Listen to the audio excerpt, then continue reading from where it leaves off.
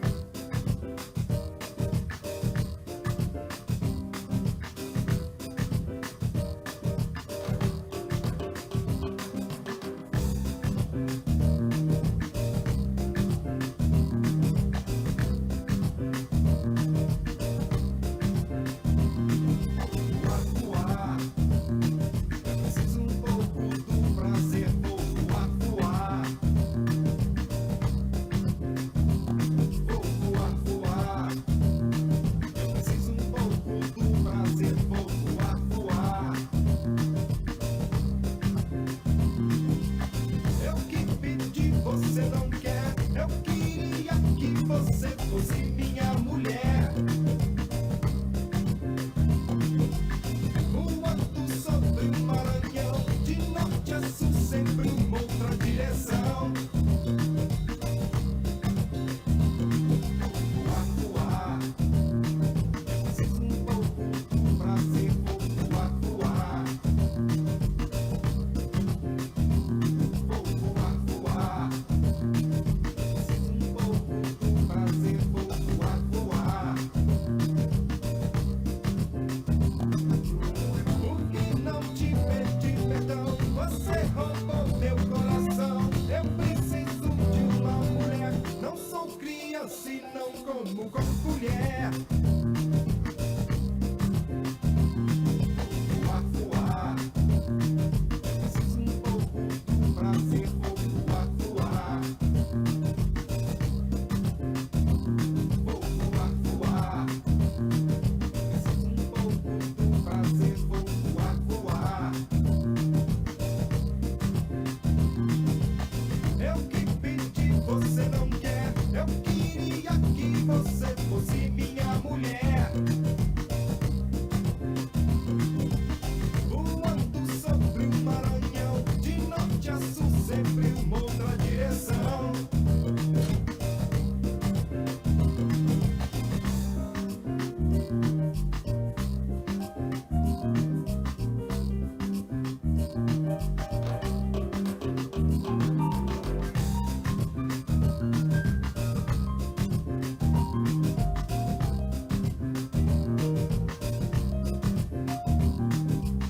Menina linda, estou apaixonado por você. De norte a sul, pra leste ou oeste, sem me adoecer. Voando alto, passando sobre a montanha do sertão. Por isso fique no meu lado que te dou a minha mão. Eu te dou a minha mão. Vou voar, voar. Eu preciso um pouco do prazer. Vou voar, voar. Ei, voar, voar. Eu preciso um pouco do prazer. Vou voar, voar. Eu preciso um pouco do prazer. Voar, voar. Ei, voar, voar. Eu preciso um pouco de prazer. Voar, voar. Ei, voar, voar. Eu preciso um pouco de prazer. Ei, voar, voar. Vou voar, voar.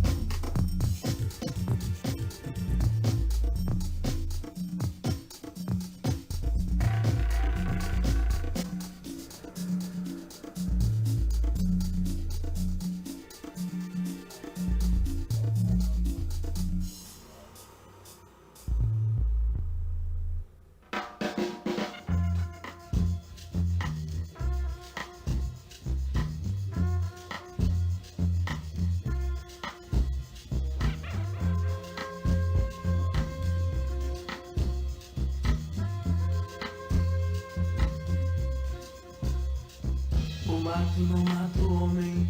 Coitado, não dorme mais. Se você viu, o teto caiu. Traz trevas, traz paz.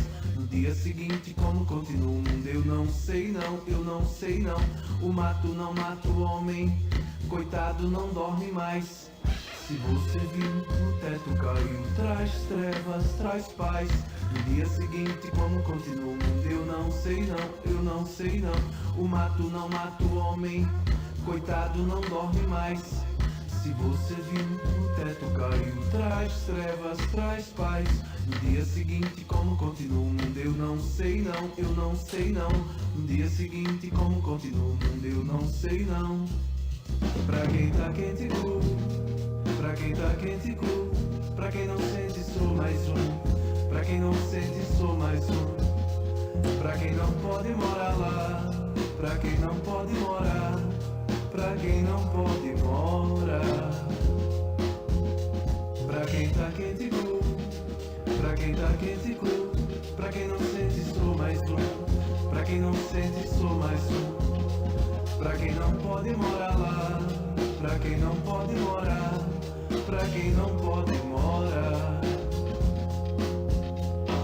O mato não mata o homem, coitado, não dorme mais. Se você viu, o teto caiu. Traz trevas, traz paz. No dia seguinte, como continua o mundo? Eu não sei não. No dia seguinte, como continua o mundo? Eu não sei não, eu não sei não.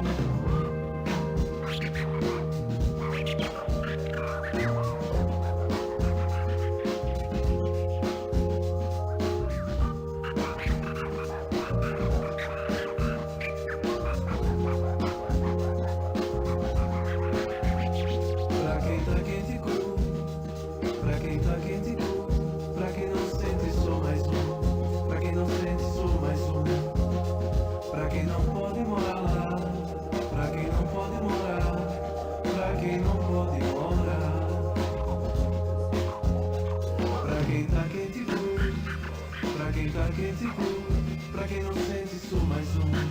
Pra quem não sente, sou mais um. Pra quem não pode morar lá, pra quem não pode morar, pra quem não pode morar, morar.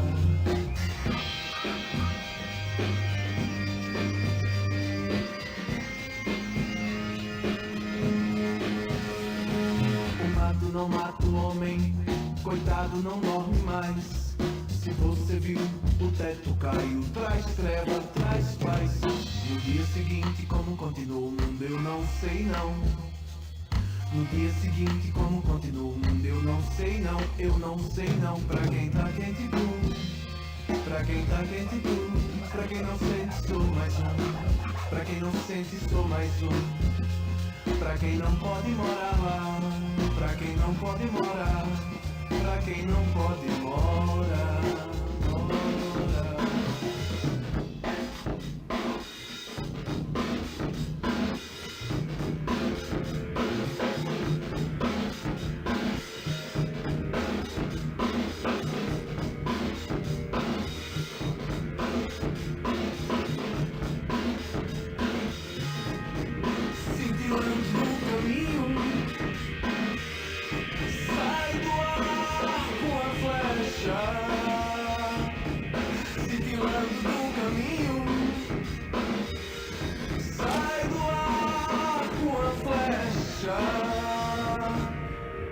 Esse é um contorno fogo, corpo que pode explodir. Esse é um contorno fogo, corpo que pode explodir.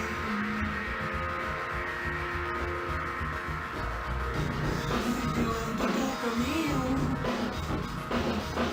sai do ar com a flecha.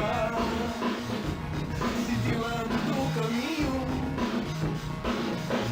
sai do ar com a flecha. Esse é um motor no fogo, corpo que pode explodir.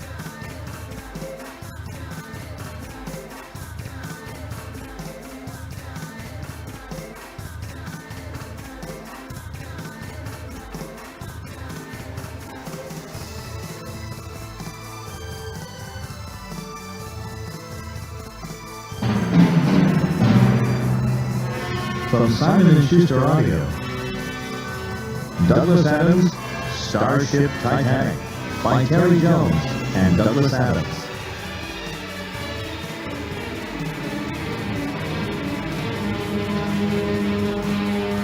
Read by Terry Jones.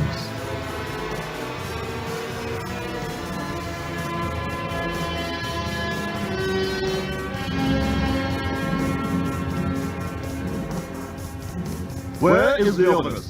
Demanded the gat of Leontis, chief quantity surveyor of the entire northeastern gas district of the planet of Leontis. No, I do not want another bloody fish paste sandwich. He did not exactly use the word bloody, because it did not exist in the Leontin language. The word used could be more literally translated as similar in size to the left earlobe, but the meaning was much closer to bloody. Nor did he actually use the phrase fish paste, since fish do not exist on Leontin in the form in which we would understand them to be fish. But when one is translating from a language used by a civilization of which we know nothing, located as far away as the center of the galaxy, one has to be approximate. Similarly, Gat of Leontis was not exactly a quantity surveyor, and certainly the term Northeastern Gas District gives no idea at all about the magnificence and grandeur of his position. Look, that's a bit of sarcasm. Where is the obelisk? Demanded the Gat of Leontis, the most important and significant statesman on the entire planet of Leontin. The launch cannot proceed without him. Several minor officials were dispatched to search for the great man. Meanwhile, the vast crowd simmered with mounting impatience in front of the Grand Assembly Dock, where the new starship stood, veiled in its attractive pink silk sheeting. Not one member of the crowd had glimpsed even so much as a nut or a bolt of the ship, but already its fame had swept the galaxy from spiral arm to spiral arm. Back on the launch podium, the great obelisk had still not been sighted. A minor official was explaining yet again to the Gat of Leontis why the fish paste sandwiches were essential. Normally, your stupendous and most lofty magnificence, you would be quite right in supposing that the mere launch of a starship would not be marked by such distinguished observances. But as you are aware, this starship is different. This starship is the greatest, most gorgeous, most technologically advanced starship ever built. This is the ultimate starship, the greatest cybernautic achievement of this or any other age, and it is utterly indestructible. The Intergalactic Council therefore thought it suitable to declare it a fish paste sandwich today. The Leontins insist on serving so-called fish paste sandwiches during festivals and important book launches, despite the fact that all Leontins find them disgusting. It is a tradition that dates back to a time when Leontin was an impoverished planet, living on the edge of starvation. Having run out of every other kind of food, the Leontin team were reluctantly forced to offer up fish paste sandwiches as their entry to the Centennial Intergalactic Canapé Championship. For some unaccountable reason, the fish paste appealed to the jaded palates of the judges, clinched the championship for Leontin, and paved the way for Leontinian domination of the entire galactic centre for eons to come. The Gat's heart sank. His last line of defence shrivelled before his eyes, and he knew he was condemned to eat at least one fish paste canopy before the launch was over. The taste, he knew, would endure for months, and the Leontin month was equivalent to several lifetimes in the come on Earth. Intellectual genius, we owe the great North-South bridge that now links our two polar caps, to whose musical inspiration we owe the Leontin national anthems, our canapés triumph daily, and to whose unsurpassable mastery of ballistics and biomass energetics we owe our third sun that now shines above us with its own famous on-off switch. But there's news just coming in that... What's that? Ladies and gentlemen of things, it appears that the great Leoninus had gone missing. Nobody has seen him all day. Surely we can't start the launch without him, but the crowd are beginning to demand some action and... what's that? A sour note had swept through the crowd as a band of short individuals, dressed in ragged overalls and flat caps, suddenly forced their way into the spectators' area. They were shouting in a language no one could understand, because of the ban on translator listers, and they were brandishing indecipherable placards. It looks as if the Yesigan delegation has managed to gain entry. And edge of alarm had entered the head reporter's voice. This was mainly because he had his entire commentary written down in advance, as he always did. He thought that an unforeseen turn of events might now force him to look at what was actually going on, and then improvise, was a nightmare that had dogged his sleep for all the years that he had been in the reporting business. Said the head reporter. He felt his head going light. He fought for breath as he felt his bowels starting to move. No, I say. He was praying that the words would come to him. In his recurring nightmare, the one that he always had after eating small chitlins, he was in this very situation. Something unforeseen had occurred. His script was whisked away by some unseen hand, and the words never came. It has to be explained in defence of the head reporter that unseen events seldom occur during public events on Laurentine, owing to the fact that the authorities exerted a pretty tight control over these things. "It's coming just out who?" exclaimed the head reporter. At that moment, an unseen hand whisked away his script, and the head reporter felt a warm sensation all over his lower abdomen. "I've done it! I mean, it's definitely Yaskins! I can see them now!" That was practically 2 whole sentences. He could do it! These purpley Pittsburghs! Oh, damn! It was one thing not to be able to think of anything, but how could he possibly come out with utter nonsense? That hadn't been in his nightmare. It was worse. The truth is that this personal disaster for the head reporter was just one in a string of disasters that had dogged the building of the Starship. There had been rumours of corners cut, the Cybernet pigeon curses had been below spec, the great engine had been mislaid, Leovinus himself had quarrelled with the chairman of Starstruck team. There had been arguments between Leovinus and his manager, Bobosticum. There had been quarrels between Bobosticum and Leovinus' accountant, Scraliontis. There had been arguments between Scraliontis and Leovinus, and so on and so on. The fact of the matter was that the construction of the Starship had brought financial ruin on almost everybody involved, including one entire planet. Yaska had been, hitherto, a flourishing resort of industrious folk, with the most efficient and dependable construction industry in the central galaxy. Yaskans had enjoyed centuries of quiet prosperity and a high reputation. Never overcharged, they always delivered on time, they never cut corners. They were a race of proud craftsmen who had nothing to do with intergalactic canapés competitions, and thus were able to devote their wealth to the well-being of their own people. That was until they undertook the construction of Leovinus' masterpiece, crowning achievement of his career, the Starship that even now stands hidden from sight in its launching bay, awaiting the unveiling ceremony. Give us back our happy lifestyle! Could it be only the day before that Leovinus had held his press conference? He had felt so powerfully complacent as he stepped up onto the platform.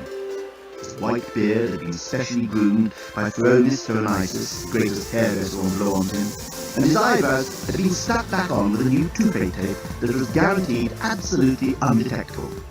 In many ways, this was the greatest moment in his life. What is it like to be not only the greatest architect the galaxy has ever known, but also the greatest sculptor, the greatest mathematical genius, as well as a world-class garnisher and canapés arranger? Exactly the kind of question Leovinus enjoyed. There had been times in his younger days when he might have retorted, "Go lick someone else's ass, hack, I'm only interested in truth and beauty." But somehow he found that the more wrinkles he counted on his forehead, and the more problems he had with his continence and his 7 times table, the more he found a little flattery most welcome. "I love your Pandax building with the interchangeable rooms and total reassembly potential," shouted the young cub reporter with soft eyes and a delightful cleavage. "Thank you." Leovinus beamed in his most venerable and yet at the same time approachable manner. "You look terrific," shouted another. Leovinus was just trying to decide which of the 2 cub reporters with soft eyes and delightful cleavages he should ask backstage for a little drink, or whether he should invite them both and then see how things worked out, when a male voice cut across. Exactly what was the scientific experiment you were working on when you had your recent accident, sir? And is it true that your eyebrows have still not grown back?" Leovinus fought off the panic there and told himself his eyebrows looked perfectly okay. This hard-boiled journalist was merely trying to wind him up. Then he had to fight off a panic attack about the fact that he just had a panic attack. It's perfectly normal to get panic attacks at my age, he told himself severely. At the same time, he noted, thankfully, the ripple of embarrassment that had swept through the assembled media. Lucky I don't have angina and a sagging bottom at my age. Leonis always counted his blessings. But something had definitely gone wrong with the press conference. A journalist from the back was asking a question in a tone of voice that didn't sound in the least bit ingratiating. In fact, there was something so uningratiating about the inflection of the voice that Leonis could barely understand what was being said. I said, repeated the journalist in that same uncajoling voice, how do you answer the allegations that corners have been cut on the construction of the Starship, and that there have been financial improprieties involving your manager, Antar Bovostigan, and your accountant, Drut Squaliontis? Such insinuations, replied Leonis, forming his toupee eyebrows into the most formidable frown, and drawing his shoulders back into what he knew was his most dignified and intimidating posture, are beneath contempt. Mr. Bovostigan is a man of unblemished reputation, has the highest regard for correct procedure. Drut Squaliontis has been my accountant for the last 30 years and has been unimpeachable throughout that time. He could feel one of his eyebrows starting to come loose. Funny that. He always imagined that as he got older and more confident, he would stop sweating whenever he had to tell a barefaced lie. But he still did. But isn't it true that the standard of workmanship on the Starship has dropped since the building was moved from Yaska to Blerontin? Absolute poop, declared the great genius in his best "How dare you waste the time of a great genius like me" voice, which he had been practicing recently and now had down to a T. I am personally checking the standards of craftsmanship on every facet of the ship, and I can guarantee that standards have, if anything, gone up since the transfer to Blerontin.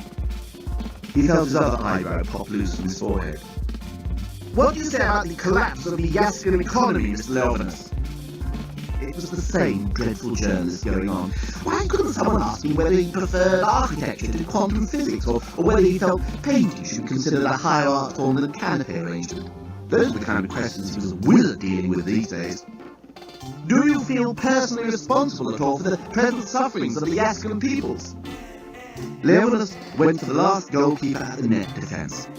I should explain that Blerontin football is played with anything up to 6 balls, and consequently a large number of goalkeepers is sometimes allowed. I am an artist, Mr. Journalist, he said, with that voice of his that made grown men cringe behind their stomachs, and young cub reporters with delightful cleavages feel deliciously damp all over. Of course, I deeply regret the terrible destruction of an entire culture that their economic mismanagement has brought upon themselves, and I hereby offer my heartfelt condolences to the people of Yaska. I am deeply concerned that it should have been the construction of my vision that should have been the catalyst of their monetary downfall. But I am an artist. My responsibility is to my art, and I would be betraying the sacred trust of my genius were I to compromise my vision for the sake of fiscal expediency. Ooh, breathed one of the cub reporters, and shifted onto her other buttock. But Leonis scarcely noticed her. He was too preoccupied by the feeling that the entire press conference had spiraled out of control. Indeed, it now seemed to be plunging towards some catastrophic conclusion that he must at all costs avoid, even if it meant foregoing a delightful drink with the delightful cub reporters, who were even now gazing at him with increasingly delightful eyes and increasingly delightful cleavages. In any case, he knew how any such assignation would end.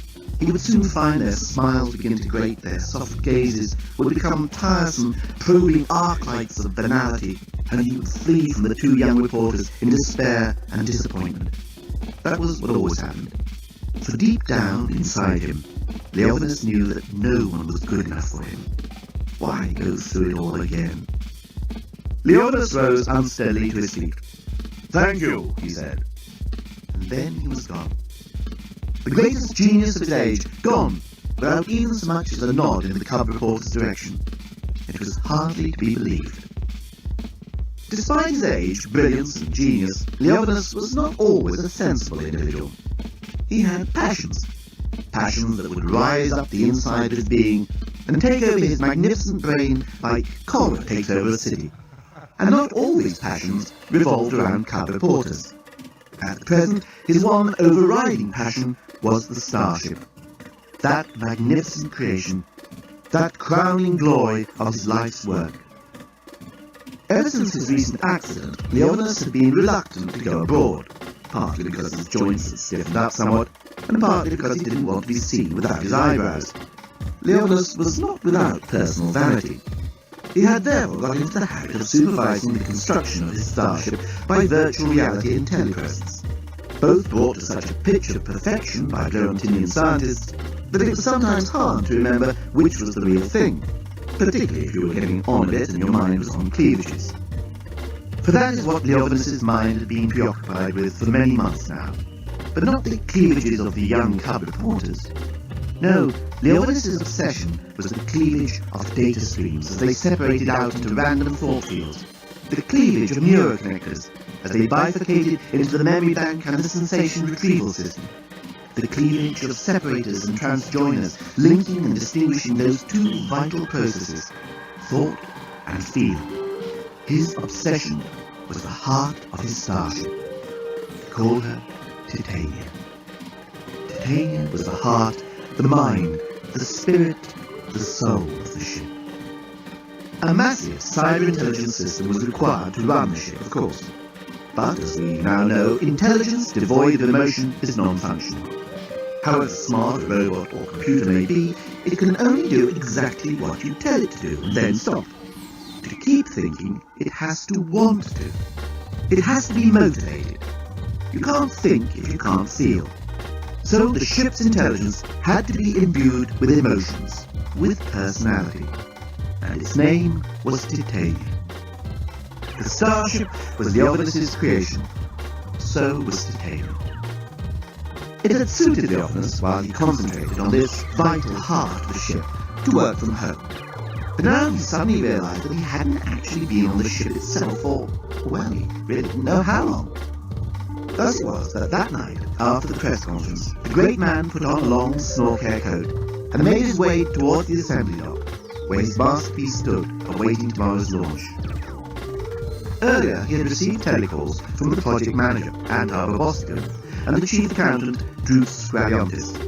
They had both been so full of gratitude for his defence of them during the press conference, and so reassuring about the prospects of the launch, that Leovinus found a vein in his right thigh beginning to twitch, and he kept thinking of the phrase parrot droppings without any viable context. He slipped unseen down the service entrance, and waited in the shadows until he saw the security robot stop to take its scheduled rest break, as laid down by Florentine law. He then hurried across the open forecourt and disappeared into the shadow of the temporary construction workers' sheds. He wanted to do this without the usual fanfare and the welcoming party and the official guided tour and all the usual commotion that accompanied his public visits. He wanted to commune with his creation alone. He looked up. There was the assembly dock, looming up into the night sky far, far above him. It stretched a good mile up, and the starship, his baby, stuck up another half mile above that, ready for blast-off at midday tomorrow, precisely. The silk coverings flapped in the breeze that swept across the observation arena, over the administration buildings and around the dock structures. Leovinus felt a surge of emotion sweep through his body and engulf his magnificent brain. His heart missed several beats. His knees turned to jelly. But it was not his pride in that stupendous structure that gave him butterflies in the tummy, nor was it the exultation that, after all these years, it was finally complete that made him feel like a schoolboy on his first date. No, what made his hand shake as he sleeked it through his greying locks was the thought that in there, in those vast halls and staterooms, Titania was waiting for him.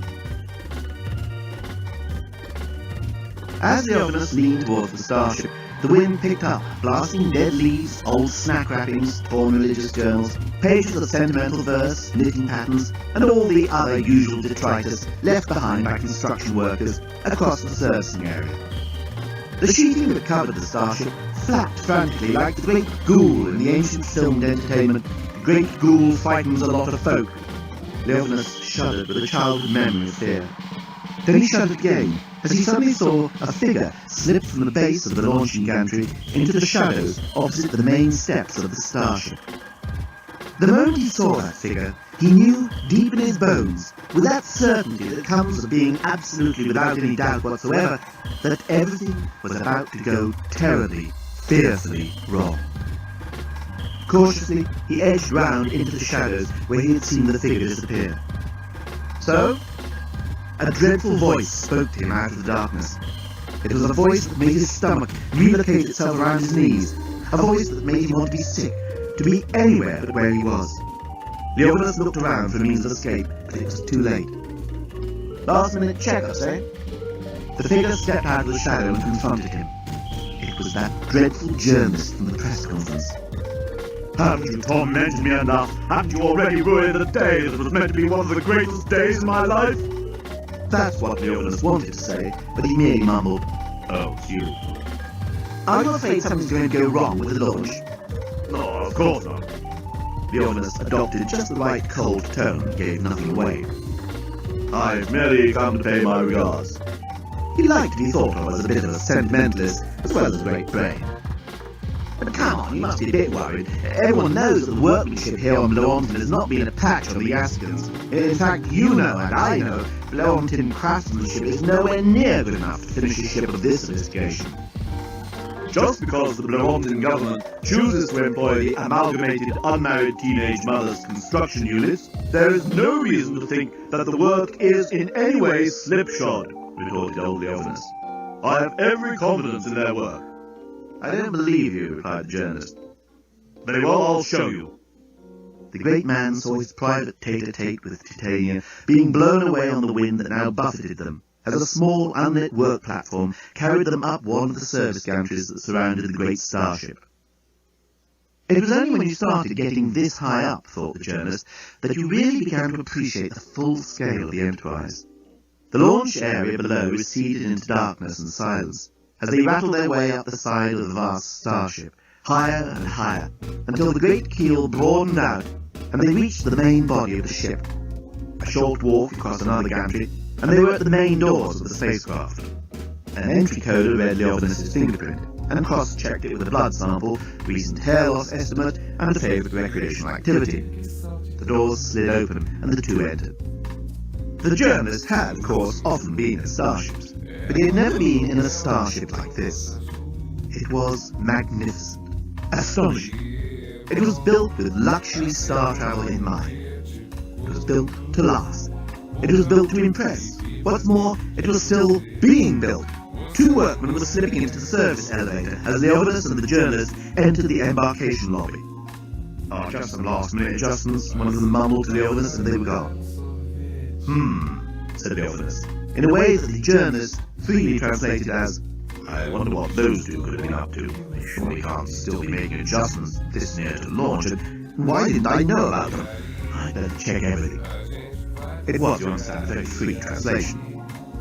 Donkey databases, exclaimed the greatest living genius in the galaxy. Look at that! The journalist looked.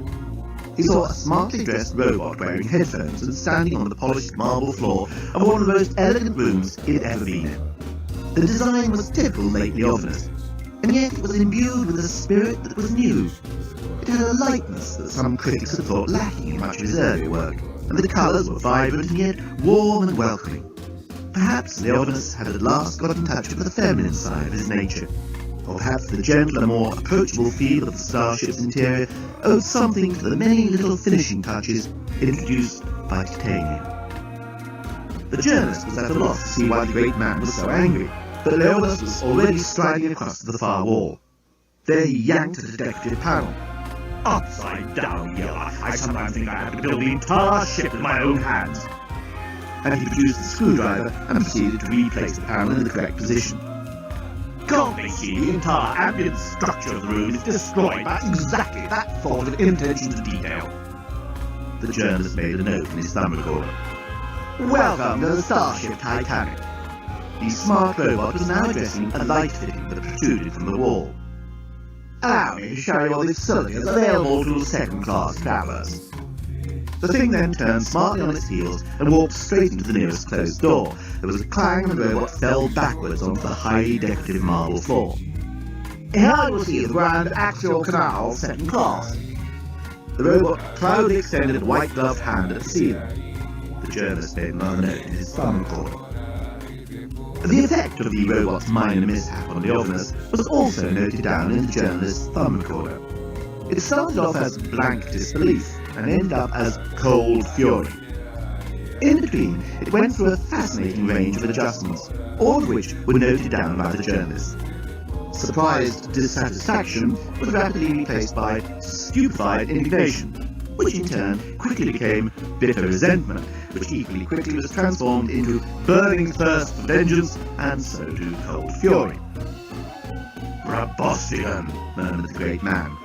"That bastard has been skimping on the synthoneurons." The journalist made another note, but Leovinus turned on him so suddenly that he stuck his thumb into his mouth and pretended to be sucking at it. "This can't happen on this ship," explained Leovinus as he picked up the fallen robot. "Every door has a fail-safe neuron embedded in its circuitry that cancels out any non-rational activity, such as we just witnessed. They are expensive items, but I think you will agree, well worth the money." The journalist nodded and pretended that he had a splinter in the end of his thumb. "Except that bastard Babostigan has obviously left them out! When I see him, I'll..." But Leovinus was stopped in mid-sentence. He's probably wondering what else is wrong with the ship, thought the journalist with mounting excitement. He could feel the story materializing in front of him. Big story, humongous story. And the great thing was, he wouldn't have to do anything. It was all going to unfold in front of him. He knew it. And sure enough, before the journalist could pretend to find the non-existent splinter, Leovinus had given the doorbot a quick adjustment, the door had been opened, and the great man had been bowed through into the corridor beyond. "Enjoy your honeymoon, you lucky couple," called the doorbot cheerfully.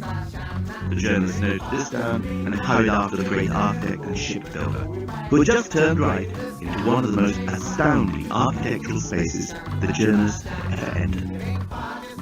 It was an oval space marked out by columns. Around the perimeter wall was painted a frieze depicting the favourite recreational pastime of the founding fathers of Leontine, which was posing for frieze painters. Leovinus was standing staring up at a huge statue of a winged female that stood at the other end. But the journalist's eye went down, down and down into what seemed like an infinity of descent.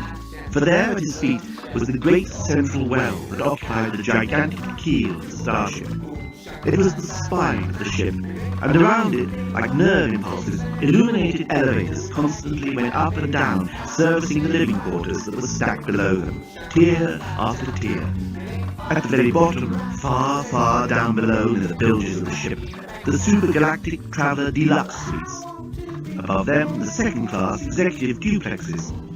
And above them, far above them, the fabulously appointed first-class staterooms. But the journalist scarcely had time to take all this in, for Leovinus was off, striding through the many-columned hall towards the far vestibule, through which he disappeared. By the time the journalist had caught up with him, Leovinus was standing on the jetty of an even more extraordinary and beautiful feature of the starship Titanic, the Grand Axial Canal, second class. From the central well of the starship ran two great canals, one to the fore and one to the aft. These partly had the effect of cooling the engines, but they were also elegant recreational facilities. Up and down the canal, gondolas plied their way, the automated gondoliers all singing their own personal selection of Leontinian folk songs, but particularly the one about the beautiful young female acrobat who fell in love with the gondolier and gave him 6 Canadians, approximately £1 million sterling, as a tip. Leovinus was doing his from blank disbelief to cold fury routine again. The journalist took note. "They are not supposed to sing unless they've got passengers." Leovinus seemed to be choking as he clambered down into the nearest waiting gondola. The singing immediately stopped. The journalist joined him and said, perhaps they're doing a test and reversing everything. It was the only thing he could think of that was in any way cheery. "Oh, don't talk pigeon poop," snapped Leovinus. He was clearly in no mood to be cheered. "Put on deck elevator." "See how proud and outrageous mother of twins," said the automated gondolier. Leovinus flinched and felt the vein twitching in his thigh. Leovinus allowed the irritation to mount within himself as he straightened one of the priceless, no-art masterpieces that decorated the elevator lobby. "Good day to you, sir, madam, or thing, and how may we assist you in your vertical transportation requirements today?" The lift bot was half embedded in the wall of the lift. Its free hand hovered eagerly by the lever that came out of its chest. "Just to the promenade deck, and no back chat," snapped Leovinus. He sometimes regretted the characters that these robots seemed to acquire, but there it was. If the ship's intelligence were to be allowed emotions, and certainly no one could doubt that Titania had strong emotions, then you had to allow her to choose robot characters she got on with. It was no good forcing the issue, although Leovinus had on occasions spoken to Titania quite forcibly about some of the characters with whom she surrounded herself. But then Titania was so tolerant, so understanding of people's failings and mistakes, that she could get on with practically anybody. He had made her like that. The giant promenade deck was Leovinus's particular little favourite. Under its vast, transparent canopy, passengers could stroll and marvel at the mind-erupting brilliance of the galaxy through which they were passing. The vari-specs composition glass of which the canopy was made had the effect of intensifying the radiant brightness of the stars, while at the same time making it possible for the observer, by a mere twist of the head, to see in the detail of a powerful telescope any particular star that caught his, her, or its fancy. Around the perimeter, the pellator, a sort of horizontal lift of Leovinus's design, enabled the less active travellers to tour the deck without stirring an unnecessary muscle. That was the theory. That was what Leovinus had viewed with great complacency on his telepresence and in his virtual reality viewer at home. But that was not what he now saw in front of him. Real reality was different. What he now saw was what is referred to architecturally as a shambles. The vast glass canopy stretched above as it should, displaying the immense stretches of pink silk sheeting which covered the ship. But below all was confusion. The beautiful polished parquet floor was approximately 1/10 beautiful polished parquet floor. The rest was exposed girders and cablework, gaping holes and protruding wires. Where the large sprawling brasserie for second-class passengers should have sprawled, there was only a large, sprawling empty space littered with builder's rubble and polystyrene cups. How could this be? They didn't even use polystyrene cups on Blue-Ontin, and yet there they were. There was no disguising the ghastly, unthinkable fact that the promenade deck was not finished, nor likely to be before the launch tomorrow morning. The journalist turned to see that Leovinus had fallen to his knees. He suddenly looked like the old man that he was. The swagger and gallantry that usually marked his public appearances seemed to have been sucked out of him, leaving him like a crumpled, empty bag. "It can't be true," he was mumbling into his beard. "Even Bostica, even Scraliontis couldn't lie so. I mean, only this morning he told me it was all." "Good morning, sir. Would you like your nasal haircut?" A doorbot had suddenly activated itself and was apparently trying to usher them into a cement mixer. Leovinus cracked at last. "Bastards!" he screamed at the flapping silk sheets beyond the canopy. "Bastards!" he yelled at the unfinished works. Suddenly a movement behind one of the pillars caught his eye. Taking the journalist totally by surprise, Leovinus seemed to regain all his vitality in an instant, and had sprinted across the parquet flooring and pounced behind the pillar. A solitary worker in drab overalls was crouching down, trying to lose himself in a crevice of the unfinished floor. "What the devil are you doing here?" screamed Leovinus. The worker stood up shiftily and pretended to be adjusting a loose end of wire. "Just making good," he said. "Making good?" yelled Leovinus. "You call this good?" He threw his arm out towards the vast, unfinished reaches of the promenade deck. "We launch the ship tomorrow, and there's months more work to do here." "Yeah, it's been a bit slow." The worker was edging towards the sleek stainless steel lift that offered him his only means of escape from this elderly lunatic. "What were you doing just now?" demanded the elderly lunatic. "Me? Just now?" replied the worker. "Yes, I saw you doing something." "Me? No, I wouldn't do nothing. I only came to collect my parrot." The words fell out of his mouth and seemed to freeze in the air, and then like lumps of solid ice they hit Leovinus, one after the other, and he reeled from their impact. parrot? He said. Parrot? What parrot? It's just a parrot, you know, a couple of wings, that's all, you know. What is a parrot doing on board my beautiful ship? Demanded the outraged genius. Why have I never seen this parrot? Why did this blasted parrot ask my permission to come on board? Oh, there's the lift, said the worker. And the next moment he was in it with the journalist hard on his heels. The door closed and they were both dropping to the lower floors. A parrot on my starship? What the hell has been going on? Suddenly the great, the magnificent, the envied Leovinus was hunched up in a corner, weeping over a statue of a winged female. Titania. The genius of Leovinus was nowhere so evident as in this, his last and best-loved creation. Titania was the brains of the ship, and her statue appeared everywhere on board, serving as the eyes and ears and communicating essence of the ship's intelligence. But, as was mentioned before, the ship's intelligence had to be imbued with emotional life as well. And this is where Leovinus had excelled himself. Titania was not only the brains, but also the heart of the ship. Titania's emotional intelligence had to be carefully crafted to match her task. To run a gigantic ship of such bewildering complexity, to manage its crew, and to look after an enormous complement of passengers of different races, species, mentalities, and bodily functions, and to make them all feel happy, safe, and cared for, required that Titania be hugely intelligent, kind, wise, caring, serene, warm. And she was all these things.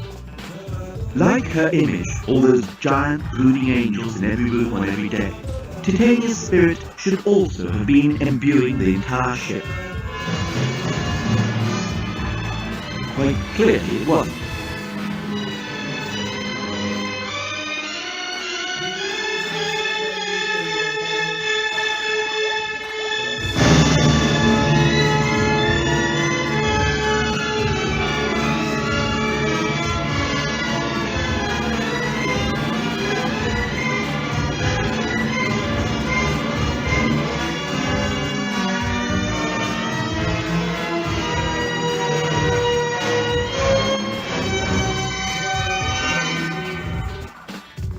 Antar Boskin, please.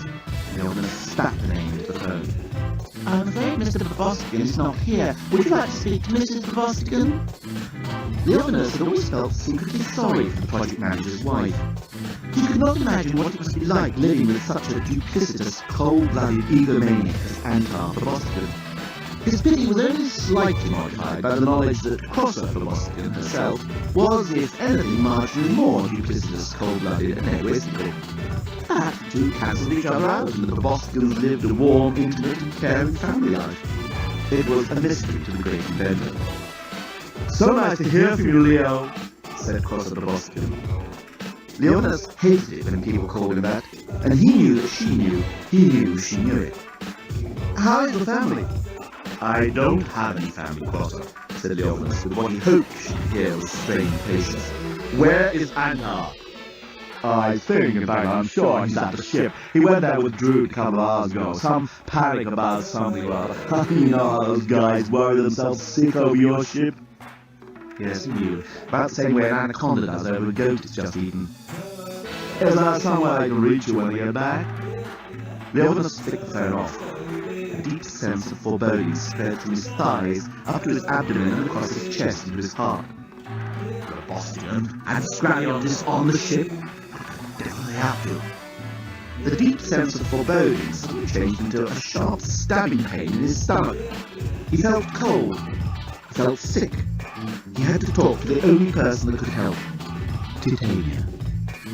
He made his way down onto the canal level, along the grand axial canal itself, second class, towards the central dome.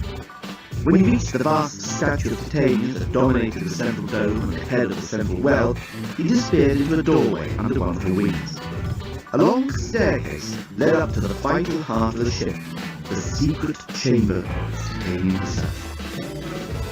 Leovinus had long enjoyed his reputation as the originator of ironic architecture.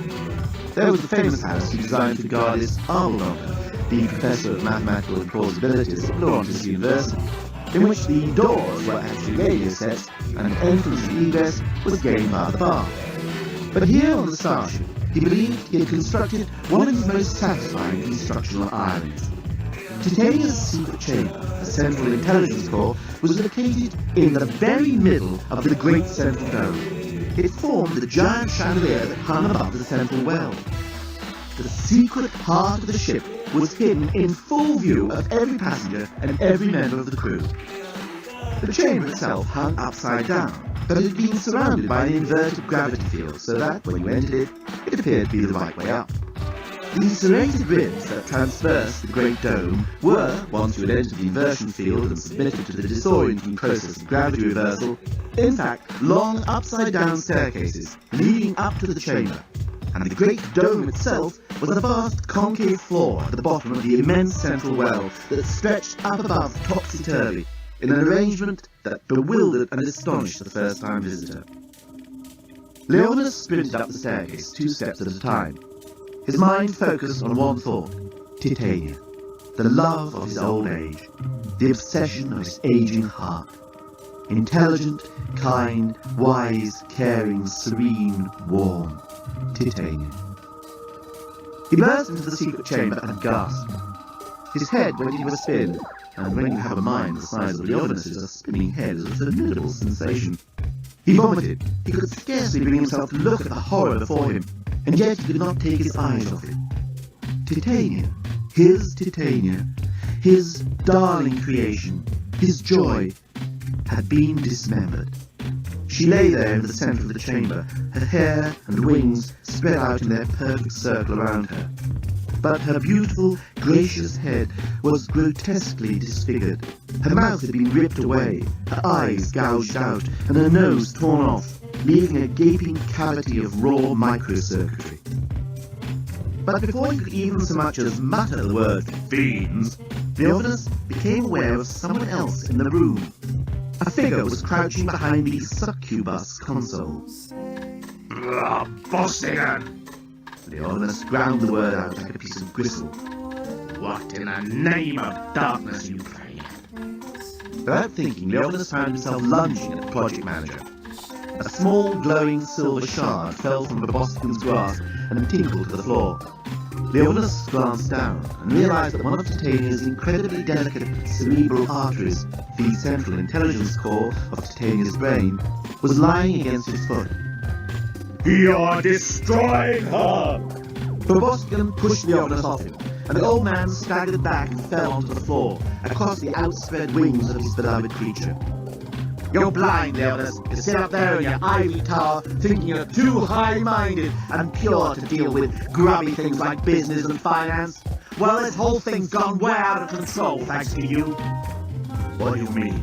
What are you talking about? Leonidas was almost crying. This whole project's a financial catastrophe. Didn't you realize that? We're on the brink of a major fiscal meltdown. Bostigan was trying to get to the door, but Leonidas, with surprising agility, was back on his feet and cutting off the exit. So, what are you trying to do? But even as he asked the question, Leonidas suddenly saw, with total clarity, the whole plot. The insurance! He gasped. You're going to scuttle my priceless ship and claim the insurance! Grow up, growled Bostigan. This is the real world! But he never got any further. The aged genius had hurled himself upon him, hitting the manager squarely on the chin with a remarkably mundane uppercut. Bostigan lurched backwards, caught his foot in one of Titania's wings, and fell into the succubus tray. The moment he did, the succubus robot was activated. It leant forward, extending its brass snout. Order the train to dispose of your rubbish. And it sucked Bostigan up. There was an unpleasant crunching sound and a slight pop, and the project manager was gone. The succubus system was a rather controversial part of the ship's design. In an age when telepresence was all the rage, the idea of transmitting objects around the ship quite physically and literally by means of vacuum tubes seemed old-fashioned and retrogressive. But Leonidas had insisted. It was yet another little irony that he cherished. He finally carried the day by using the safety argument. Physical transport was always less risky than teleportation or any pseudo-travel arrangement. What's more, his succubus robots would be able to categorize and sort everything put into their tray. So if you failed to tell them where you wanted your object sending, they would do it automatically. The system, however, was not designed for human beings, and the succubus was supposed to be programmed to reject any living human who might fall into the tray. Clearly, this was yet another area where compromises had been made. Leonis knew, with a queasy tingle, that Proboscidean had become the victim of his own plot, and would now be a condensed cube of detritus on its way to the ship's bilge. And now the full impact of the situation began to come home to the great man. Here he was, the greatest genius the galaxy had ever known, the day before the launch of his ultimate masterpiece, with an unfinished ship, a financial crisis which he knew nothing, and a dead project manager caught in the act of sabotage. This was not going to look good in the official biography. Meanwhile, where was Scraliontis? Corsa Proboscidean had said her husband had come to the ship to meet the accountant. Leonis knelt beside the disfigured Titania and lovingly slipped the silver shard into the nerve center at the base of her skull. His hand shook as he realized the other artery was still missing. In fact, now he came to look, most of her brain was missing. How had he not noticed that before? Titania's brain, so delicate it was, the slightest shock or scratch could permanently injure it. With a ship of this sophistication, it was especially dangerous to have the nerve center non-functional. There had been recent stories about a new phenomenon, a kind of high-tech metal fatigue that could afflict certain artifacts which had too high a density of logic systems built into them. SMEF. Spontaneous, massive existence failure. Leonis knew it was theoretically possible, if unlikely. He also knew that practically every molecule on the starship Titanic was in some way part of the ship's logic system. If the thing were launched in its present state, who knows what catastrophe might follow. There was no time to lose. He must retrieve all Titania's missing parts and reassemble them before the unthinkable could happen. Some moments later, Leonis was to be found in the starboard embarkation lobby, yelling at the despot. Of course you know Scraliontis! The despot, while remaining perfectly polite, was showing no inclination to be helpful. Scorning little man, glasses, he's the accountant of this whole project for crying out loud. You've seen him snooping about here thousands of times. Much to my regret, sir, I've been scanning my acquaintance database and am unable to come up with anyone matching the criteria you indicate. However, I am in a position to offer you a berth on the starboard supergalactic traveler E-deck. The rooms are painted pink, and the noise from the disposal unit is hardly noticeable. I want to know where Scraliontis is. Leonis flashed a small gold card in front of the despot. Written on the card was the legend 60 million Club. The despot sat up brightly. Certainly, sir. I would suggest you look for Mr. Scraliontis in the first-class restaurant. The first-class restaurant was a black tie only affair, so the maitre d' was understandably shocked when a disreputable elderly man suddenly burst in and shouted, Scraliontis, I know you're in there! What an honoured happy hour, sir, exclaimed the maitre d' genially. However, I am sure, sir, would be more comfortable in the second-class brasserie. Shut up! Said Leonis.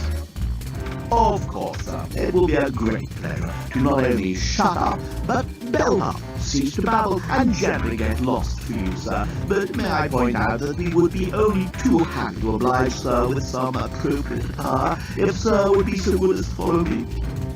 Leonis had spotted Scraliontis and was standing at the controls of the telepresence robot, trying to fit something into the succubus. He glanced up when he heard Leonis' voice, smiled thinly, and hid whatever it was inside his dinner jacket. But sir would surely not want to feel at a disadvantage vis-a-vis the other diners. May I recommend a change of vestment before partaking of cocktails? The maitre d' blocked Leonis' path as he headed towards Scraliontis. For a moment the great man lost sight of the accountant, as the robot bobbed and weaved, bowing and nodding in front of him. Just get out of my way, growled Leonis. It would be my pleasure, sir, but may I remind you that whilst smoking is permitted in the first-class restaurant, he is a jack of entire affair, and I'm afraid I shall have to call for assistance if sir proceeds any further. You're too late, Leonis, yelled Scraliontis. This thing is going nowhere, and it's going there tomorrow at noon, fast! The accountant always did enjoy talking in elliptical sentences that didn't quite make sense. It gave him the feeling that he was in some way literary despite his occupation. Stop whatever it is you're doing, shouted the elders. Oh, I appreciate your visit, sir, and hope to see you many times in the future. But if you could just lower your voice a touch, I will show you the exit as soon as possible. I said stop! The elders suddenly turned on the robot as it made yet another bow in front of him, and picked it up and hurled it bodily at Scaliontis. May I recommend, sir, to the fire exit? I think so will find the blaze of the car more suited to his current garb, remarked the mate D-bot as it hit the accountant full in the face, sending him sprawling. The object Scaliontis had been hiding fell onto the floor with a tinkle. It was the other cerebral artery of Titania's brain. At the same moment, the robot burst apart on the elegant floor of the restaurant.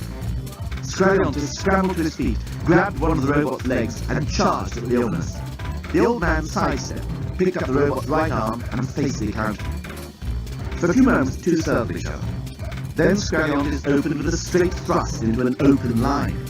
The robot's leg grazed against Leonis' shoulder, scoring a high outside. Leonis replied with a simple parry from the fourth position, executing a deft circle with the robot's arm that gave him the right to riposte. But Scaliontis was clearly fencing under a different rulebook, for he went straight to a redoublement, regardless of Leonis' right to riposte.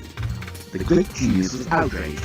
He flung the robot's arm at Scaliontis in an attack that certainly didn't figure in any rulebook, and closed in for a corps-à-corps, throwing any pretense of dueling etiquette to the wind. Leonis now had his hands round Scaliontis' neck. Proboscidans! Screamed Scaliontis. Help! Probosciden's garbage. The normally kind and mellow face of Leonis had taken on an evil green hue. This was mainly due to the fact that the lamp of the table on which they were now wrestling was directly under Leonis' chin. He may be garbage, gasped Scaliontis. but he's got a gun! He's dead! Yelled Leonis. His fingers were beginning to tighten on the accountant's neck. If he'd known the Boston had a gun, he would have been a bit more careful how he treated him. Ah, you're joking me! Screamed Scaliontis. I know, that's what I'm trying to do! Leonis tried to put some conviction into his voice, but he was finding it extremely difficult to make his fingers actually constrict the accountant's scrawny neck. I suppose you could say that Leonis just did not have the killer instinct. Scaliontis, on the other hand, did. As he realised Leonis was never going to carry through what he was attempting, Scaliontis had tightened his hand around the table lamp, a conventionalised statuette of Titania with her wings providing the illumination. As he felt the great genius's hands falter around his neck, Scaliontis brought his knee up into Leonis' groin. At the same time, he raised up the table lamp and brought it crashing down onto that magnificent cranium that housed Leonis' magnificent brain. Leonis' hands fell from the accountant's neck. He slumped to his knees. Crack! Scaliontis brought the table lamp crashing down onto Leonis' skull again and again. The extraordinary and superb mind registered all was not right. It blocked out the pain, then realised something truly disastrous had taken place, and wisely decided to abandon all future contact with the outside world for the foreseeable future. Leonis rolled over onto the restaurant floor unconscious, with blood pouring from his head. Scaliontis stared down at him. God! He'd killed the great man!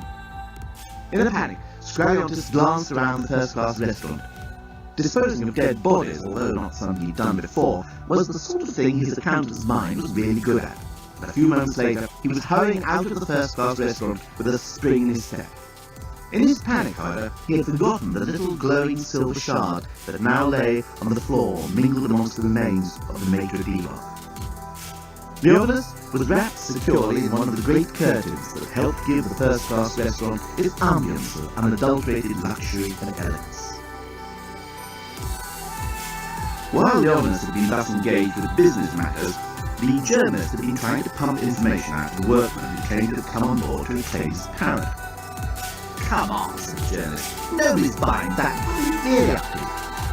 I have a pet parrot, said the workman doggedly, sticking with his absurd story. I always take it with me when I'm working. I know Mr. Leonis wouldn't allow a bird on board, so I've been keeping it hidden. But when I came back to get it just now, I found some bastard opened the door of the cage and it's escaped. The journalist heaved his eyes heavenwards. He was used to hearing cock and bull stories, but this parroting bastard one didn't even get off the slippery starting blocks of meretriciousness. Look, he said, I'm a journalist. I know when there's something fishy going on, and I know that you're hiding something. I'll cut a deal with you. The workman turned on him. I'm really very upset. I love that parrot. You tell me everything you know about the starship, and I'll not tell Starstruck Inc. about the parrot. They had just reached the central dome area, and the worker was hurrying through the gallery surrounding the central well towards the port embarkation lobby. Why's the work got so behind? They've been cutting corners, haven't they? Leona seemed to be in the dark about it, and all these stories about financial problems, they're true, aren't they? What's going to happen tomorrow? This ship isn't in a fit state to take off, is it? That's right, said the worker as he strode across the embarkation lobby. Everything you say is true. If you're enjoying our stay on board, why not celebrate with an evening in the Champion Canapé Lounge, featuring canapés from the all Blue finals for 6 centuries, called the desk box. So, said the journalist. So, said the worker, turning on the journalist and looking him in the eye for the first time. If you see my parrot, give it this. He pressed a small metal band into the journalist's hand and disappeared through the main door. The journalist looked at the piece of metal in his hand.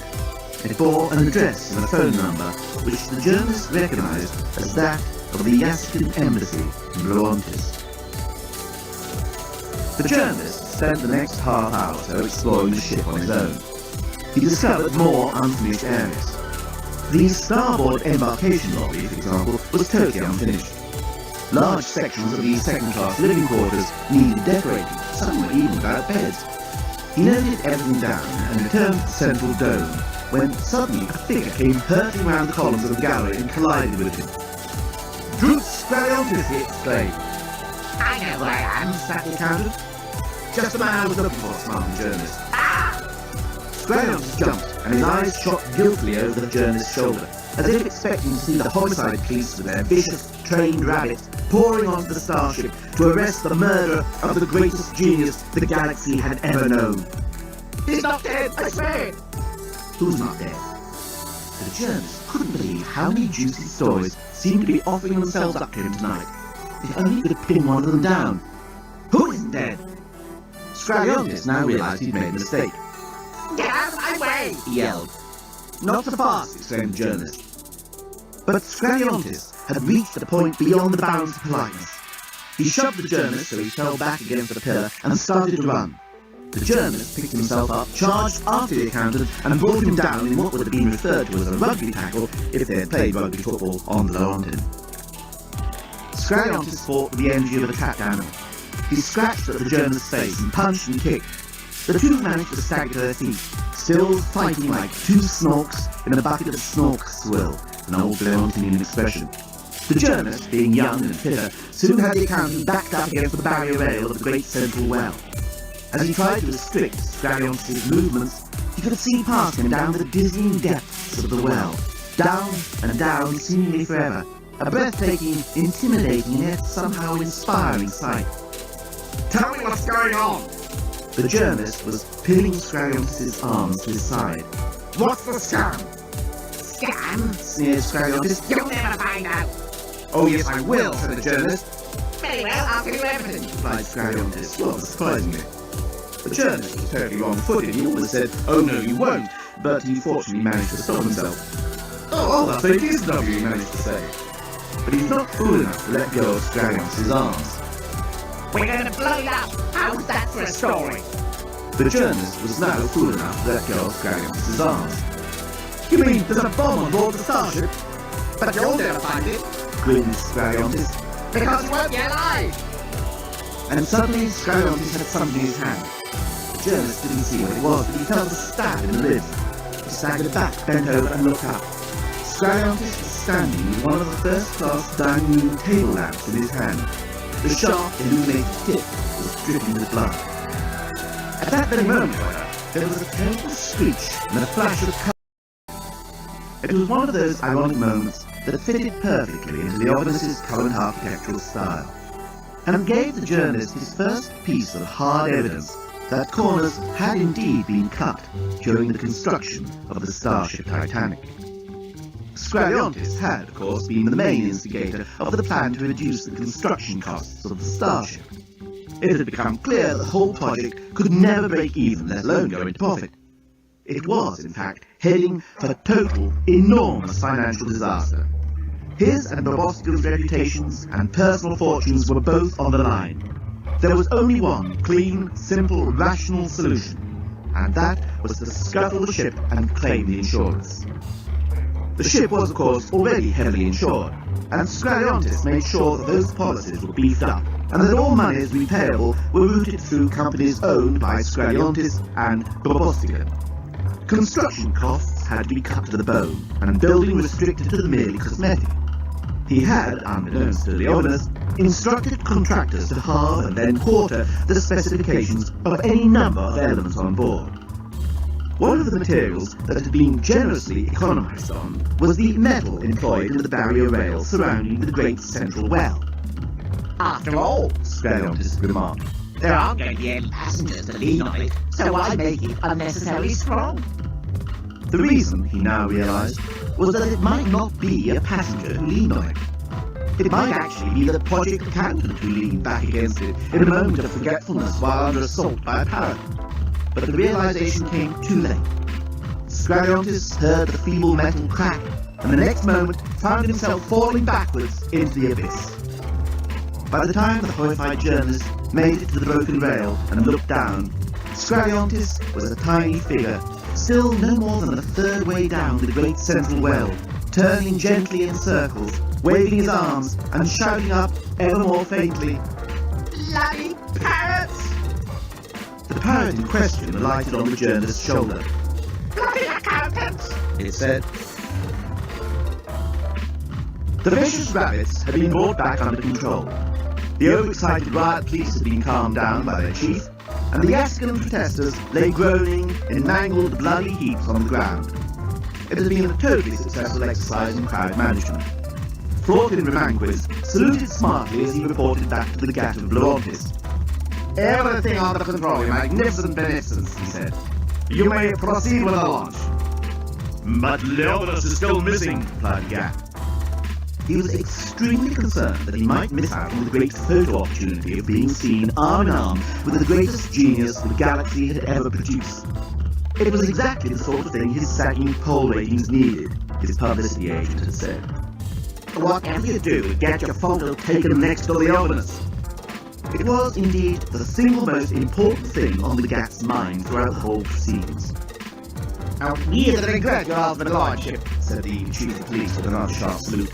The crowd down there is 50 million and are getting extremely restive. I humbly suggest that we get this launch over and done with, so my boys can start dispersing them at once. Otherwise, we might all be sorry. The Gat could see what he meant. The crowd had already closed in over the bodies of the unfortunate Yaskan demonstrators, and he could see fights breaking out all over the launch area. Very well, he sighed. No, thank you, he added, as the minor official offered him a fish paste sandwich. I'm afraid you have to, your magnificence. It's all part of the ceremony, whispered the minor official hurriedly. The Gat groaned and took the fish paste sandwich. The band struck up the Blaurontin national anthem, and the crowd all stood on their heads, as they always did as a remark of respect to the monarchy. Sirs, madams, and things, intoned the Gat of Blaurontis into the ceremonial microphone. This fish paste sandwich is delicious. A cheer went up from the crowd. The Gat sighed again. It was such a pathetic ceremony, he thought. And now it is my privilege to launch this, the greatest starship ever built. Fellow Blaurontinians, this is a proud moment for all of us. I name this starship Titanic. May luck be with all who fly in her. And so saying, the Gat let swing the beribboned bottle of French champagne so that it smashed onto the bows of the ship. It may seem odd that a civilization that had never even heard of the planet Earth, and certainly had no idea of its existence, should use French champagne for such an occasion. The explanation is rather complicated and involves a lot of stuff about time warps and black holes and an intergalactic smuggling ring. However, I simply wouldn't worry about it and just take it as read. So, just as the bottle smashed into the ship, the minor official pulled a cord and the sheeting that hitherto had covered the great starship fell to the ground in a gentle cascade of pink silk. There was a gasp from the multitude.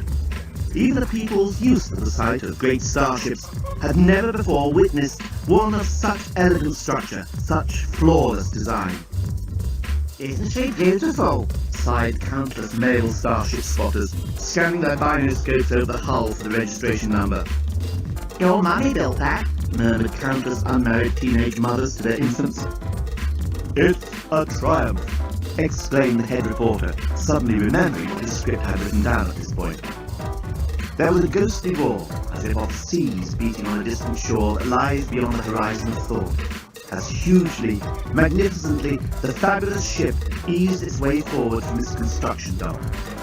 Then picked up speed, swayed a bit, wobbled a bit, veered wildly, and just as the crowd were about to scream out in disbelieving terror, it vanished. Just like that. It had undergone what was about to become famous as SMEF. Spontaneous, massive existence failure.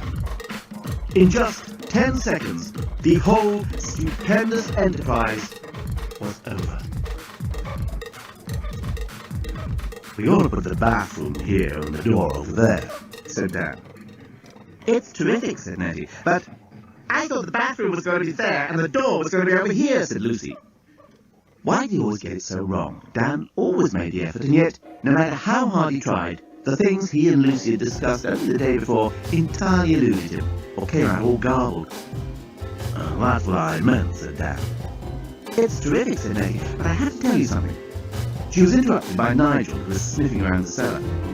You can smell these centuries of vinous pleasure oozing from the very brickwork, he shouted out. The place is only 180 years old, Lucy shouted back down.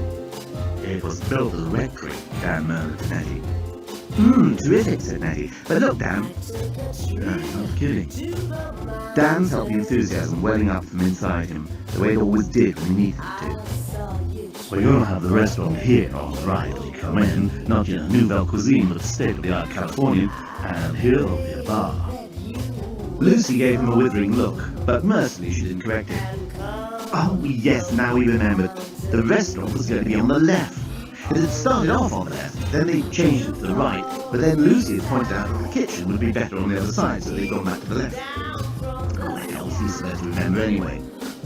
Terrific, said Nettie, but look. Her voice trailed off as Nigel reappeared. Nettie looked adorable in a simple Gap t-shirt that didn't quite cover her midriff, and a hand-knitted waistcoat. Nigel put his arm around her. Like what you see? He asked. Said Dan. I mean the house, said Nigel. Dan couldn't stand that effortless, slimy superiority that his business partner could turn on and off like a hose pipe of cold water. No, wait a minute, make that ex-business partner. The top 10 travel company was no more. They had just sold it for what seemed to Dan a ridiculously satisfactory amount of money. It's just what Lucy and I have always dreamed of, isn't it, Buttercup? He said. Lucy hated it when he called her pet names in public, but she never told him, so she blamed herself. She could see he thought she liked it, and the minor deception had been going on for so long now that she couldn't see how she could possibly tell him. How long had they been together? It must have been all of 13 years. In fact, since the very early days of the top 10 travel company, when Nigel had chatted her up in a bar on Santa Monica and introduced her to his business partner. Lucy had originally been strongly attracted by the suave Englishman, but as they all got to know each other, she found Dan, the quiet East Coast university man, more real and more understandable. In fact, the more they got to know each other, the more she wondered why on earth nobody could see at first glance what a complete sleazeball Nigel was. We're going to call it the Watergate Hotel, said Dan. Won't that put off Republicans who still want to bug each other, asked Nettie. Nigel patted her bottom. Go and turn the car around, there's a good girl, he said. And Nettie trotted off on her high heels, down the steps of the elegant early Victorian rectory into the night. How could she let him treat her like that, thought Lucy to herself, but said, when are you going to sign the final release forms for the company, Dan? I'm not sure. Dan seemed suddenly nervous. I don't think Nigel's got them yet. The forms should be waiting for us back at the hotel, said Nigel before Lucy could explode. Exploding was a reaction to Nigel which she found increasingly natural. However, in this case the fuse was lit, but would keep burning until they got back to their hotel and found that, surprise, surprise, the release forms hadn't arrived after all, and that damn delivery company had let Nigel down yet again. Poor Nigel, he always had something to learn. They turned the lights off in the empty house and made their way across the drive in the darkness. Above them, the stars filled the cold night sky with astonishing clarity. Why hasn't Nettie turned the car around? A twitch of irritation gave Nigel's suavity a razor edge. When they got to the car, they found Nettie squinting through the lens of a single reflex Minolta that she had placed on its roof. What on earth do you think you're doing, bozo? When Nigel sounded playful, he was always at his most dangerous. Shh, said Nettie, I'm taking a photo of the house. Don't jump the car. I don't know whether you've noticed, Einstein. There was sheer joy in Nigel's voice. He loved ridiculing his girlfriends. But it's night. Right, replied Nettie, not moving her blonde head so much as a millimetre. I'm taking a photo called Dan and Lucy's New Hotel at Night. It'll look great in the album. Maybe you'll frame it in the entrance hall. You can't take photos at night unless you've got a flash, dumbbell. Nigel opened the car door. Hey, you've jogged it. Get in, Drainbox, I'll drive, said Nigel. Oh, I guess it was long enough, said Nettie to Dan. Terrific, said Dan.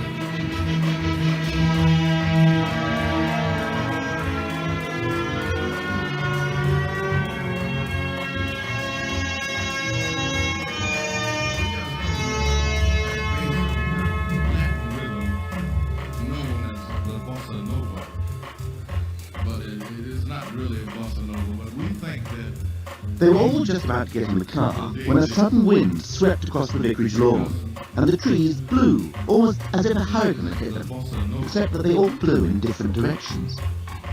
"Jesus!" exclaimed Dan, gripping the side of the car. "What was that?"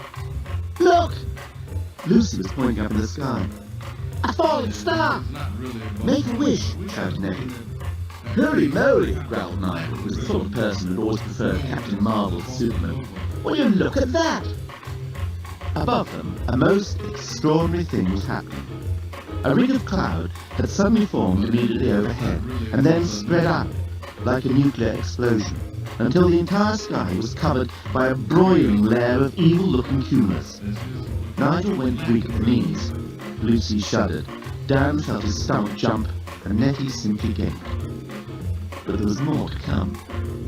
The four Earthfolk heard a ghostly roar, as if of seas beating on the distant shore that lies beyond the horizon of thought.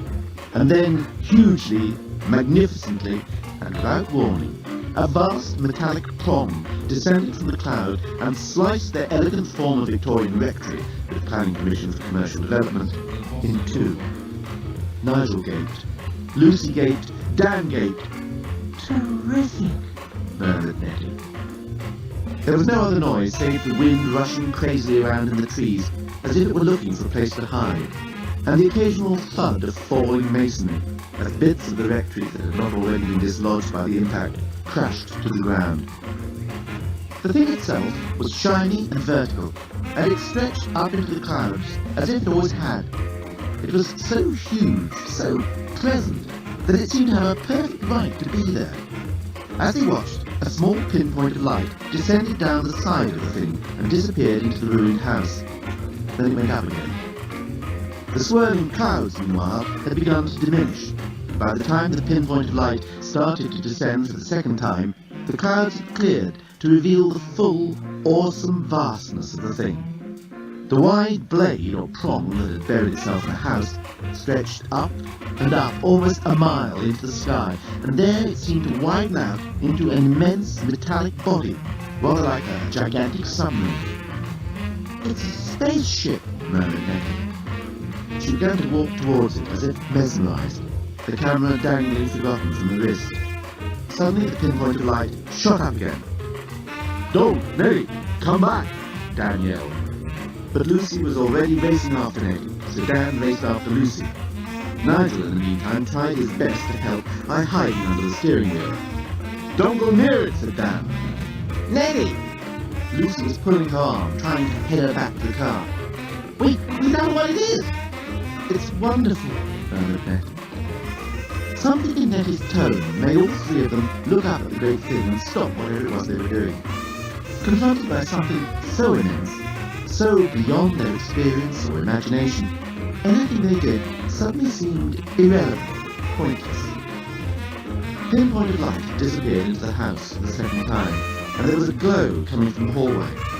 As the three of them brought their eyes back down to earth, they froze. A shadow had appeared on the window of the front door. There's something coming. Dan could feel his knees beginning to quiver. Lucy pulled at Nettie's arm, but Nettie edged forward, as if eager to greet whatever it was that was even now opening the front door of the destroyed vicarage. "Ah!"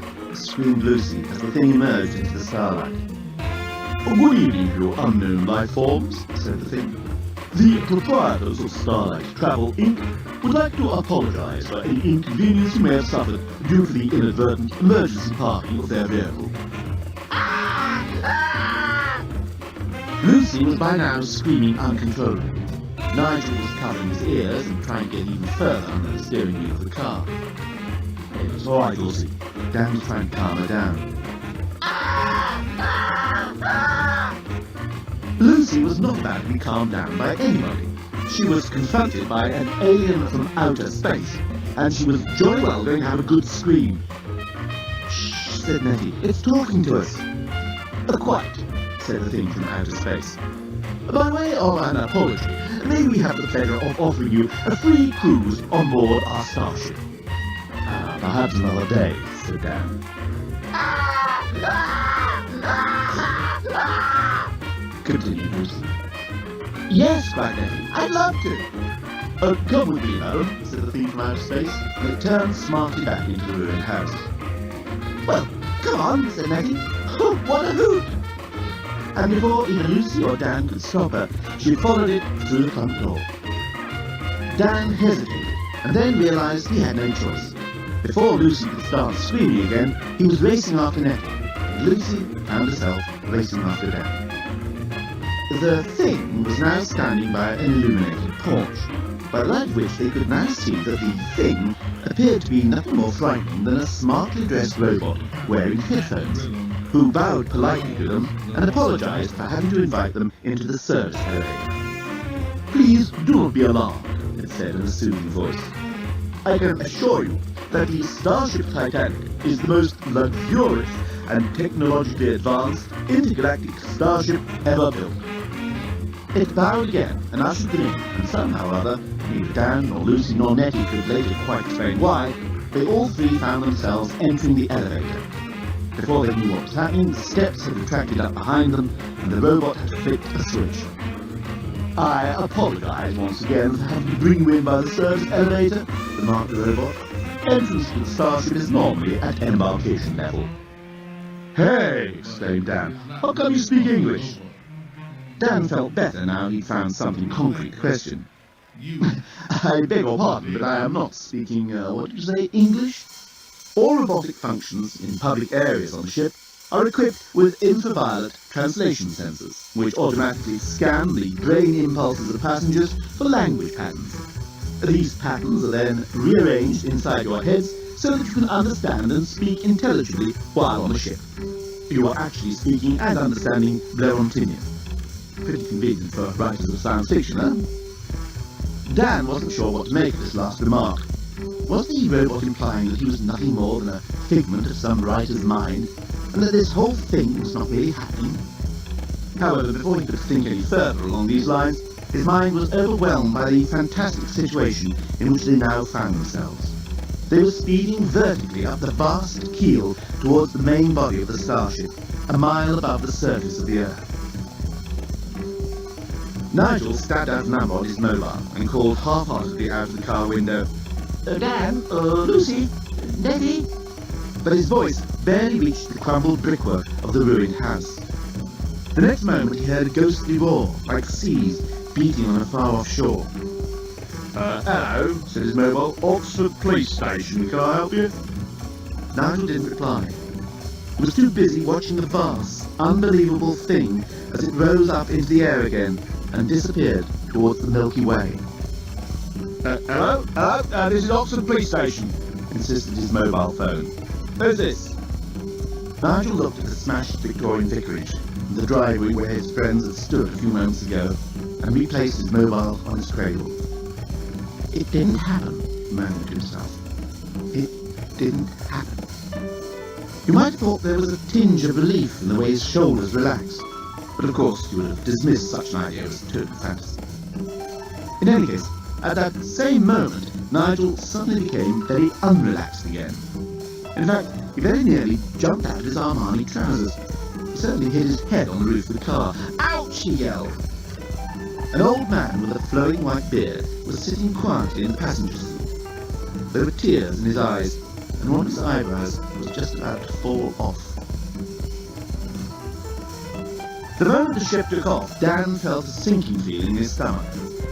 This was, of course, simply the result of the incredible G-force that was beginning to be exerted upon his body. But Dan, who had no idea that the ship had taken off, merely thought he was getting nervous. The sinking feeling in the stomach was quickly followed by a draining of blood from the brain, leading to momentary lightheadedness, followed by total blackout. If he hadn't just passed out, Dan would have noticed that the takeoff had affected Lucy and Nettie in an identical way, even though none of them knew what was happening. Nothing to be alarmed about, sir, madam and thing. The polite robot seemed to be addressing his last at the now comatose Nettie. A perfectly routine takeoff. You life forms have a good snooze, while us machines get on with running the ship. The doorbot itself then blacked out and lay in a tidy heap, while the ship accelerated at speeds far beyond its original specifications, towards an unknown quarter of the intergalactic space-time continuum. The robots on board must have recovered consciousness before the humans. Nettie found herself undressed and tapped up in bed in a tiny cabin about the size of her flat back in Haringey. Apart from the size, everything about the place was unfamiliar. The sheets on the bed were made of some material that felt like silk but much thicker and heavier. The mug holding the toothbrush bore a picture of an elderly Egyptian opera singer, or at least that's what it looked like to Nettie. She'd once received a postcard of an elderly Egyptian opera singer and had kept it in her drawer. The toothbrush itself was rather weird, since it kept ducking its head and brushing its own handle, rather like a bird preening itself.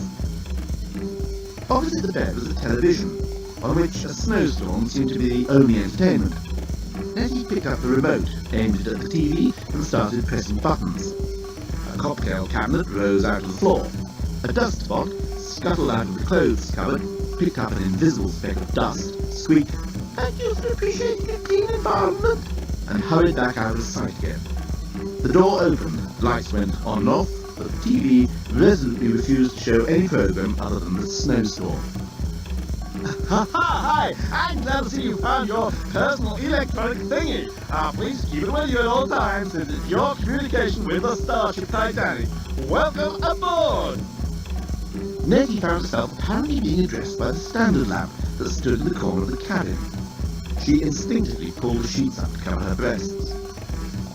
"Well, hey, I don't blame you keeping those babies to yourself," exclaimed the standard lamp. "Will you turn around while I get dressed?" said Nettie. The lamp obediently turned around. It was the same on the other side. "Will you please go away?" she said.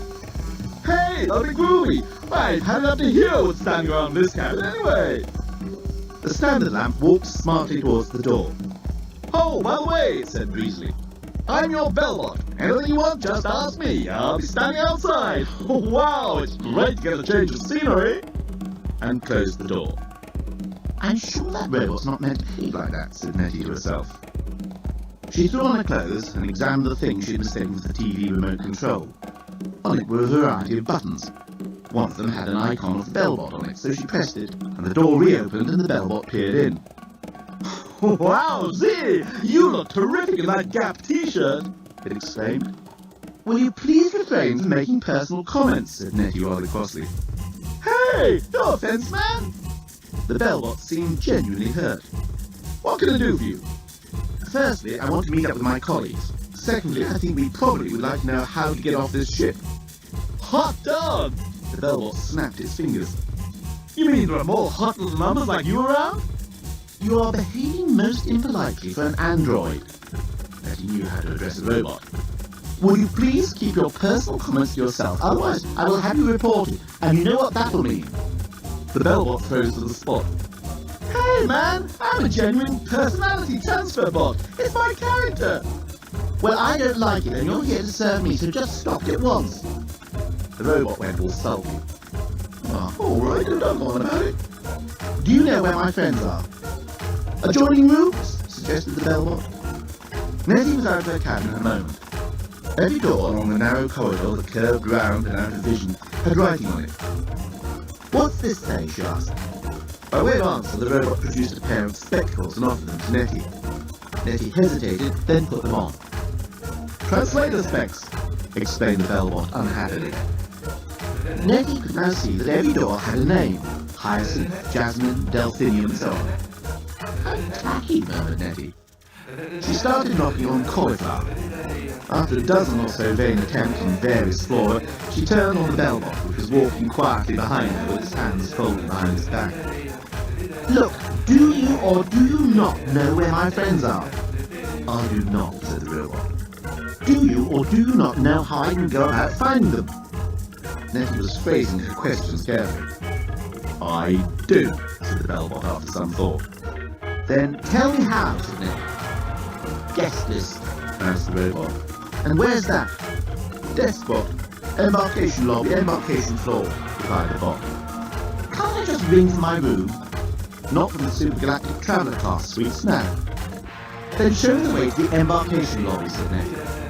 Ah, replied the bellbot, I'm afraid I can't leave this thing. But if you go along to the lifts, the lift bot will take care of all your vertical transportation requirements, and then the door bot will escort you around the embarkation. Nettie sighed. She could already tell that travelling supergalactic class was not going to be glamorous. Lucy came to her senses to hear a loud knocking sound. She sat up and looked around an unfamiliar room. It was tiny, cramped, and had a hideous lampstand in one corner. The television wasn't working properly, and the colour scheme was ghastly pink. There was a constant grinding sound coming from underneath the floor, and besides that, there was this wretched knocking on what she now began to recognise as the door. Lucy now realised it was a voice accompanying the knocking. Open the door, it was Dan's voice. How? You've got a little remote control thing, use that, shouted Dan. After a bit of fumbling, she managed to get the door open, and there was Dan, standing in a dingy corridor, running his fingers through his hair like he always did. Oh, thank God you're okay. He smiled that mile wide of his, and Lucy flung herself at him as if she were drowning. What happened? She cried. We're gonna find out. Thank goodness he sounded more confident than he felt. We're in that spaceship, aren't we?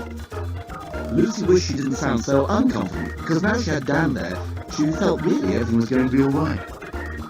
Oh, let's find Nettie and get out of this thing as fast as possible, said Dan. Apparently we can only locate other passengers by going up to the embarkation lobby. You'd think a thing this sophisticated would have room-to-room telephones.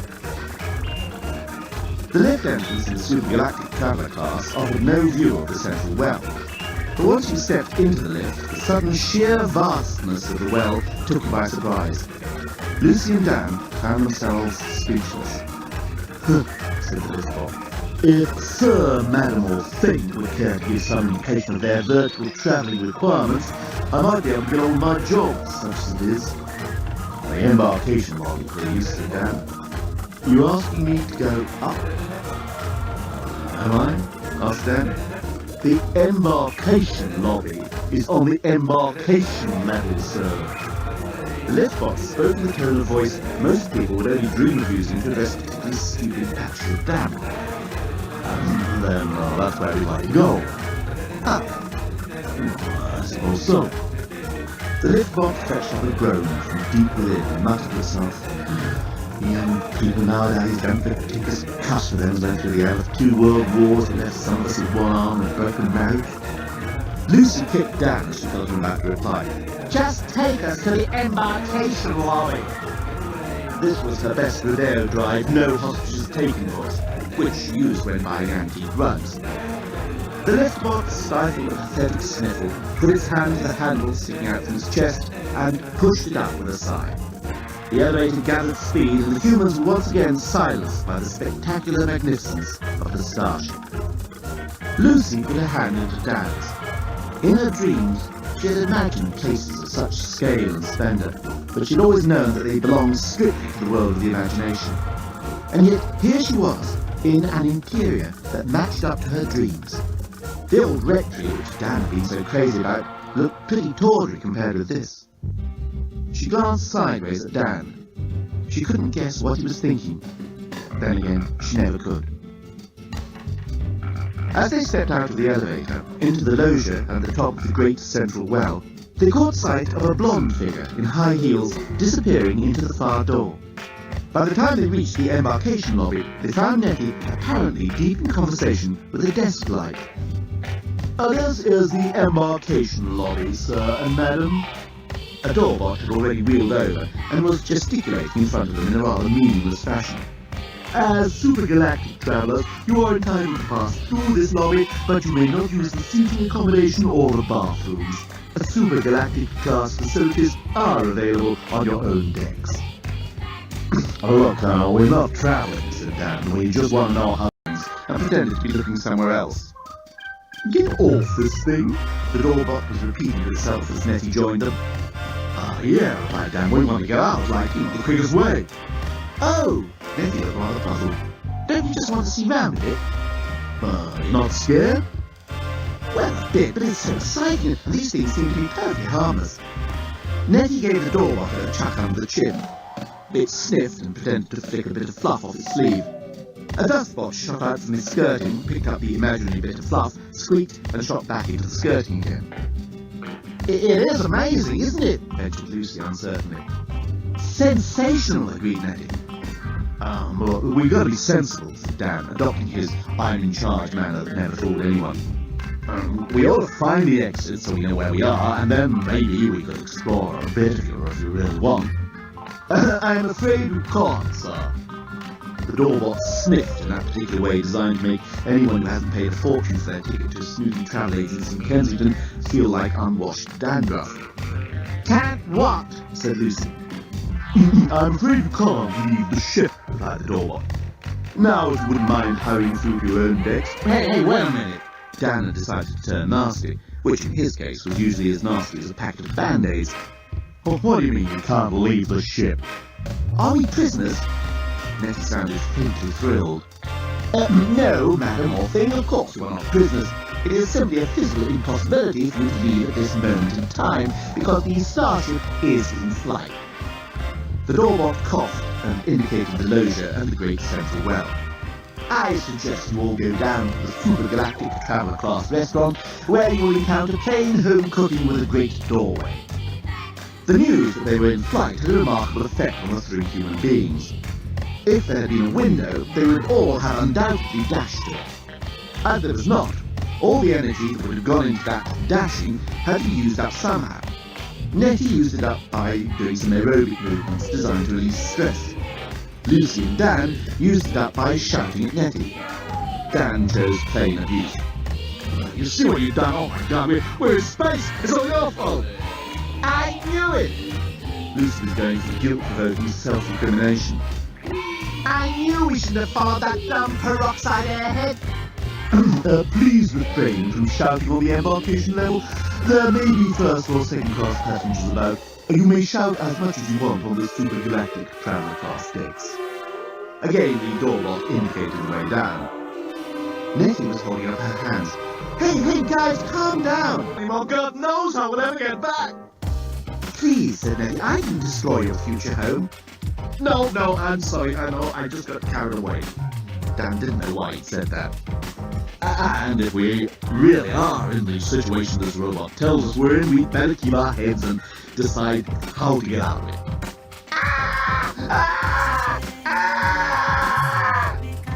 Lucy had decided to set aside her admiration for the fabulous decor of the ship and had reverted to primal scream mode.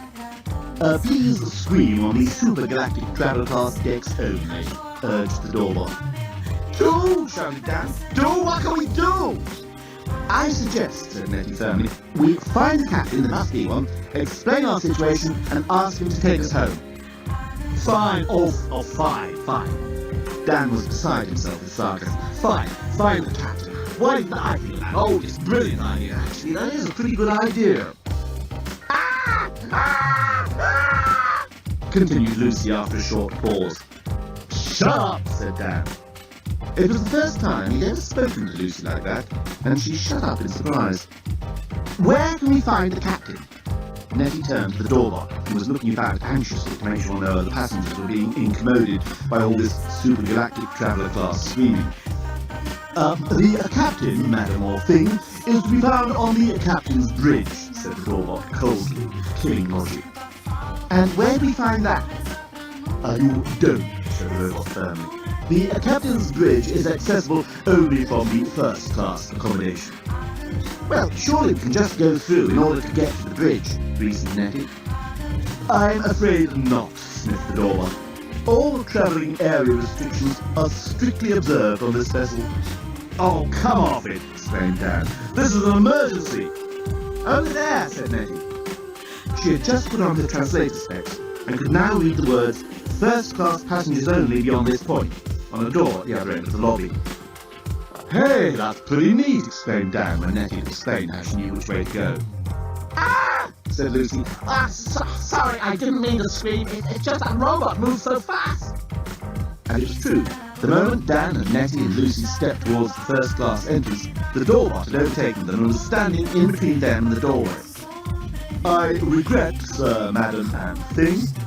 Stop calling me a thing, said Nettie. Supergalactic class travellers are not allowed beyond this point. Now, do kindly return to your own decks. Hey, get out of the way, Jeeves, said Dan, and he pushed past the robot. Sir will find the door sealed, sniffed the doorbot, and if you do not return to your own quarters, I shall be forced to call in the ship's security officers. They have vicious rabbits. Dan and Lucy were by now pushing and pulling on the first-class door, but it was clearly a pointless exercise. Oh, there must be another way of doing this, said Nettie. Something about her tone of voice made Dan and Lucy calm down and return to rational thinking. Okay, said Dan, let me handle this. After all, travel is, or has been, my business. What we have here is the commonest problem known to travellers the world over. How do we get a free upgrade? Ha! Dan recognised the response immediately. Corporate dumb insolence. If you don't tell us how to get a free upgrade immediately, I shall report you to the Travel Association. It was a bluff, but it seemed to succeed. I cannot help you there, sir. The contempt in the robot's voice was now so palpable that it made your skin feel rough. You will have to inquire with the desk bot, and he indicated the desk lamp that Nettie had been talking to earlier. Ha! Snorted Nettie. That machine's about as helpful as a strapless ball gown under G-force. But Dan had already run over it and was now preparing to humiliate himself on an heroic scale. Look, he began. We have been misassigned our accommodation. This, as I expect you recognize, is Gloria Stanley, the actress. Dan pointed at Nettie, who immediately caught on to his drift and dutifully treated the desk bot with a sultry look. I am a manager, and this young lady is her lawyer. Lucy really did look the part in her pinstripe power suit. We should have been given first-class tickets, but our travel agent screwed up the booking. Can you reassign us immediately? The desk bot raised its shade or head and stared with its two lamps straight at Dan. He squirmed but held his composure. And which travel agency would that be? Asked the desk bot. Top 10 travel. Dan was well into his role by now. The desk bot blinked a few times as if running through a file somewhere in its database. There was a sort of bing noise, and it drummed its fingers on the desk. I have no record of such an agency in the galaxy. I can assure you it does exist, said Dan, whilst thinking, well, it did exist up till this morning. Look, we must get an upgrade to first. Lucy decided to chime in. Oh, yes, madam. The desk bot had become insolent, polite. To whose account would any upgrade be charged? Mayhem, Bader and List, said Lucy. It was the name of her law firm. We have no record of such a company, said the desk bot. Hey, you didn't even check your database, exclaimed Lucy indignantly. The desk bot blinked a couple of times and there was another bing noise. The desk bot leant forward. I can only upgrade you if you pay the difference in advance. How much is that? Dan felt they were on a slippery slope here. I can only upgrade you if you pay in advance with a galactic gold card. Oh, let it go, muttered Nettie, who hated this sort of thing. Look, said Lucy in her best lawyer's conciliatory tone, there must be some way you could organise an upgrade for us. We're valuable customers. The desk bot seemed to do a quick check, this time on a small screen set to the desk. Super Galactic Traveller Class, complimentary, it read. You're on free tickets. Exactly, we are valued customers, celebrities. Dan had thrown caution to the wind, but the desk bot shook its shade. If it had a lip, it would have curled. I'm sorry, there's absolutely nothing I can do. You simply cannot upgrade from Super Galactic Traveller Class, let alone on a complimentary ticket, to first class. Perhaps if you were second class, I could do something. Look, said Ned to the desk light, we don't care what class we travel. Our idol, said Dan. So do I, exclaimed Lucy.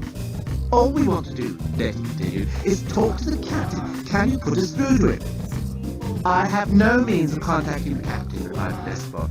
And in any case, it is against company policy to allow Super Galactic class travellers, especially complimentary ones, access to any of the senior officers. God, muttered Nettie to the other two, I can't stand this sort of thing. There must be some way of getting through to the captain. Look, how can we get reassigned to second class?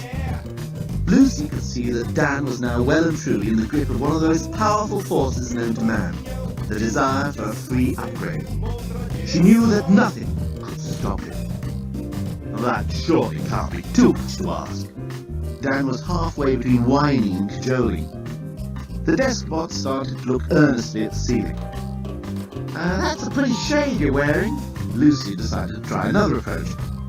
It's just the company colours, said the desk bot. Oh, but it suits you, said Lucy. Dan rolled his eyes. Look. He tried to reassert control in the discussion, but the desk bot interrupted. You have 3 upgrade vouchers in your rooms. Now, please, I have better things to do. Vouchers! Dan was grunting this as they raced back through the loggia at the top of the central well. Isn't that the travel industry all over? Why do they never tell me these things in the first place? The lift bot was in a cheerier mood, but only just. Dan, that's what Chalky White yelled at me outside that foxhole lever. It was the last thing he ever did say. Buzz bomb took him out. Same bomb as took out my arm and leg. Dan, I can hear his voice to this day. By the time the elevator had reached the Super Galactic Traveller Class deck, the 3 had heard a full account of the rudimentary medical facilities available at the Khan dressing station, the technical details of cleaning out gangrene from a deep wound, and a near-complete itemization of their Allied forces' requisitioning techniques in Cyprus. For a robot from a civilization which knew nothing of Earth, it was a very impressive performance. God, I just hope we don't have to use that elevator many more times, groaned Dan. The 3 raced off down the Super Galactic Traveller Class corridor. They were about halfway down when they suddenly realised there was a major problem. Primula, Dahlia, Chrysanthemum. Nettie was reading the names with her translator specs. Why couldn't they have given the rooms numbers? We don't even know what ours were called, moaned Lucy. Ah, cabbage, exclaimed Nettie. This is mine. She gained entry with her PET, personal electronic thingy, and found her upgrade voucher on the last page of her copy of the Super Galactic Traveller magazine, just after the duty-free shopping article. Look, she said to the other two, while you're trying to find your rooms, I'll go and get my upgrade. I've had an idea. She hurried back to the embarkation lobby, trying to ignore the lift bot's account of life on an army pension and no disablement grant. And while the desk bot reluctantly stamped her ticket with her upgrade to second class, she inquired, I suppose the engine room is aft, is it? At the end of the Grand Axial Canal second class, through which we're now entitled to pass. Here is another voucher entitling you to a free-glass moon swill at the bar. The desk bot handed Nettie another ticket and switched itself off. Nettie went as fast as she could, her high heels echoing around the loggia, towards the entrance to the second class area. Meanwhile, Lucy and Dan were trailing miserably round the Super Galactic Traveller Class corridors, looking for any recognisable signs of their cabins. But since every single door and every single inch of corridor were identical to every other door and every other inch of corridor, it seemed a doomed enterprise from the start. They pointed their personal electronic thingies at each door in the vain hope that one would work. What was Nettie's plan? Dan had decided to take their minds off the present hopeless task. She said something about the engine room. Hey, what's she gonna do? Ask the engineer to back up? Grunted Lucy. Maybe she knows about engines, said Dan. Nettie, oh sure, hey. Hey, with a click, I swear. Lucy tried one of the doors, but it was resolutely shut against them. Well, you know, for one of Nigel's bimbos, that net is pretty bright. Oh, I didn't realize you were interested in her mind, replied Lucy. Dan was taken by surprise. What's that supposed to mean? It's opening, exclaimed Lucy as one door seemed to give for a moment. Oh, no it isn't. She's a nice girl, said Dan. Well, you ought to know. You've been ogling her ever since we all had dinner together. God, when was that? It seems like a lifetime ago. I wasn't ogling her. Dan's injured innocence count was incredibly high some days. Lucy was now working off her frustration. Anyway, if Ned is so bright, how come she allows Nigel to treat her like a Barbie doll? Well, does she? That sort of woman makes me sick. Why does she stand up for herself? Well, she still might be quite bright. Dan ventured this without much hope. Lucy's powers of certitude also had a crushing effect on him. There is no correlation between size of brain and size of breasts, returned Lucy acidly.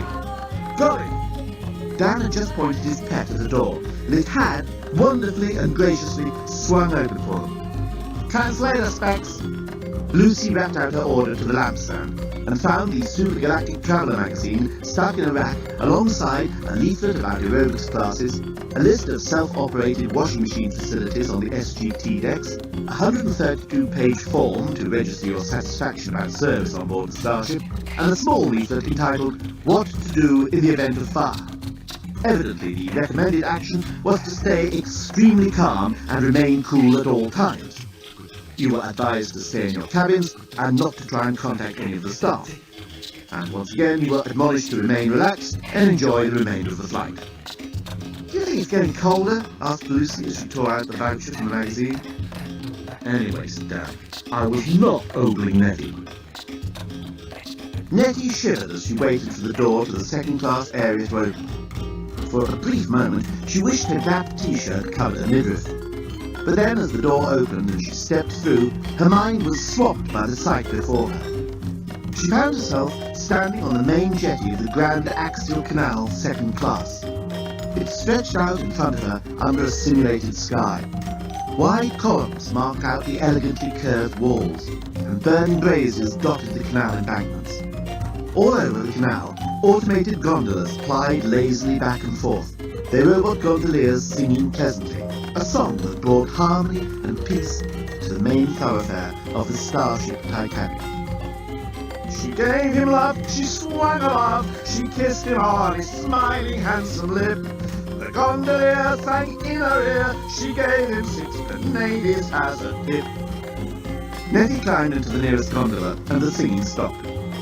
Take me to the engine room, she said. See, workplace John, hot victorious athletics coach, said the gondolier. And off they drifted down the Grand Axial Canal. Tell me, said Nettie, shouldn't you be singing when you've got a passenger rather than the other way around? See, perspicacious lady orthodontist, replied the robot, breathing evenly with the exertion of propelling the craft. There must be something wrong with the ship's central intelligence system. Nettie nodded and made a mental note of this.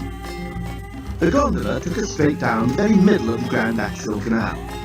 The pace was relaxed, and the whole ambience so far away from what she ever imagined being on a spaceship to be like, let alone an alien spaceship, that Nettie found herself leaning back against the cushions and letting her mind drift.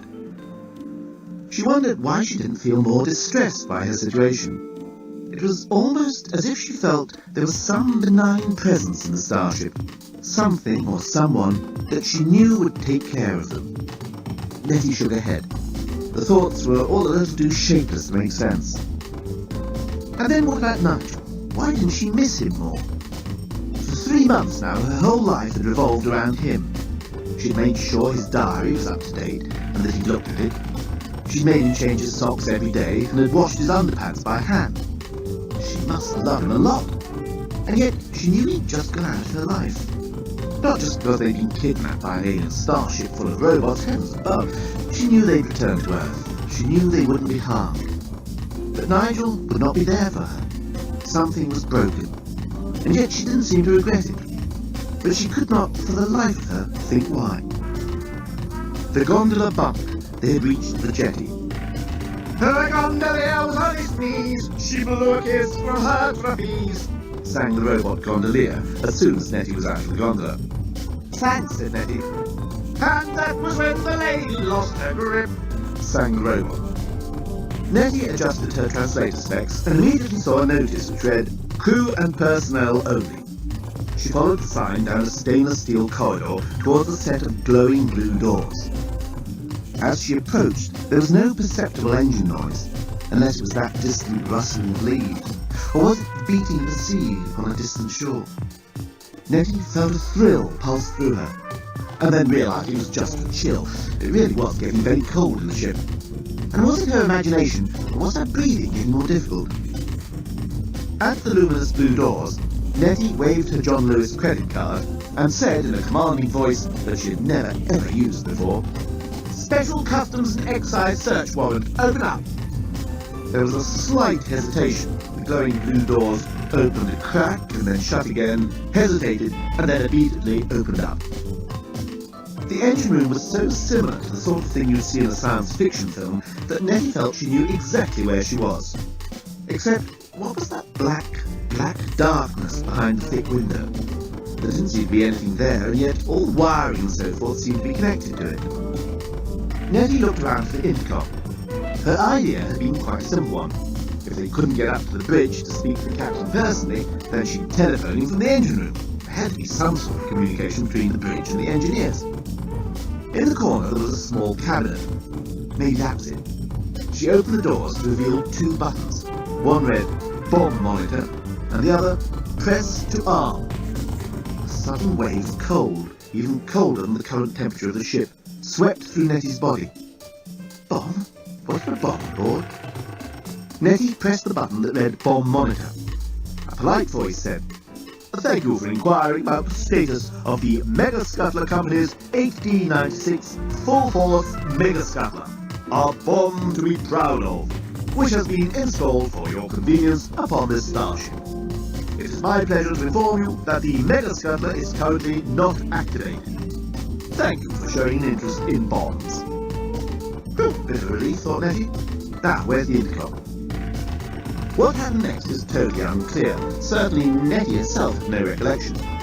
She remembered climbing up the ladder next to the armour-plated window. She could recall feeling colder than ever and finding it harder to breathe, and then feeling a force gripping her. A force pulling her sideways off the ladder. A force so vast that she thought she was being sucked into a black hole or something. As she felt herself falling horizontally off the ladder towards whatever it was behind the Perspex window. The next thing she knew, she was whirling round in blackness, fighting for her life. Dan and Lucy were having trouble. They had both procured their vouchers and had successfully wheedled an upgrade to second class out of the desk bot. But the tricky negotiation for an upgrade to first class was proving to be a remarkably harrowing experience. They had to call on every last reserve of self-esteem and self-worth to withstand the despot's withering insolence. "You have no credit card, you are not members of the 60 Million Club, you are not even registered frequent travellers. This whole discussion is pointless. You will find the second-class facilities on board this starship more than adequate for your requirements." How can even a robot be so unbelievably, unremittingly snotty, wondered Dan. "Dan," said Lucy, "we're wasting our breath. In fact, is it my imagination or is it getting harder to breathe?" Dan sniffed the air. Lucy was right, it was also getting colder. "Jesus," he muttered. "The air and heating are at normal levels," announced the doorbot. "That's bullshit," snapped Lucy. "It's getting colder and it's getting more difficult to breathe." "I can assure you that the air supply and the temperature are set to maximum for supergalactic traveller class comfort," said the doorbot. "Are you trying to tell us there are different levels of air supply for the different classes of traveller?" exclaimed Dan. "Not normally, sir, no," replied the doorbot. However, should the ship be travelling without first or second class passengers, the oxygen and heating will naturally be lowered to the comfort requirements of supergalactic traveller class passengers. Jesus! exclaimed Lucy. You guys are the most cynical, amoral travel company I have ever come across. I'm going straight to the Travel Association when I get home. Dan was not messing about any longer. He was beginning to sweat with panic, despite the cold. There isn't enough air to breathe. There is ample air and heat for the supergalactic traveller decks, sir, but unfortunately it is getting dispersed over the whole ship. Lucy, meanwhile, was back at the desk bot, hammering on the desk. I'm sorry, madam, The desk bot was saying, but it is company policy to supply first and second class air and heat only if there are first and second class passengers on board. But we're second class passengers. I have no record of any second class passengers on board. But you just gave us an upgrade. We had vouchers. Oh, I'm afraid vouchers are not processed until the end of the month. Thank you for your inquiry. The desk bot suddenly turned itself off. All right. Dan was trying to work himself round to decisive mode. Let's get organised. It's vital we all stick together. Go get Nettie while I try and sort this mess out. Hey, but if I go and get Nettie, we won't all be sticking together. Lucy's rational streak tended to obtrude whenever Dan was in decisive mode. All right, I'll go and get her. No, that's the same thing. Anyway, why are you so worried about Nettie? I'm not. I just think we all ought to keep together in case one of us needs help. Like, what sort of help do we give if we're all running out of air and freezing to death? Lucy was getting quite steamed up because of the cold. All right, don't go and look for Nettie, but what are we going to do? Dan sounded so desperate, so forlorn, and yet, oddly, Lucy preferred it to decisive mode. I'll see if I can find a supply box. You do your best here. You must be able to get us up to first class. But that's still not sticking together, moaned Dan. I never said we should stick together. That was your idea, said Lucy. Then she put her arms round Dan and gave him a big kiss on the cheek. She liked Dan best when he seemed vulnerable. Cheer up, second-class traveller. I'm sure we're going to be all right. And with that she had gone, and Dan suddenly felt terribly alone. So alone, he felt he could pick his loneliness up in his hands and examine it. But even as he did so, he realised it wasn't Lucy's absence that made him feel empty inside. It was something else.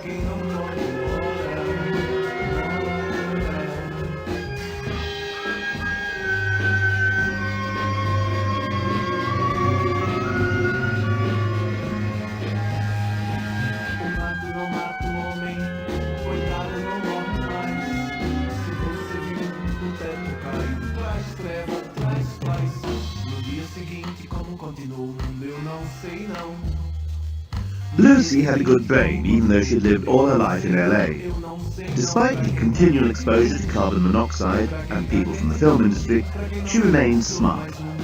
She had trained as a lawyer and was well regarded in the firm where she practiced. Her speciality was entertainment law, but she still liked to use that brain of hers, and here was a good opportunity. Now, where would they keep the oxygen equipment? She actually said it aloud as she paced around the loggia at the top of the central well. Got it! Suddenly she knew exactly where to look. God, it was so great to be bright. She'd always thanked her stars that she hadn't been born a busty bimbo like some people she could think of. A department store, she told herself. A department store would have a plan of the store by the elevators, so... And sure enough, there it was. By the elevators, even though this wasn't a department store. She pressed a small button, and a large area of the floor lit up, displaying the plan of the starship Titanic. What's more, she could zoom in and out with a second control. This was better than anything they had at Macy's. Lucy slipped on her translator specs and read, Medical Center. That was where she'd find oxygen. And without waiting to take advantage of any of the special offers the plan of the ship assured second-class passengers they would be delighted with, she made her way to the starship's medical center. The medical center of the starship took up a whole 400-yard section of the main hull, under the embarkation level. It was dazzlingly new and clean, and it said, Hello, and welcome to the medical center of the starship Titanic. A place to enjoy and savor the good things of life while you still have it. not just somewhere to be sick. We guarantee you will feel no pain once you have placed your credit card in our card care machine. Jesus, thought Lucy, could they do with a new copywriter? Her breathing was all the time becoming a little more difficult, and it was noticeably colder. She looked around for anything that might resemble an oxygen cylinder, and suddenly froze, in a way that had nothing to do with the temperature. Unlike the rest of the ship, the medical centre was not unpopulated. There were two people, or were they people? There were two figures on the floor, and one of them was looking straight at her. Lucy stared back. Somehow she knew, without a shadow of a doubt, that he was not human. He looked human enough, but there was a curious otherness about him. It was intangible, subtle, intriguing. Then she noticed he had the most beautiful orange eyes. Lucy screamed and turned to escape, but the alien had already leapt to its feet, and the door of the medical centre had closed behind her. In her panic, she couldn't figure out how to open it again. A powerful arm gripped her around the neck, and a voice that sent a shiver right through her said, "Don't struggle, I can break your neck." Lucy went kind of limp. She always claimed she didn't actually faint, but the journalist, for this is who had his arm around her neck, later said he dragged her over to the nearest bed and laid her out unconscious for several minutes. When Lucy came round, she saw her blood-stained assailant bent over a dead body. She realised immediately he was a crazed killer searching through his victim's clothes. Such odd clothes, Lucy noticed. Strange colours, strange cuts, strange materials. It was at this point that she also realised she was tied down to the bed. The full horror of her situation suddenly hit her like a 40-ton truck hitting a shop window. She was devastated, and her alarm went off. "Ah! Ah! Ah!" screamed Lucy. The journalist looked across at her and clicked his teeth in annoyance. "Shut up," he snarled.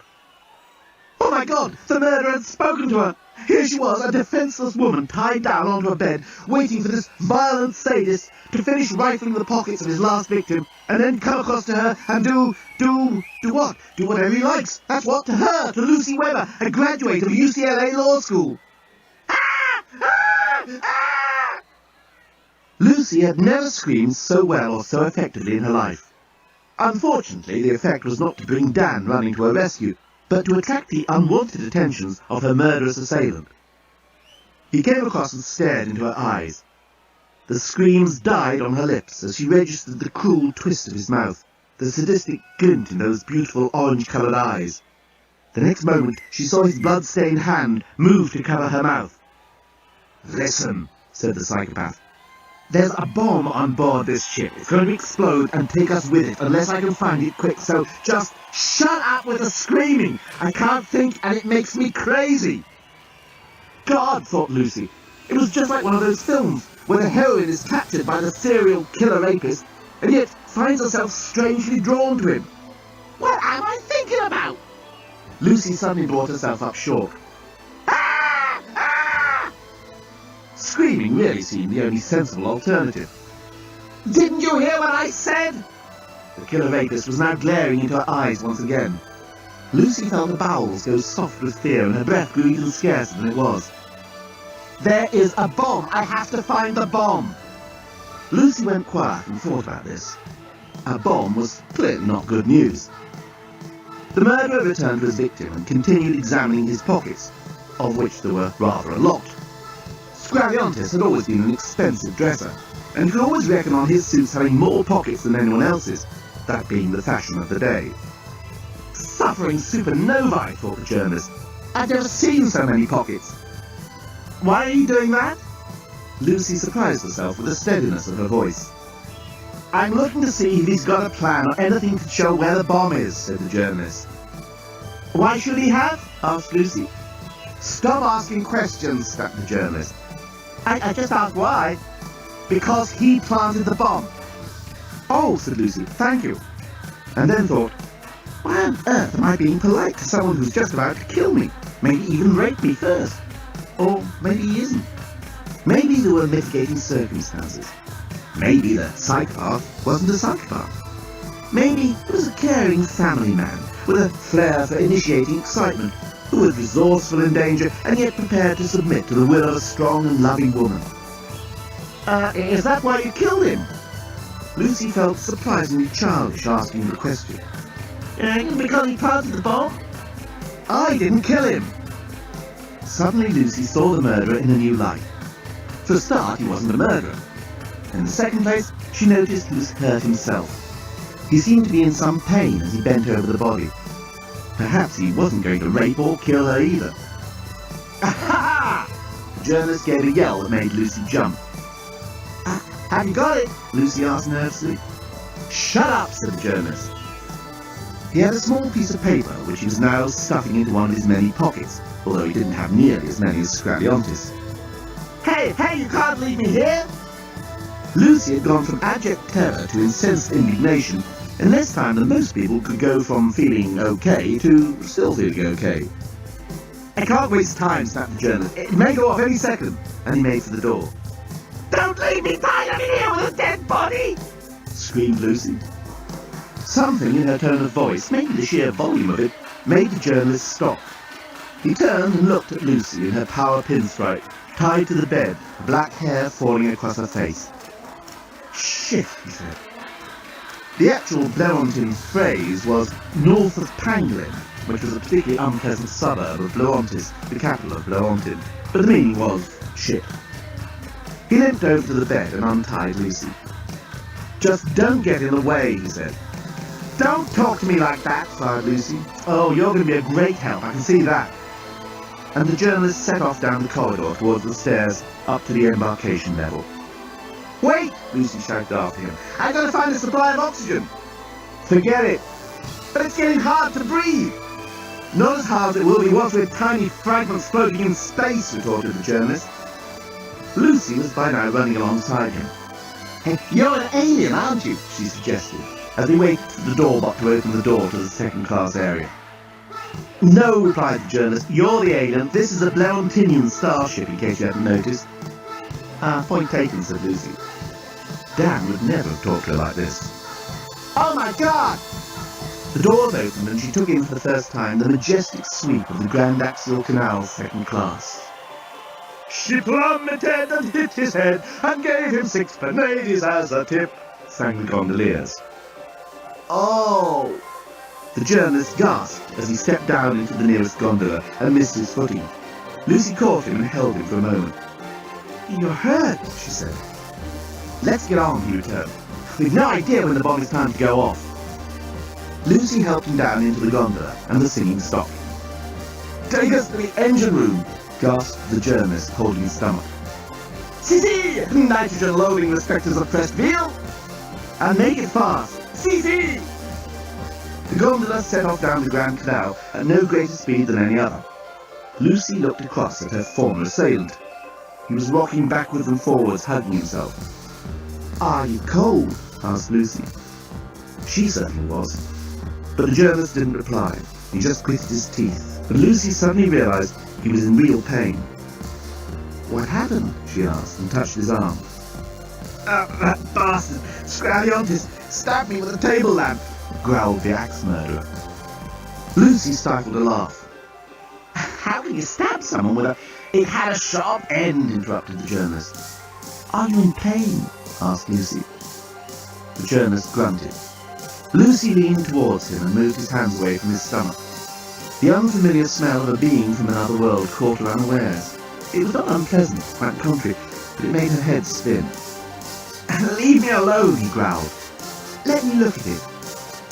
Lucy pulled him back onto the pillow and tried to open his clothes where the congealed blood was thickest.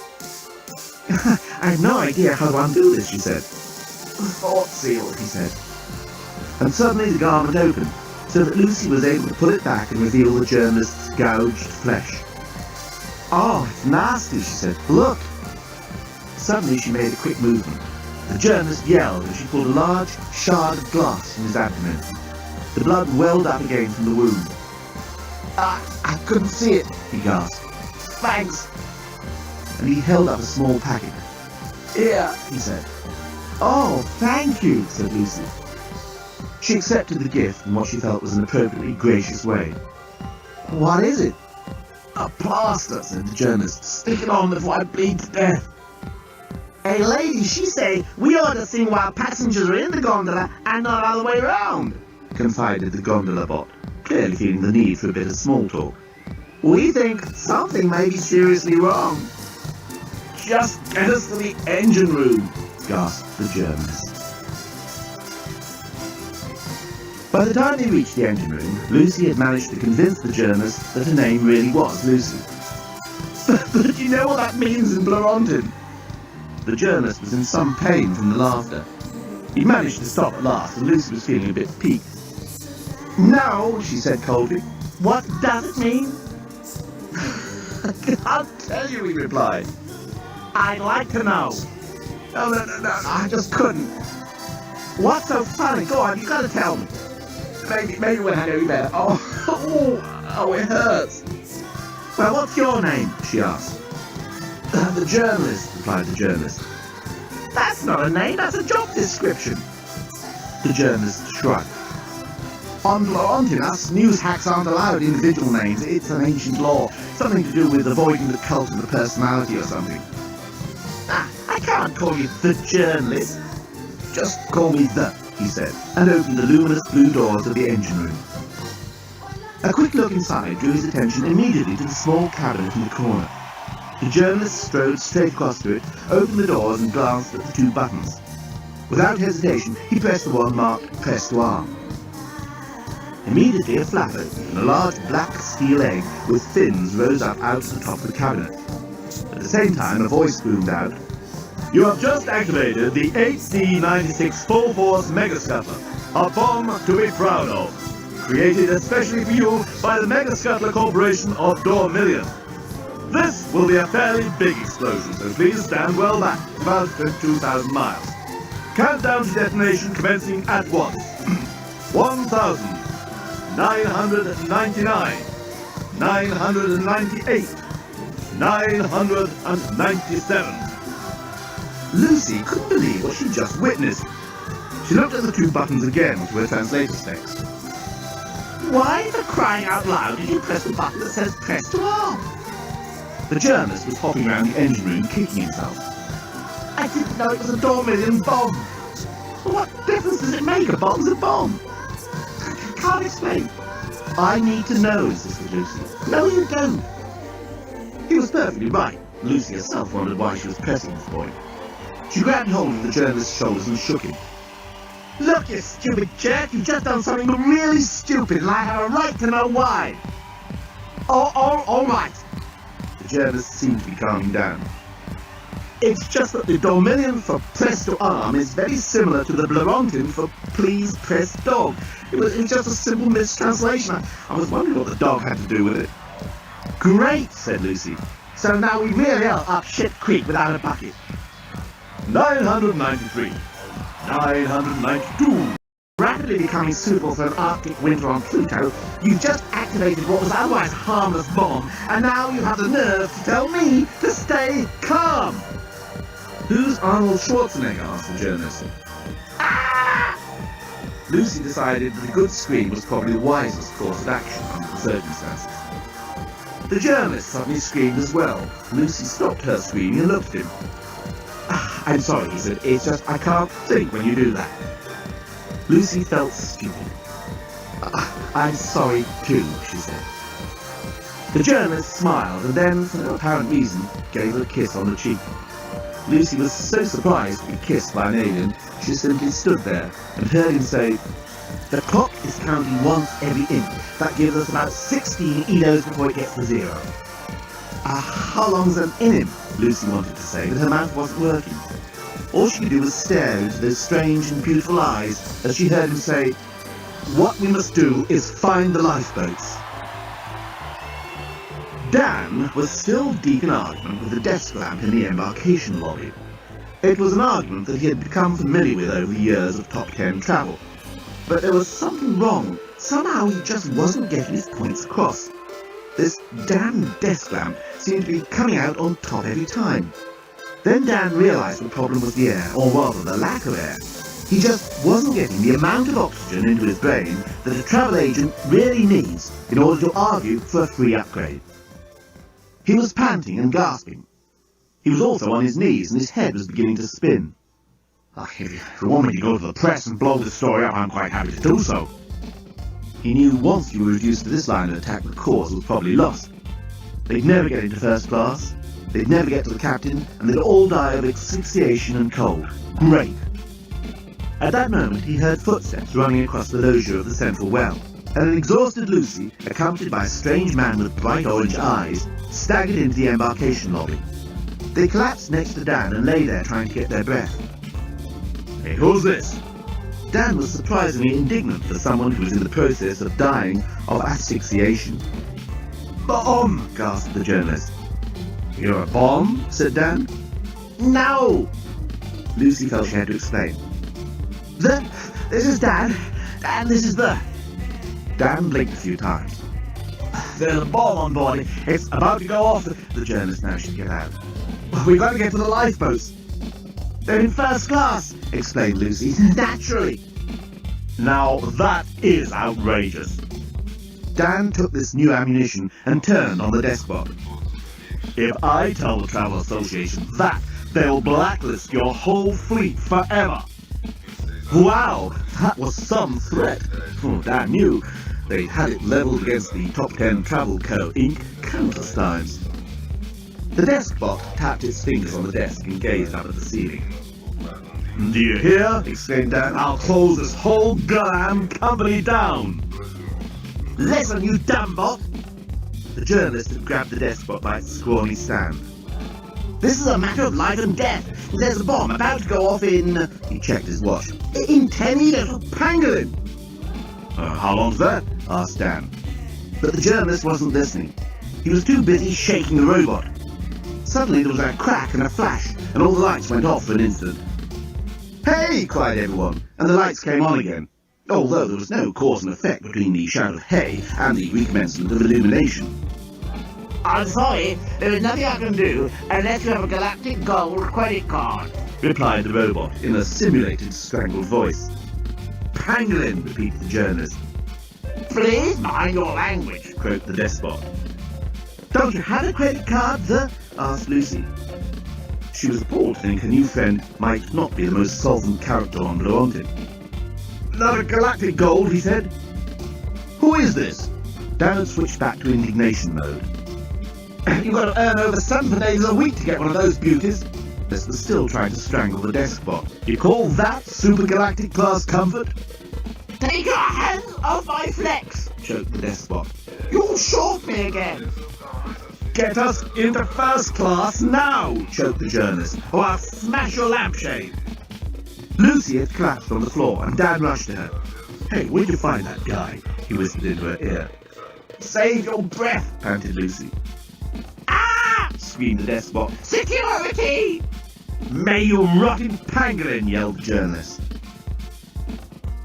It was at that moment that an extraordinary thing happened.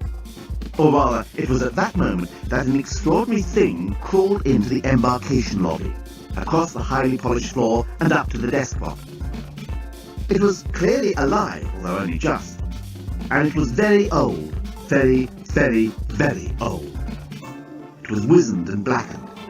In its twig-like fingers, the creature held a personal electronic thingy. It waved this under the despot's nose and croaked in an ancient voice, "Upgrade, all of us." The despot immediately sprang to attention and became perceptibly brighter. "Of course, madam. What a pleasure to welcome you to the first-class facilities of the Starship Titanic. You will find them without equal anywhere in the galaxy. Please go through and have a pleasant trip." There was a hiss of air returning to the cabins and an instant rise in temperature as the ship registered the arrival of 4 first-class passengers. The door to the first-class area swung open, and Dan and Lucy, the journalist and the ancient creature, stepped through into another and even more amazing world. "Nettie!" exclaimed Dan. "My God, you're Nettie! What's happened to you?" But the ancient creature, who Dan had rightly diagnosed as Nettie, couldn't reply. The moment they had passed into the first-class section, she collapsed and lay as if dead. The Gap t-shirt hung around her shrunken frame like an overlarge pullover. The jewellery looked foolish and ill-advised on her scrawny wrists and neck. What on earth or off the Earth had happened to her.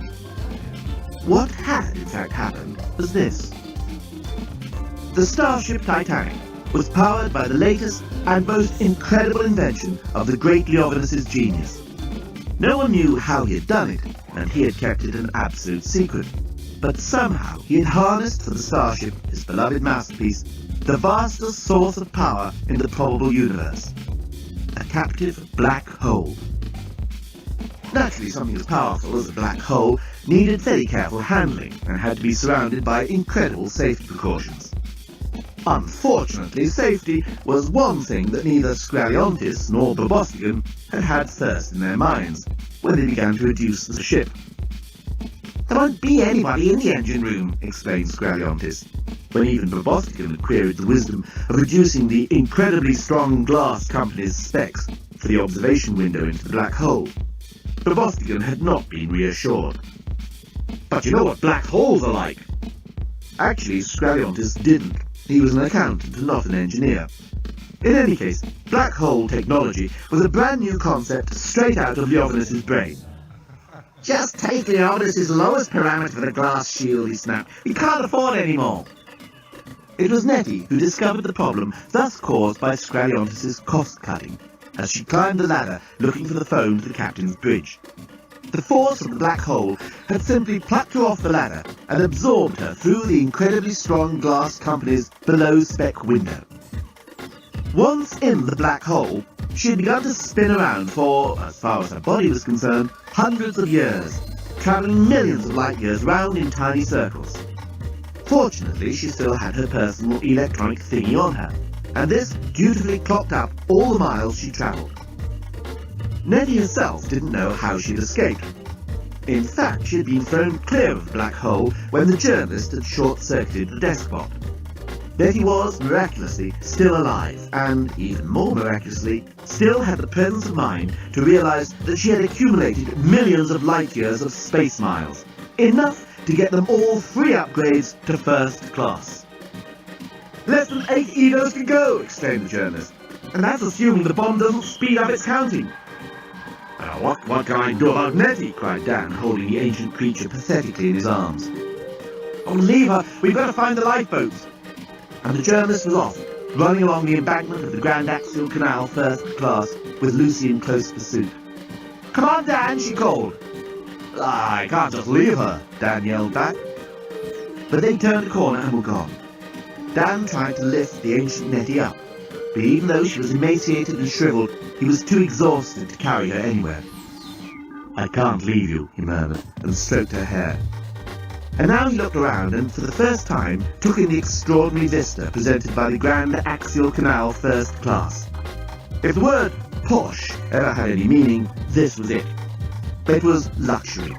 It was deluxe. It was expensive. It was also redolent with the operatic singing of the gondola box. "He helped to chalk her tightrope walk so that the lovely lady wouldn't slip." Dan had always hated opera. "Now, let's go somewhere quiet," he whispered to Nettie. And he finally lifted her up and staggered into the nearest doorway. Lucy and the journalist had, meanwhile, discovered that the Star-Struck Construction Company, Inc. had not skimped on the signs to the lifeboats first class. There were big, reassuring signs almost everywhere you looked. They were illuminated, and some of them incorporated flashing arrows. Consequently, the two arrived at the lifeboat assembly station in less than a minute. 7 Edos to go!" gasped the journalist. As he said this, both he and Lucy discovered that while they hadn't skimped on the signs, the Star-Struck Construction Company, Inc. had economized on the boats themselves. In fact, they had economized completely and utterly on them. "Well, what's the point of providing lifeboats?" reasoned Skraliontis to an increasingly nervous Bobostigan, "if there aren't going to be any passengers." "The bastards!" groaned the journalist. "We're done for. We'll be blown to little bits of drifting cosmos in exactly 6 Edos, 45 inns." The journalist sank to his knees. The fight had gone out of him. He looked so helpless, so forlorn. Lucy couldn't help it. The thought of imminent destruction threw all the usual caution out of her mind. She leapt to a conclusion that she would probably not even have begun to recognize under normal conditions. Oh God, I love you! And before the journalist realised what was happening, Lucy was all over him, kissing his mouth and running her fingers through his hair. Ow, ouch! The journalist yelled. Mind my wound! I'm sorry, yelled Lucy. But we've only got 6 Edos left, whatever they are. I've never felt like this for anyone.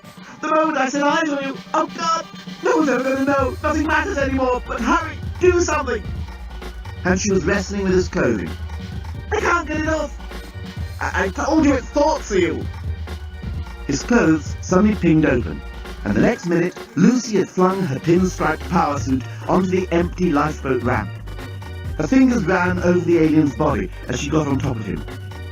Oh God, she cried, feeling the blood draining down into her lower abdomen like a rush of seagulls onto the last herring.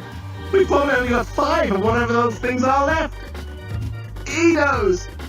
The journalist tried not to yell out with the pain of his wound. We've got 5 Edos left. Oh, this is incredible. We don't do it like this on Blue-Ontin. Why not? Lucy asked, although she didn't really care. It's illegal. The journalist was grinning from ear to ear. We're only allowed snork style, upside down and from above. Oh, shut up. Lucy was kissing him. I had to tell you. I had to. I love you. I've always loved you. That's what's been missing. Quick, cried the journalist. They had only 60 innings before the bomb exploded. Yes, yes! They rolled and kissed each other, oblivious to the cold metal floor of the lifeboat rammed under their naked flesh. Life is so short! Lucy suddenly grabbed his hand and looked at his watch. It was totally incomprehensible. What to say? 30 innings! Is that all? Yes, yes! I love you! Cried Lucy. Oh! Cried the journalist. And the two of them collapsed together as the clock clicked to 0. They lay there waiting for the forever-ending explosion that would terminate their brief affair. But, unlike the two lovers, it didn't come. Lucy was the first to speak. What's happened? I don't know, said the journalist. I don't know. At the same moment, Nettie suddenly managed to sit up on the couch on which Dan had placed her. Oh my God! There's only 5 minutes before the bomb goes off! 5 minutes, thought Dan. This is where, in a cheap novel, the couple, confronted by imminent oblivion, would suddenly make passionate love. It was a pity Nettie was now as old as she was. You've got to go and talk to it, she pleaded. What? I can't explain, just believe me. It's in the engine room. Hurry! What? Repeated Dan a bit gormlessly. Hurry! The engine room, speak to the bomb! Dan decided that, while gormlessness had its place in the human repertoire of reactions, now was neither the time nor place for it. He sprinted out of the beauty salon, which was apparently where they were, and ran down the length of the Grand Axial Canal, trying to ignore the inevitable chorus. She threw her arms around his charms and gave him 6 penades as a tip. The first thing Dan saw when he burst into the engine room was a large bomb sticking up out of a cabinet. A friendly sort of voice was booming out. 58, 57, 56, 55, 54. Dan couldn't think what to say. After all, he'd never addressed a bomb before. He didn't have a clue what sort of thing it would be interested in. Hello, he said. 53, 52, hello, 51, 50, replied the bomb genially. Any chance of you not exploding? Dan thought he might as well get straight to the point. No, 48, 47. Dan was not the most imaginative of men. He knew it, Lucy knew it, Nigel had known it. He was dedicated, hard-working, loyal, thorough, all those admirable and desirable things to anybody's partner to be. But leaps of the imagination were not his forte, and yet he had one now. He suddenly knew the one thing that bombs were bound to be interested in. Look, do you really want to do this? He asked. I mean, isn't it a bit self-destructive? 46, 45, 40... Look, I'm just a simple counting and exploding device, and I'm not equipped for philosophical discourse. Please do not speak to me while I'm counting. Damn, now you've made me lose my place, you see? Recommencing countdown. 1,999. 998. Got the sucker, thought Dan. He checked his watch against the bomb's counting. They had about 16 minutes before they needed to talk to it again. He turned and raced back to Nettie. As he ran, the thought of Nettie kept riffling his mind like a gambler's hands riffling a deck of cards. God, she was so intelligent. How had she found out about the bomb's weakness so quickly? The clarity of her intellect made him feel so ordinary and humble. But then he suddenly remembered how she seemed old and shriveled. He must have been seeing things. That couldn't have happened to the beautiful, gorgeous Nettie. And yet, it was then that Dan found himself thinking the most curious thought. Of course, it was terrible if something had happened to Nettie, and what had happened to her. But at least now, thought Dan, he might stand a chance of winning her. Lucy was putting her clothes on rather hurriedly. The fact that she and the journalist had not been blown to cosmic dust had severely embarrassed her. In fact, she didn't know where to look. The journalist was regarding her curiously. "You do things very differently in your world," he said. "Oh?" Lucy tried to pretend that everything was perfectly normal. "Yes," he said. "On Varantin we have all these absurd rituals we have to go through before having sex. There's a thing called dating, when a young couple go out for evenings together without necessarily going the whole way, as we say. Then there's the thing called the engagement, where rings are exchanged. And finally there's an elaborate ceremony called a wedding, with a cake and bridesmaids and the best man's speech, not to mention the honeymoon. You wouldn't believe the rigmarole we have to go through in order to make love to each other. I like your Earth way of doing it much better." "The bomb might still go off any second," Lucy reminded him. "The bomb or pangolin, I've forgotten." The journalist thought-sealed his clothes. As they raced down the Grand Axial Canal second class, they didn't realise that they had missed bumping into Dan on his way back to the beauty salon by exactly a 1/864th of a second, which, by an incredible coincidence, was exactly where the bomb had got to in its countdown when Lucy and the journalist arrived back in the engine room. 864! 863, said the bomb. "Why's it only got as far as 863? wondered Lucy. "You're beautiful," replied the journalist. Lucy became aware that he was still looking at her in a rather odd way. 861, continued the bomb. That was one theory out of the way, thought Lucy, disentangling herself from the journalist's embrace. Back in the room, she stared at the bomb and tried to think. But it was hard with the alien sticking his tongue in her ear and saying he loved her more than anything on his world. "Please, exclaimed Lucy. "Oh, we haven't got time for that now." "Well, you started it," he reminded her. "Once we're aroused, us Blow-on-Tinian males tend to be very single-minded." "I've met your type before," said Lucy, trying to push him away. "Oh, just put your hands on my thing again," he was whispering in her ear. "Stop it!" cried Lucy. What? replied the bomb. "Oh, damn, I thought you were talking to me. Now you've made me lose count. Recommencing countdown. 1,999. "Oh, I love you," said the journalist. "You're all I've ever dreamed about." "That's it!" exclaimed Lucy. "We've got to keep talking to the bomb." "Please put your hand here," said the journalist. "Listen," cried Lucy to the bomb. "Which baseball team won the World Series in 1997? 997. 990. Oh, now I've told you before about interrupting me while I'm in the middle of a countdown. If you want a bomb you can have a good natter with, we should have got the Mega Scuttler Pro, which has multitasking, speech recognition and general chattering software, and therefore makes an altogether more expensive bang. As it is, you've got me, and I'm doing my best under increasingly trying circumstances. Recommencing countdown. 1,999. You have the most wonderful skin, moaned the journalist, biting Lucy quite hard on the earlobe. Ouch, cried Lucy. Look, sir, you've got to stay here and keep talking to the bomb while I go up and find the captain's bridge. I can't bear to be separated from you. If you don't stay and talk to the bomb, we're both going to get blown up, she replied. Oh, just bring me off once more, pleaded the journalist. I'll be able to think properly then, honestly. Blow-on-Tinian males need to have 2 orgasms before they can think straight. It's well known. Lucy sighed, brushed the alien's hair straight, and wondered what on earth she'd got herself into. While Dan had gone to talk to the bomb, The prematurely aged Nettie had taken the opportunity to look around the room in which she found herself. At first, she thought it must be some sort of torture chamber, or at least an interrogation room. But once she'd put on her translator specs, she realised she was in the ship's hairdressing and beauty parlour. The thumb screws were actually elaborate nail clippers, the electric chairs were highly ergonomic sitting structures, and the individual gas chambers were hairdryers. It was obvious once you read the motto over the doorway. Welcome to the Starship Titanic Beauty Therapy and Hair Creation Room. You will leave here lovelier and younger. Nettie put out a wizened finger and pressed the button on the wall beside the couch, which was marked Press for Service. A metal cage on an articulated arm suddenly sprang up over the back of the couch and dangled a few inches in front of her face. At the same time, a large glass case began to descend from the ceiling until both she and the couch were encompassed by it.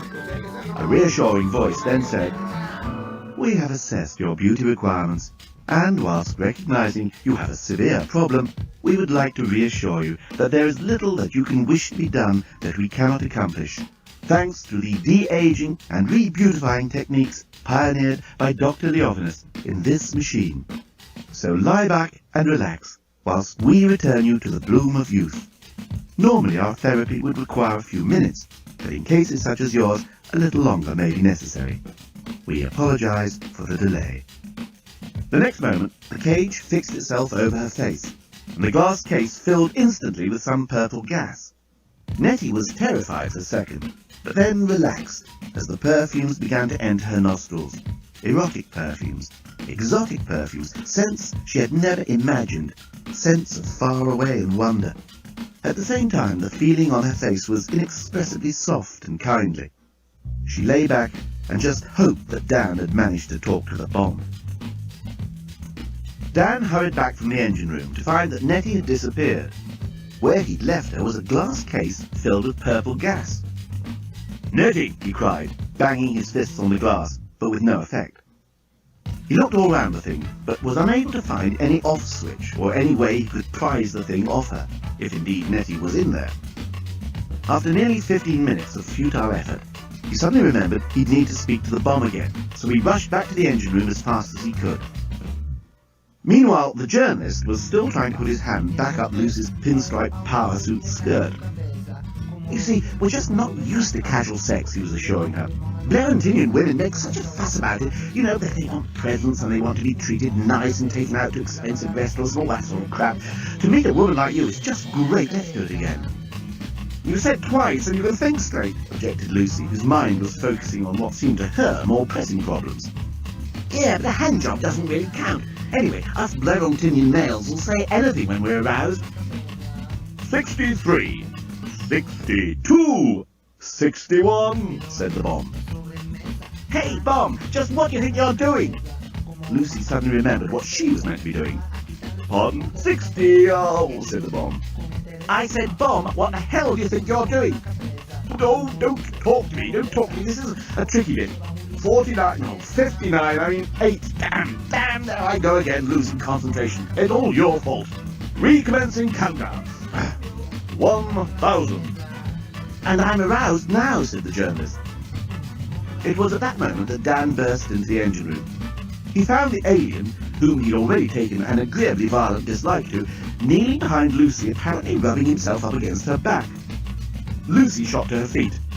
"Oh, Dan, thank God you didn't get blown up." 996, said the bomb. Am I interrupting something? Lucy could tell Dan was not in one of his good moods. And now we've just discovered how to confuse the bomb." Talk to it, said Dan. Yeah, Nettie found that out. No, of course, she would. 994, continued the bomb. "Earth's sexuality seems to be very different from Valentinian," observed the journalist. "Is it really?" Dan was sizing the alien up, trying to decide which bit to punch first. "Yes," said the journalist, putting his arms around Lucy's waist. "On Blerontin, males get what we call jealous. If one male finds another male fondling his girlfriend, it can even become extremely violent." "Well, it takes all sorts," murmured Dan. He had already decided on the alien's nose as the first point of contact. But before he could swing his powerful right nose jab, Lucy had managed to disengage herself from the amorous the journalist and had run over to Dan. We gotta get off this spaceship as soon as possible. I suggest Vert here stays and talks to the bomb while we go and find the captain. But you don't understand, began the journalist. Dan decided to hold back his fist of retribution for the moment. He would save it for another time. I understand only too well. If we don't get the captain to get us back to Earth soon, we'll never get back. And he was off out of the engine room and racing back down the Grand Axial Canal towards the front of the ship. Look, it was great making love with you, Lucy said to the journalist, who was now standing behind her and attempting to fondle her breasts again. But we've got to get back to the real world, our real world. And she tried to remove his hands from her blouse. But Blow-and-Tinian males can't just turn off like that, explained the journalist. We need multiple satisfactions before we can return to a state of equilibrium. Lucy had attended self-defense classes for 2 years when she had just qualified for the law, and had always slightly regretted the fact that she'd never had the chance to put her skills into practice. Consequently, it was with some satisfaction that she suddenly realized this was such an opportunity. She decided to use the standard response to the amorous alien fondling you from behind assault. It was textbook stuff. She drove her right elbow hard into his stomach. Oomph! Gasped the journalist. Then she swizzled half round, caught his left wrist, and threw him over her shoulder onto the engine room floor. Oomph! Grunted the journalist. Lucy spoke to him firmly in her best lawyer speak. Now you stay here and keep talking to that bomb while I go and find the captain. Then she was off out of the door, racing after Dan. You don't understand, the journalist called after her. There isn't any captain on this ship. But Lucy had gone. 970, said the bomb. You don't know what you're doing, yelled the journalist. You're going to need me. Pardon, replied the bomb. I wasn't talking to you. Oh, damn, said the bomb. Recommencing countdown. 1,999.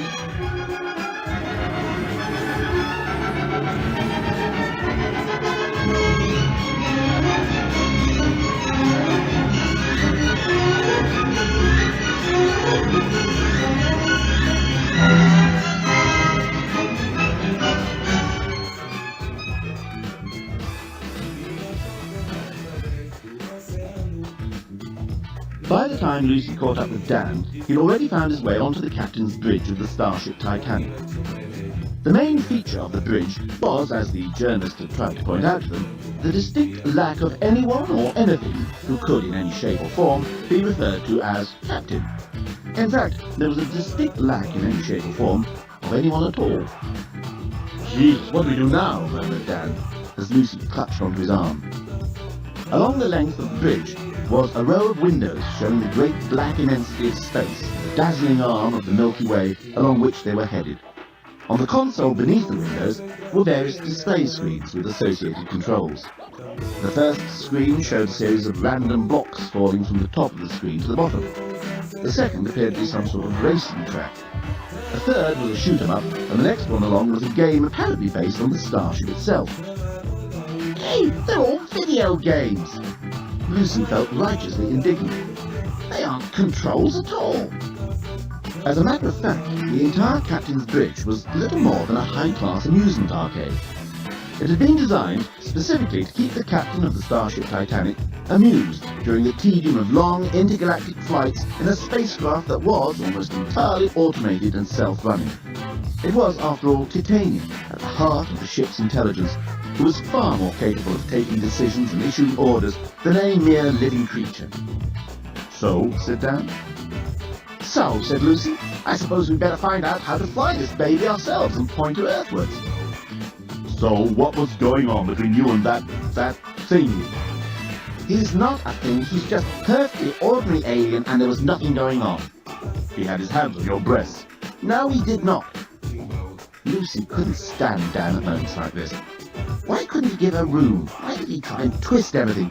What mattered was them, Lucy and Dan. "What matters is us," said Lucy, taking her cue from the previous sentence. "You and me and any other life form you can get off with." "Oh, Jesus, Dan, you're so unpleasant." "I'm merely stating the facts."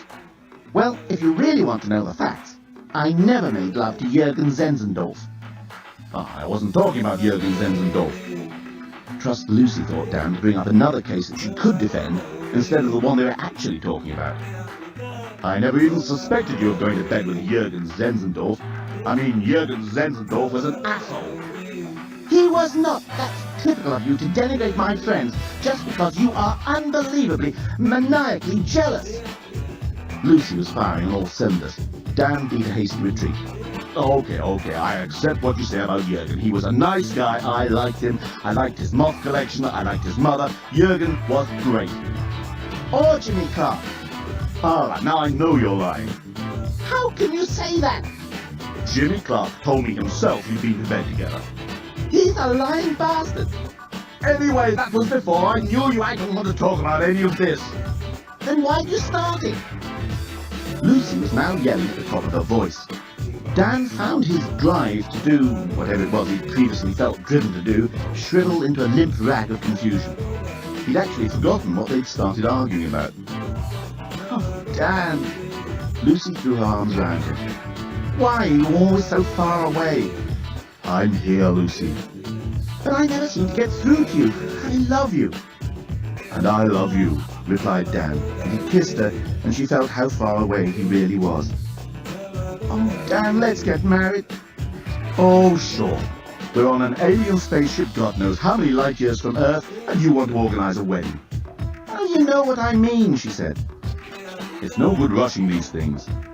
Dan, we've been living together for 13 years. We can't ever rush anything now. Let's get the hotel up and running, and then we can talk about it, said Dan sensibly. You do like the rectory? Of course I do. I'm crazy about it. Except that it doesn't exist anymore. We'll get it rebuilt. Nigel got a great deal on selling off top 10 travel. We'll rebuild it better than it was and make it the best little hotel in the goddamn world. If we ever get back. If we ever get back, agreed Dan. They looked round at the so-called Captain's Bridge, with its library, its video collection, its chessboards and card tables, its jacuzzi, billiard tables, cinema complex and gym, and they wondered how the hell they were ever going to find out how to control something that didn't appear to have any controls in the first place. Lucy, said Dan. Oh, don't start again. He wasn't doing anything. I wasn't talking about that, replied Dan. Good, retorted Lucy, 1 point scored. You know this video game that seems to be based on the starship itself? Uh-huh. Lucy was staring out of the windows above the console of games. Well, it's sort of changing. I know this is stupid, said Lucy, but you don't suppose that computer game isn't a computer game? You mean it might be an actual display showing those things coming towards us? By now, Dan was also looking out of the window.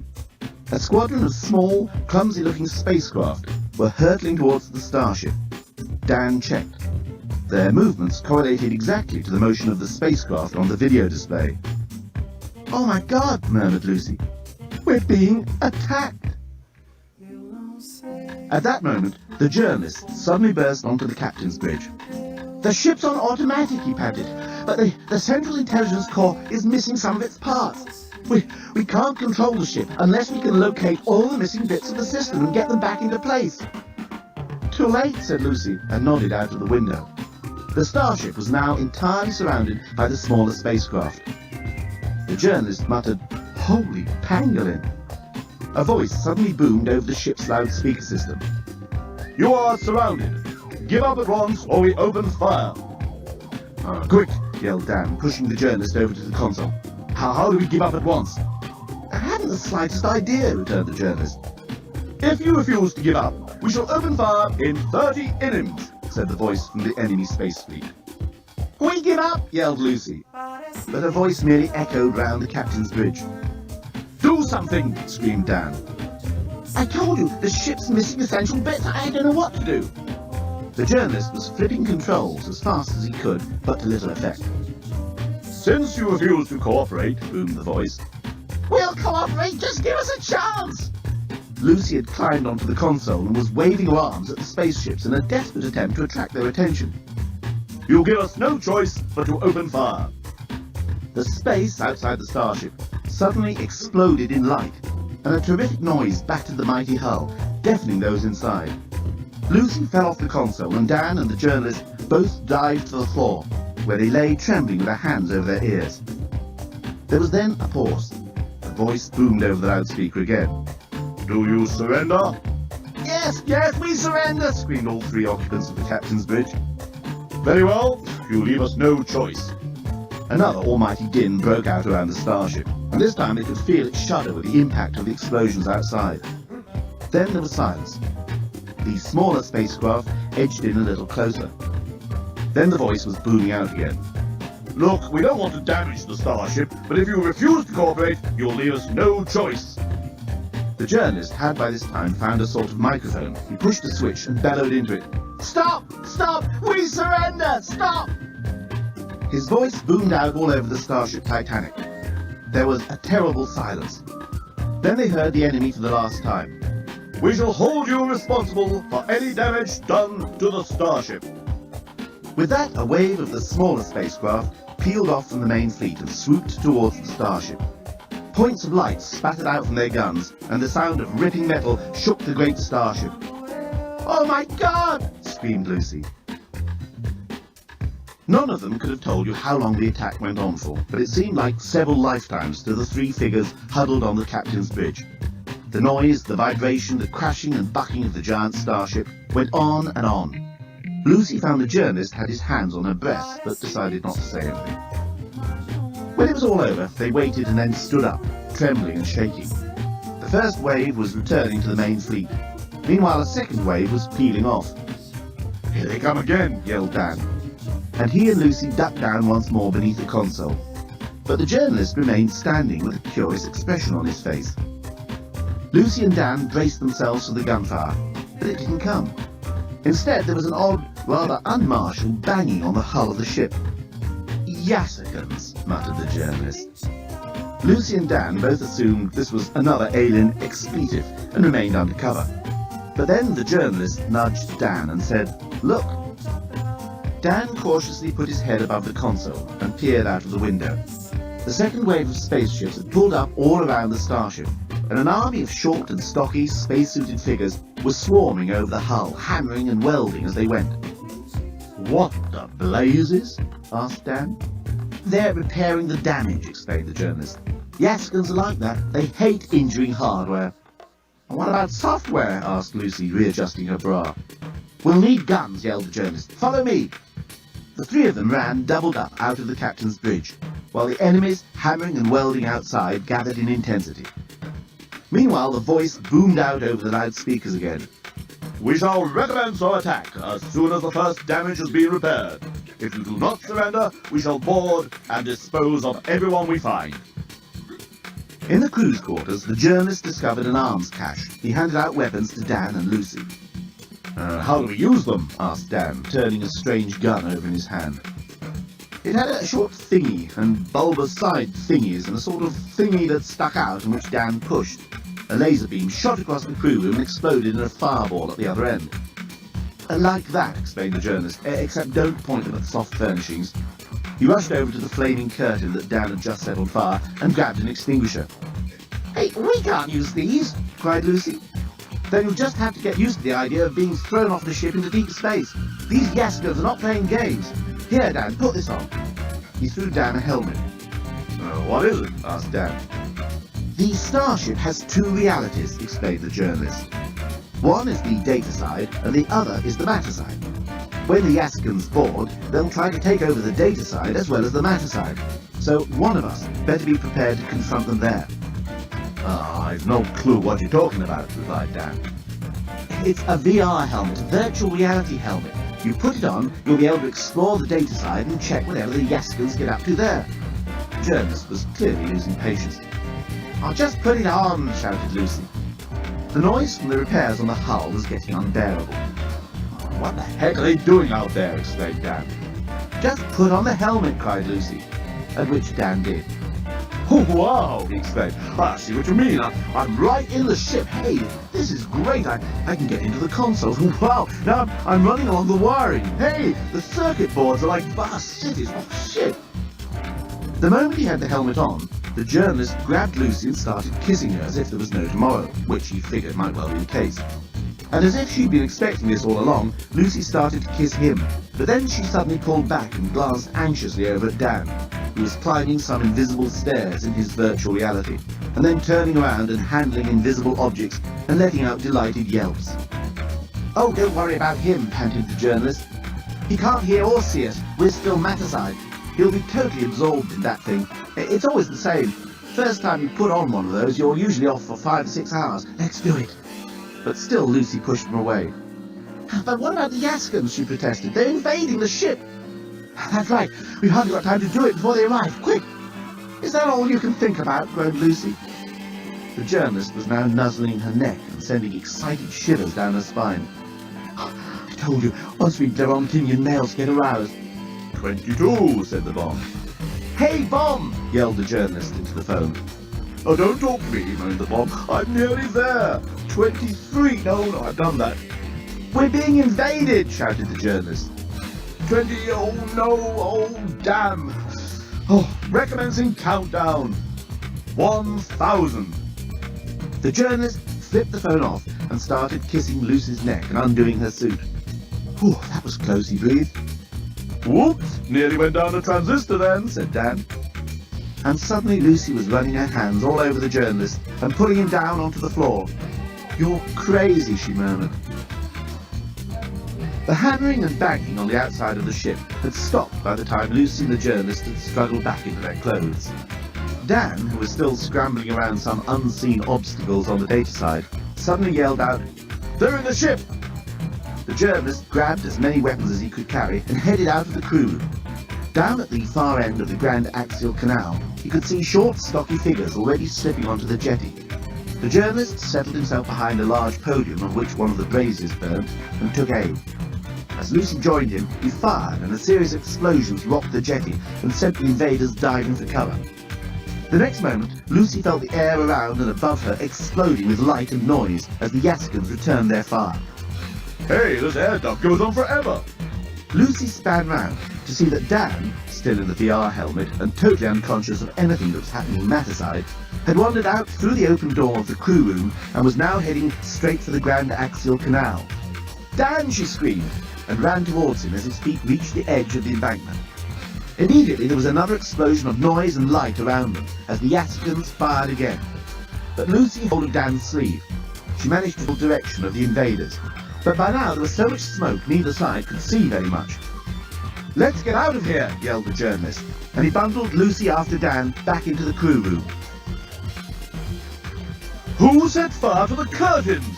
demanded Bolfast the moment he burst into the crew room. He nodded, and a couple of Yassican repair workers hurried over to replace them. Bolfast had led his special assault group along a back service corridor to the crew's quarters, while Yelin and Asmal led the frontal attack along the main arteries of the starship. Bolfast loved the finish they had obtained on the service corridor ceiling. It gave him much quiet satisfaction in the dark of the night to reflect on the craftsmanship and the high quality of material lavished on even the working areas of the great starship. Never was there another such construction in the entire history of our people, he used to tell his grandchildren, as they sat around the evening hearth eating their dumpling stew and snort crackling. Even the curtains in the crew rooms were woven from the hair of the silky Canadil, which lives high up in the mountains of Merlor, and can only be caught with love and kindness. The hair of the Canadil is so fine you must only weave it by the light of the moons, for in sunlight it will disappear like snow. The children loved these tales of craftsmanship and daring feats of engineering. It cut Bolfast to the quick to see how someone could mistreat such soft furnishings. In fact, it made him very cross indeed. At that very moment, a figure wearing a VR helmet stumbled into the room, followed by two others, one of whom was clearly a treacherous Blerontinian. A black rage swallowed Bolfast whole, and the next moment he had swiveled out his SD handgun and blasted the three newcomers to cosmic dust. Their bodies exploded in a supernova of entrails and mangled flesh that quickly reached white heat and, happily, burnt out before they could besmatter or stain the beautifully hand-lacquered walls. Lucy was aware of a violent cacophony of noise, and her eyes were whited out by the most piercing light. She screamed, grabbed onto the journalist, and fell in a faint upon the floor. It was that terrifying. Bolfast grinned and blew away the smoke from his SD handgun. His anger assuaged, he twirled the gun on his finger and slipped it back into its holster. It has to be explained at this point that the Yesicans were a peace-loving, kindly race, dedicated to craftsmanship and sober industry. Many of them, however, were also prone to blind, bloodlusting rage when confronted by certain things, such as a disregard for fine workmanship. In the distant past, these rages had led to terrible destruction of life and property, and since the moods went as quickly as they came, they had also led to unendurable remorse for many thousands of these otherwise benign and caring folk. The Escan scientists had therefore developed the SD weapon, which, unlike the sort of hardware that most military scientists come up with, was designed to reduce death and destruction rather than increase it. The Simulated Destruction Weapon, or SD gun, gave the user the momentary impression of having wreaked the bloody revenge that his crazed fury craved, without actually doing any damage. It always surprised and stunned the enemy, but that was all. Lucy, not knowing any of this, was more than astonished to find herself still alive enough to hear the leader of the invaders demand, "You are under arrest. Where are the others?" "Hey, this is great. I'm going down one of the cybernautic neural pathways. It's like a water slide. Way excellent!" exclaimed Dan. "Take that stupid thing off his head," snapped Bolfast. The Yesicans had no time for virtual reality exercises. Their business was exclusively maticide. Two of the invaders grabbed Dan and yanked the helmet off his head. "Hey, I was enjoying that." "But jeepers, what's going on?" said Dan as he experienced SRM, sudden return to maticide. "I said, where are the others?" repeated Bolfast. "There aren't any others," replied the journalist truculently. "Come on, I wasn't brought up in a Blerontinian state nursery. Who's running this ship?"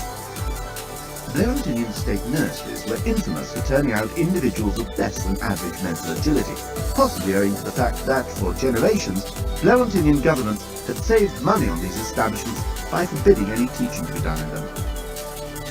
Bolfast was getting irritated again.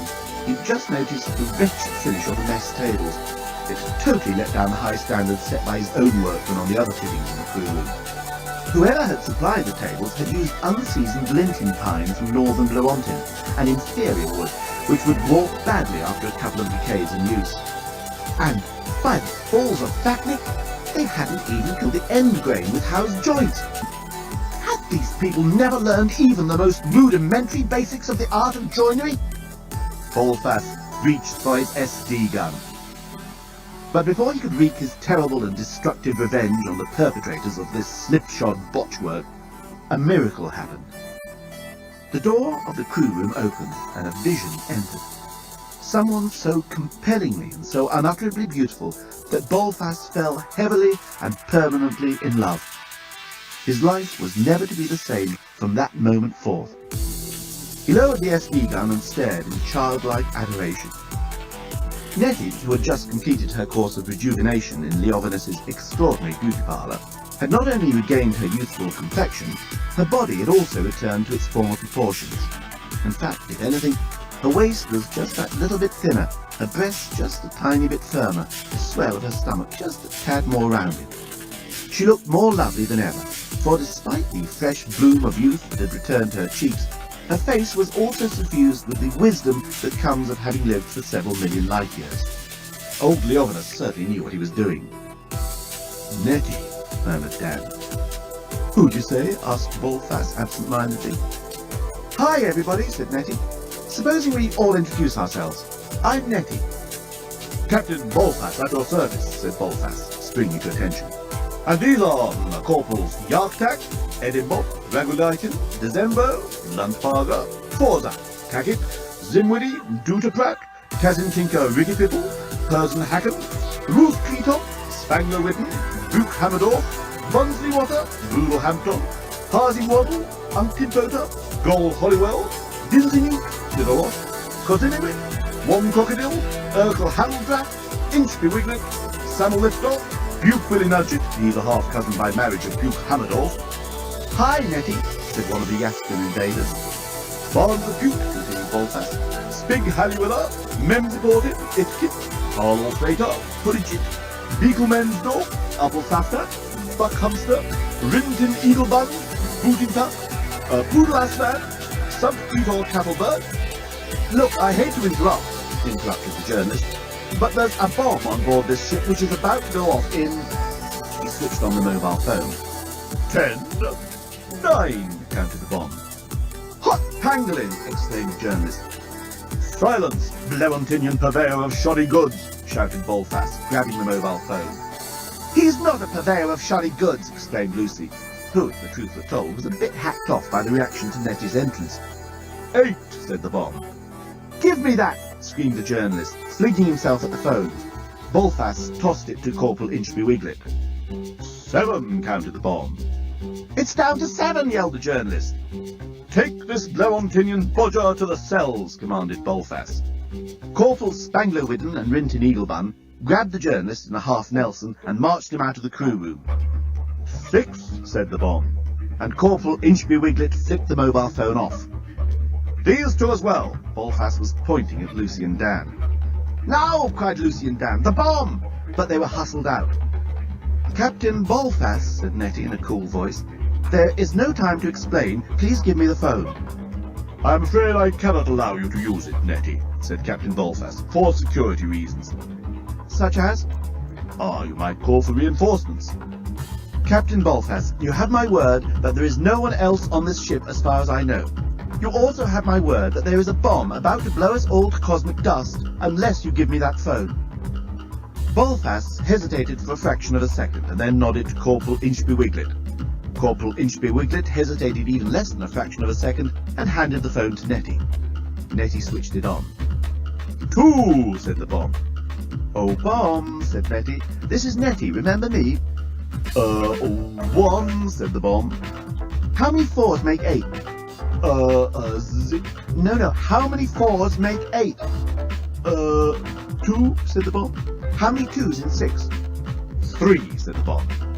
And how many times does 3 go into 12? 4, said the bomb. It paused for a moment and then continued. 5, 6, 7. Phew, said Nettie, that'll buy a bit of time. Why have you put this bomb onto our ship? Demanded Bolfast. Your ship, exclaimed Nettie. Why do you sound so surprised? Cried Bolfast. Do you think we're not smart enough to have built such a wonderful thing? Oh, no, replied Nettie. I didn't mean anything like that. It's just that you attacked the ship. It didn't seem like you owned it. Of course we own it. Nettie thought Captain Bolfast appeared a trifle defensive. Legally and morally, this ship is our rightful recompense for all the misery and hardships that we have suffered at the hands of the Blemontinians. Look, I don't want to appear stupid. Oh, you could never look that, Nettie, the captain assured her. Thank you. Nettie felt herself charmed by this short, fair stranger, in whose hands her fate apparently lay. But I don't know the background history to all this.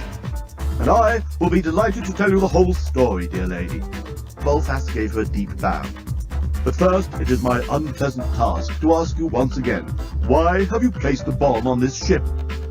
We haven't. Nettie gave a little laugh that sent the captain's heart reeling after his wobbly knees. We're on this ship by accident. And she told Bolfast the whole story. How Dan and Lucy were about to turn the old rectory into a hotel with the money from the top 10 travel agents. And how the starship had crashed into the house. How they had been invited aboard by a polite robot, and of all the things that had passed on the ship, up until the invasion by the good captain's forces. When she had finished, there was a long pause, until Nettie eventually added, and that's it, really. Bolfast seemed to suddenly recollect himself, as if he'd been in a dream while she'd been talking. He jumped to attention and clicked his heels in a most courteous manner. I understand perfectly, dear lady, he said, bowing and kissing her hand. Captain Bolfast increasingly looked as if he'd just stepped out of a Jane Austen novel. All we want to do is get back to Earth, said Nettie. Of course. Captain Bolfast clicked his heels again, in that way that made Nettie wriggle inside with delight. I am entirely at your service. Come. And Nettie followed the captain, her high heels clicking on the beautifully laid floor of the work area. Dan wasn't quite sure why he was surprised to find that there were cells on the Starship Titanic. It made sense in a way, he supposed, and yet they seemed totally out of place amidst all this luxury and elegance. The cell that he and the journalist had been thrown into was, as cells tend to be, bare and cold. It was also damp, which is certainly what you'd expect cells to be, but a bit surprising on such a technologically advanced vehicle. "Oh, Lucy is such a good fuck," said the journalist, shaking his head in admiration. "You're a lucky man." "Look," said Dan, "I hate to disabuse you, but on Earth our attitude to these sort of things is not the same as you Bleontinians." "Oh, you're telling me," exclaimed the journalist. "When Lucy first suggested we have sex, I could hardly believe my ears." "She did what?" exclaimed Dan. "Well, we thought that the bomb was going to explode at any second, and she just kind of... Hey, come to think of it, do you think your other friend, what's her name?" "She suggested you make love." The blonde one, Nettie. "Nettie. Do you think Nettie knows about talking to the bomb?" "I don't believe Lucy suggested you make love," replied Dan. "That was when I first realized how different sexual attitudes must be on your planet," replied the journalist. Dan went a bit quiet. In all the years he'd known Lucy, and what was it, it must be all of 13 years now, probably more since they'd been travelling at the speed of light, and in all those years he couldn't remember Lucy initiating a single sexual act. In the early days he would sometimes lie awake at night waiting to see if she would start, but he finally gave up. She was always perfectly happy to make love, but he just had to make the first approach. He'd always assumed that that was just how she was. "Hey, jailer!" the journalist was yelling out of the bars. "There! Is that you?" Lucy's voice came from the cell down the road. "Lucy!" cried the journalist. "Pipes of pangolin! I want to screw the arse off you!" "Stop it!" screamed Dan, and he threw himself at the journalist. The two of them rolled around the sodden floor of their cell, with Dan punching and kicking, and the surprised journalist trying to defend himself. Dan, is that you?" Lucy was yelling. She could hear them fighting. "Stop that! We've got to save our strength! We've got to get out of here!" "Lucy's right!" the journalist panted. And suddenly the fight went out of Dan. Suddenly he found himself wondering why he was so jealous. "Oh, why did you attack me?" asked the journalist. Dan was just about to explain the history of sexual mores on Earth when he stopped himself. "Look, let's just call a truce. Just don't talk about sex for the rest of the day, all right?" "Well, if you'd rather. But don't worry about me. I'm not shocked by the laxity of your Earth mores." "Just shut up about it for a few minutes." "Okay," replied the journalist. "Now," said Dan, "suppose you tell me everything you know about this starship that we're all stuck on, and then maybe together we can figure a way to get off it." "Dan, I love you!" shouted Lucy from her cell. "I love you too!" Dan shouted back. "Me too!" shouted the journalist. Dan fought back the urge to hit him and said, "Tell me what you know." And so the journalist told Dan about how the construction of the starship Titanic had bankrupted the planet of Yasaka, and how Star-Struct Inc. had then removed the construction work without paying their debts. He told Dan of the rumours of financial trouble that had dogged the building of the ship on Laurentide, of the suspected shoddy workmanship of the unmarried teenage mothers employed on the work, and how corners had been cut. He told Dan of Leovinus, the architect, engineer, artist, composer, and greatest general all-round genius in the galaxy, and how he had met him on the night before the launch. He told Dan of his meeting with Scraliontis, the accountant, who had told him of the bomb, the plot that scuttled the great starship and claimed insurance, shortly before plunging to his death after being attacked by a parrot. The journalist then told Dan how, despite his wounds, he had decided to stow away on board in order to get the great scoop that had always hitherto eluded him in his career as a journalist. He'd expose the full story behind the construction of the starship, and at the same time give a first-hand account of what it was like to be the only passenger on board. The idea had been to launch the ship on automatic before flying her to Dormilion, where she was to pick up her first crew and passengers. The journalist then told Dan about how the ship had suffered a SMEF, spontaneous massive existence failure, shortly after launch, and how it had crash-landed on some unknown planet in the unexplored backside of the galaxy. He finally described how, after the crash, he'd heard cries coming from one of the curtains in the first-class dining room. He had then discovered Leovinus, where he'd been bound and left for dead by Scraliontis. The journalist had freed him, and then tried to stop the old man from rushing off the ship, but to no avail.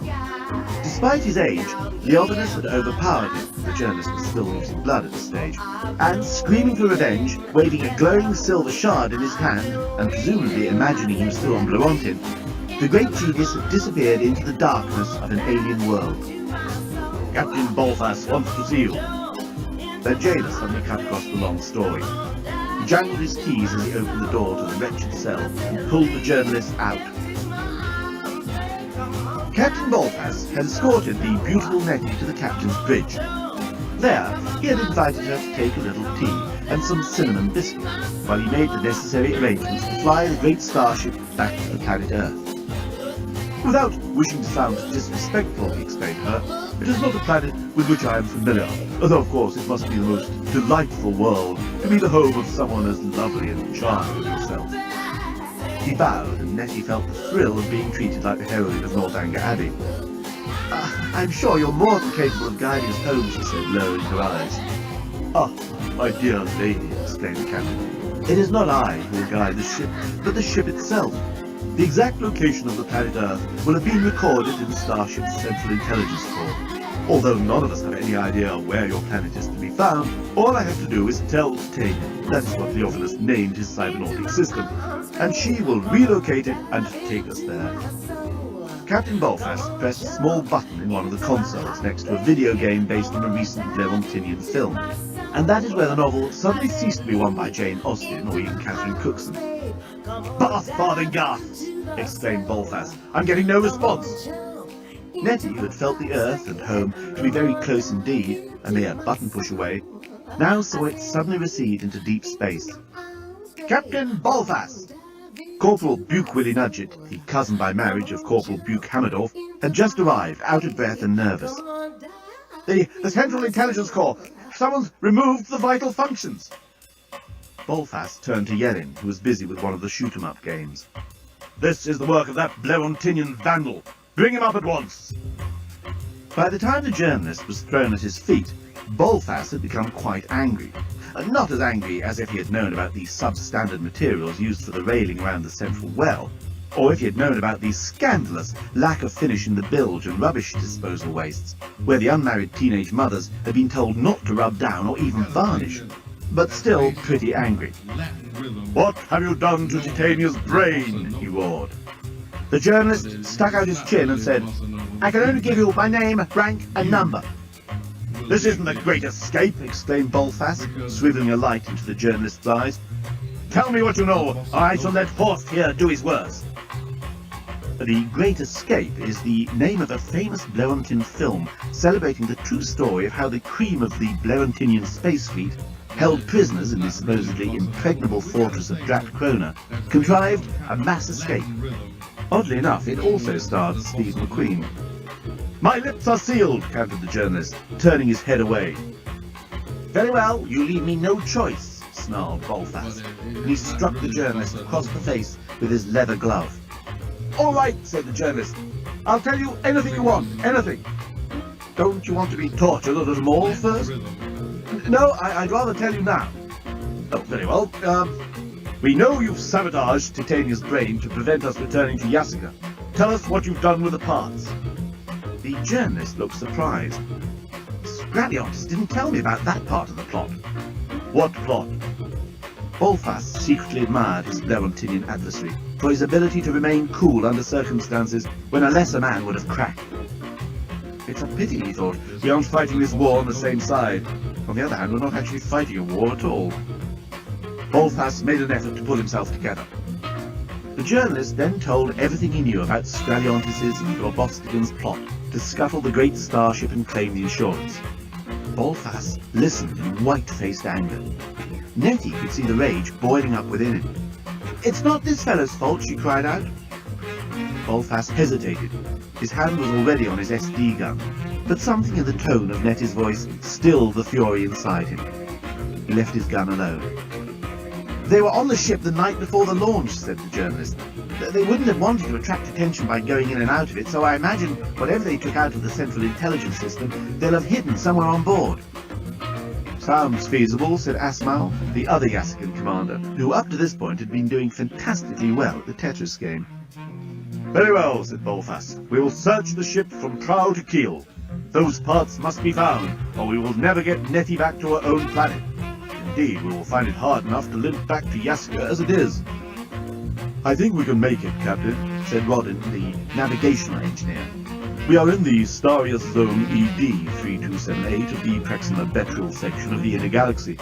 I can get us home by dead reckoning, so long as Asmal can get manual control of the ship's power. Asmal nodded. I have control now of enough functions to be able to steer, but it will be a long trip.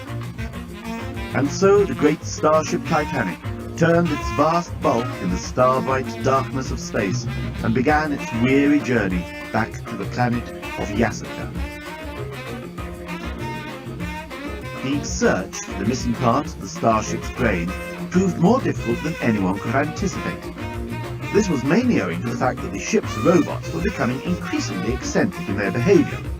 The doorbots were beginning to hallucinate, opening doors for non-existent first-class passengers' pets, and being charming to waste disposal units. The liftbots had gone into a permanent decline, convinced that the only way to avoid the end of civilization as they knew it was to eat less protein. The dustbots kept dashing out from the skirting after bits of fluff that weren't there, and tripping everybody up. But the biggest problem was in the main bar of the ship, where the barbot was trapped into some strange cyber-psychotic loop, despite the fact that they could all clearly see a piece of Titania's brain amongst the coloured glasses and bottles on the shelf behind him. Yes, sir, gently with you. Cock this tail mix, have you just, sir? The barbot veered between the charmingly incomprehensible and the belligerently drumming. Just give us that piece of cyberware on the shelf there, cried Corporal Gol Hollywell, but the barbot simply bit his nose. Ow! Cried Corporal Gol Hollywell. Every attempt to climb over the bar and get at the object was met with a surprising show of force from the barbot, and the peace-loving Yassicans were forced into retreat.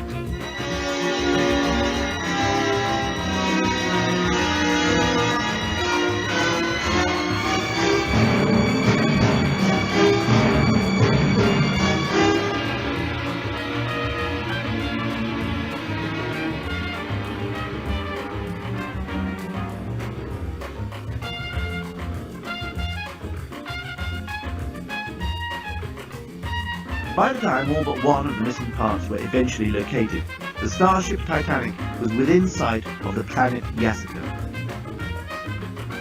Returning home was always the jailer's favourite thing in life. Soon he would have his feet up beside a blazing hearth.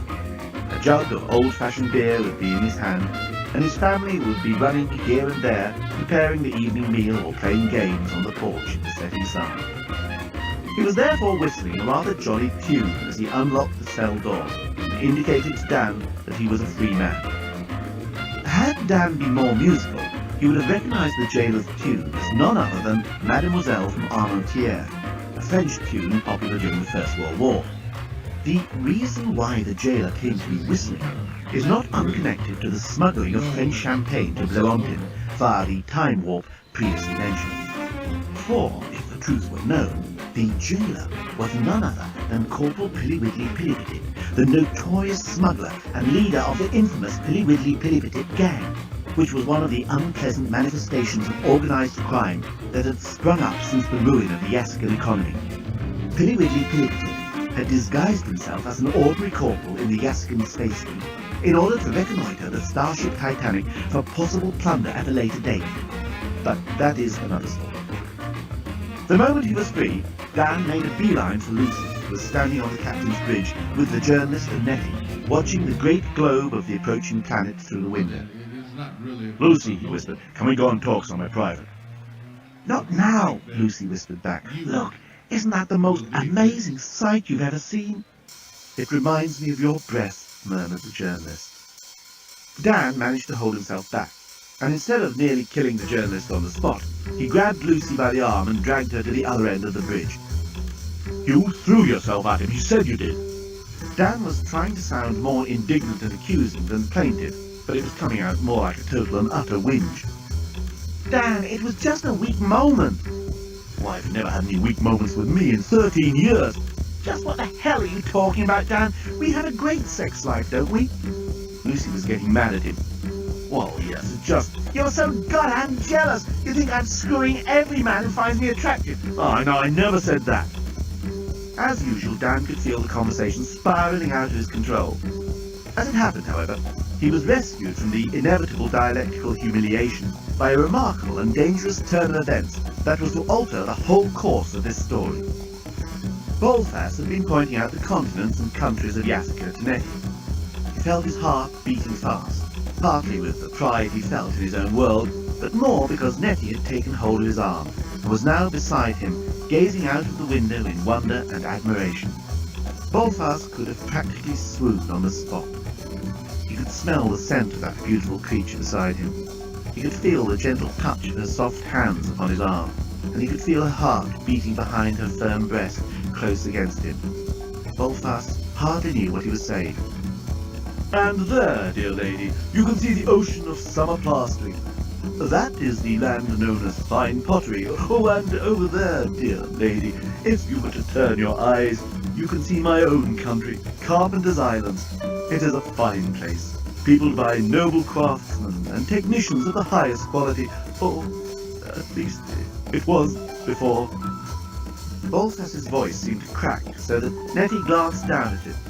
His rugged features were clouded by a furrow of sadness. "Before what, Captain Bolfas?" Nettie asked softly. "Ah, Nettie, I don't want to burden you with the problems of our world," replied the gallant captain. "I should like to know."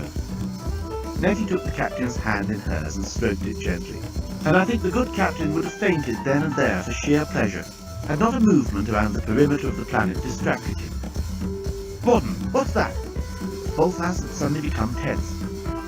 The navigational engineer peered into the distant haze around Yasaka. He put his binofocals to his eyes, and an involuntary gasp escaped him. "Blarontinians!" Bolfas grabbed the binofocals.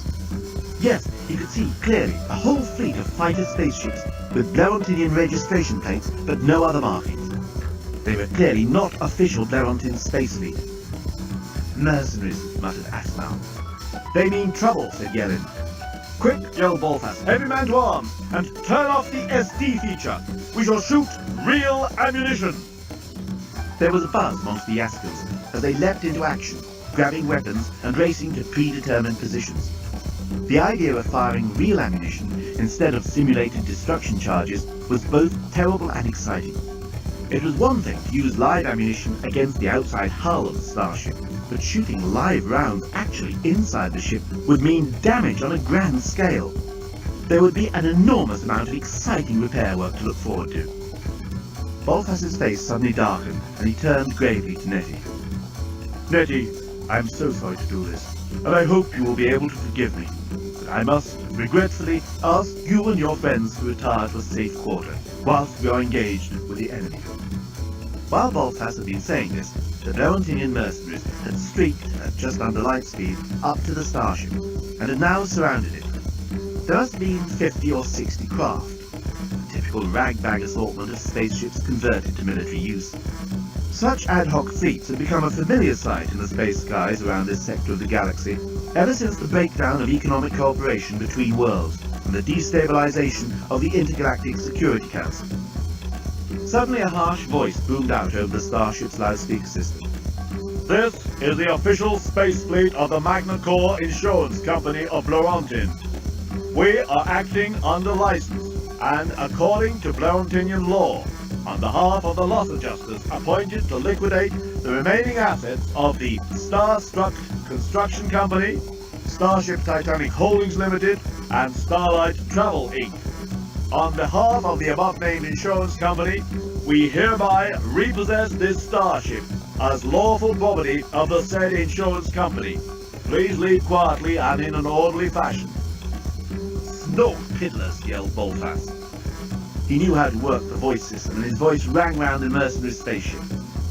"We built this ship. We lavished our care and craftsmanship upon it without stint and without grudge. We bought the finest materials and ran into debt trying to meet the wonderfully high specifications ordered by Mr. Leovinus. We were never paid a penny. Then, when the construction was taken from us, we and our families were faced with poverty and hunger. This ship is ours by every moral right in the galaxy. What is more, we claim it by right of salvage. We found it, and we have brought it back to its rightful place. Go suck yourselves." Even as he spoke, 4 of the mercenary boarding craft were clanged into the side of the starship. Grappling irons were attached to the hull and the airlocks of the Titanic were broached from the outside. At the same moment, the air around the mercenaries burst into light and smoke and noise as the Yaskans launched a furious counterattack. All this while, Nettie, Dan, Lucy and the journalist had found themselves back under arrest and being hurried towards the cells by half a dozen agitated Yaskan guards. They were about halfway along the Grand Axial Canal when an advance patrol of Blerontinian mercenaries suddenly burst out of the embarkation lobby and opened fire. The 3 Earth people and the journalist threw themselves onto the floor, but the Yaskans, used as they were to SD weapons, hesitated for a second, and in that second they lost it. Corporal Inchby Wiglet and Corporal Kazatinka Rigapetl made it to the deck, but Corporals Yarktak, Bunsleywater, Tidoloft and Forsab received direct hits. They clutched their chests and their weapons clattered to the floor. Nettie was the first to throw herself onto one of the fallen weapons, and without hesitation she turned it on the mercenaries. Considering she had never even handled a shotgun back on Earth, Nettie seemed to master the Yaskan blaster with remarkable ease. It seemed obvious to her where to hold it, and she noticed the trigger just below one of the firing chambers. She aimed it, squeezed the trigger, and flame blasted out of the barrels, and 2 mercenaries fell to the ground. "No, no!" yelled Corporal Inchby Wiglet in alarm. "Aim above their heads!" "Not on your life!" yelled Nettie, and brought down another Blerontinian. By this time, Lucy, Dan and the journalist had each grabbed hold of another of the spare weapons and started blasting away at their attackers. Their Yaskan guards were clearly shocked. They looked back at their adversaries, who even now were blasting straight at them, and, without waiting for another volley to hit them, they turned and fled. The Yaskan guards were flabbergasted. Never in the history of their nation had Blerontinians fled before Yaskan gunfire. Nettie, meanwhile, had raced forwards to the doors of the embarkation lobby. There she continued to blast away at the retreating Blerontinians, but the mercenaries were already back in the airlock and had slammed the door shut. "Mind the paintwork!" gasped Corporal Inchby Wiglet. "Well done!" cried Dan, who had just reached Nettie. She was breathing hard, and Dan could feel the heat coming off her body as he stood close behind her. Suddenly she spun round. "Oh my God! The bomb!" She pulled the mobile phone from her pocket. "Two," said the bomb. "One." "Hi, Bomb, it's Nettie." "Hi, Nettie." "Are you all right, Bomb?" There was silence. For a moment Dan thought they'd lost him. "Bomb, are you there, Bomb?" Nettie called into the phone. But still the bomb didn't reply. Dan grabbed the phone. "Bomb." "Oh, of course, let the man do it," said Nettie. Dan wasn't listening to Nettie. "Bomb, are you there? Speak to me." "I was speaking to Nettie," said the bomb in a sulky voice. "Oh," Dan handed the phone back to Nettie. "Sorry." "This is Nettie." Again the bomb remained silent. "Bomb?" Again silence. "Bomb!" A note of urgency crept into Nettie's voice. "Speak to me!" Then the bomb spoke very quietly. "I'm a mega scuttler." "Is that your name?" asked Nettie. "Yes," said the bomb. "I'm a bomb." "I know you are," replied Nettie. "I like hearing your voice, Nettie." "I like hearing yours, Bomb." "You're not just saying that." "No, I'm not. For an electronic voice, you have a very soft one. It's nice." For a moment, Nettie thought the bomb was crying. "Won't you start counting down again for me?"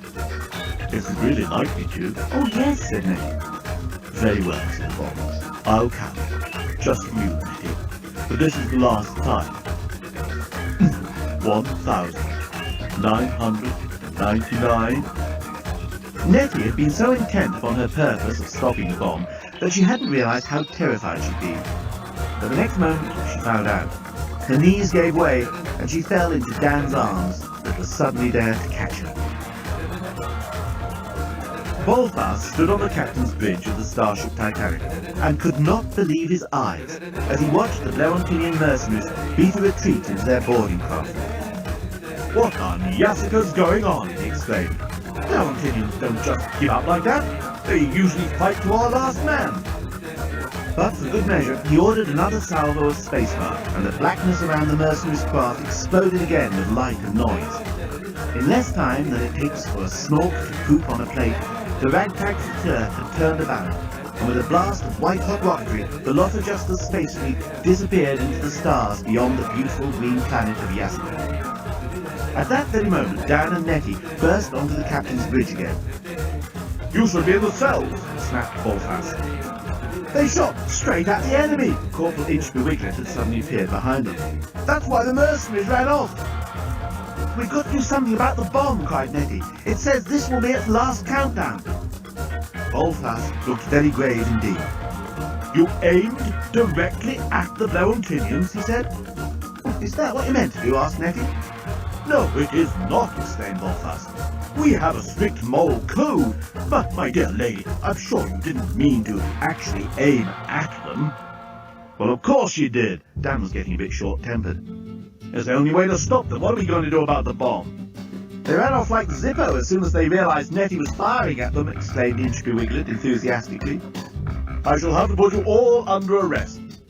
Captain Bolthouse, said Nettie in her most charming voice, we are ignorant of your ways on Yaska, and can only react as Earth people. And on Earth, I'm afraid, people aim to kill and maim each other. That's what weapons are for. I don't like it, but that's how it is. We didn't mean to infringe your code of honour. We just tried to save you and the starship from the Loss Adjusters. Now listen. And she flipped on the mobile phone. 922. The bomb was still counting. We've got 13 minutes. Very well, said Bolthouse, still stern-faced. We shall have to apologise to the Blowontinians. But they were trying to kill you, exclaimed Nettie.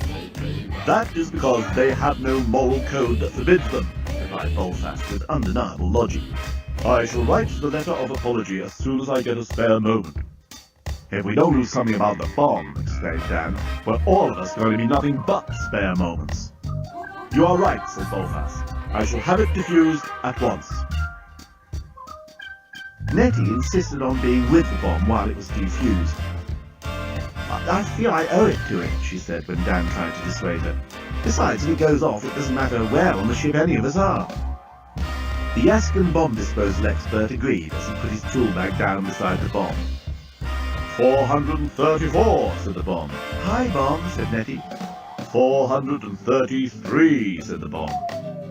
Nettie somehow knew it was not going to let itself be interrupted. This was the last countdown. How are you feeling, bomb? Nettie asked. Please don't talk to it while I'm defusing it, said the bomb disposal expert. It could be dangerous. Have you got enough time? Asked Dan. 432, said the bomb. Depends, said the bomb disposal expert, unscrewing a metal plate from the cabinet. If it keeps counting at this speed, I should be okay, but sometimes on the last countdown they can speed up. This is an 8D96 full force Mega Scuttler. If it was an 8G or even a 9A, we'd be fine. They put a servo control mechanism in to stop that problem. But with the 8D, well, you just don't know. This seems to be all in order. While he had been talking, the bomb disposal expert had removed the metal plate and exposed a dull red button which read, Defuse the bomb. Fortunately, on the 8D, they still included this automatic diffuser. Just make it simple for us bomb disposal experts. He pressed the button. Immediately, the bomb stopped counting. There was a pause. Then a siren went off. The red button saying, Defuse the bomb, lit up and started flashing, and a glass cover slid across the button, preventing anyone from touching it. Wait a mo, said the bomb disposal expert. This doesn't seem to be quite right. Congratulations, said the bomb. You have successfully defused the HD-96 Full Force Mega Scuttler. The Mega Scuttler, however, is linked into the intelligence cyber system of this starship, and unfortunately, that system is currently incomplete. The bomb has therefore gone into default mode. Please refer to manual. But where's the manual? Asked the bomb disposal expert, his voice betraying an edge of what Nettie, although she desperately tried to find a more comforting word, could only categorise as panic. You're the bomb disposal expert, said Dan helpfully. Meanwhile, Nettie had discovered a small booklet tucked under the bomb cabinet. She riffled through the pages. How to preset the timer for cooking large joints, she read. That's the manual for the gas oven, exclaimed the bomb disposal expert, grabbing it off Nettie and starting to read it avidly. Any technical manual was of interest to a Yasican. It was the sort of thing in which they could always find solace and escape, especially when under pressure. Meanwhile, Dan and Nettie scoured the engine room for the right manual. By the time the bomb disposal expert said, "Look, it has a self-cleaning function," Dan had found the easy-to-use manual for the 8D96 full-force Mega Scuttler, your user-friendly bomb, stuffed behind some water pipes. "The 8D96 full-force Mega Scuttler is designed to be the ultimate user-friendly exploding device," he read. "All operations are simple and self-explanatory." "Oh, give me that," cried the bomb disposal expert, snatching the manual from Dan's hands. "A default mode," he read. "Once the bomb has gone into default mode as a result of an incomplete intelligence system on board ship, the following conditions will apply. You will not be able to reach the defuse button. You will not be able to touch the bomb or the bomb cabinet. You will not be able to do anything anymore to the bomb, so leave it alone. Do you understand? Good. The 8D96 full-force Mega Scuttler will now explode in exactly 6 million days from the commencement of default mode." "Shit," said Dan.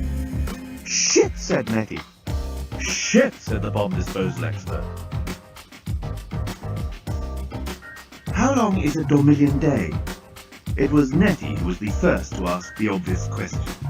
36 Dormillion hours, said the bomb disposal expert. How long's a Dormillion hour? Asked Dan. 78 Dormillion minutes, said the bomb disposal expert. It's about, well, how can I tell you? There's no point of reference. The three of them thought for some time, and were just about to agree that it was impossible to convey any idea of time from one star system to another, when Nettie said, "Got it!" Now, I won't tell you how she worked it out, but it was pretty clever. If you can't work it out for yourself, you'll have to write to the publishers of this audiobook for a self-explanatory leaflet entitled, "How Nettie Worked Out the Length of a Dormillion Day." So, 6 Dormillion days must be roughly equivalent to 10 Earth days, said Nettie after a few quick calculations. "God, Nettie," said Dan, "you're so clever. Why didn't I think of that?" The trio had just reported back to the bridge of the starship. "And how do we get it out of default mode?" Bolfast was questioning the bomb disposal expert. "Our only hope is to find the missing central core of the ship's intelligence," said the bomb disposal expert. "If we can replace that, then I can probably defuse the bomb. Otherwise it'll blow in 6 Dormillion days." Bolfast turned to his assembled crew. "Men, you hear the seriousness of this situation. Our beloved home of Yaska has been ruined by the construction of this starship and the failure of the Blerontinians to honor their debts. We built in good faith. We put our entire way of life at risk to construct the most fabulous and beautiful starcraft the galaxy has ever seen. The Blerontinians betrayed our trust. The only chance our world has of returning to its former prosperity is by our repossession of the starship Titanic. If it is blown up by this treacherous bomb, the future of our world is grim indeed. Therefore, I command you to search this ship again. I know we have scoured every last inch of it, but that central intelligence core must be on board somewhere, and we must find it." At this moment, a scream was heard over the loudspeaker system. "Lucy!" exclaimed Dan. I had to explain what had happened to Lucy and the journalist since the brief exchange of gunfire outside the embarkation lobby. The moment Nettie, Dan and Corporal Inchby Wiglet ran after the retreating Blerontinians, the journalist grabbed Lucy and pulled her into a side chamber off the Grand Axial Canal.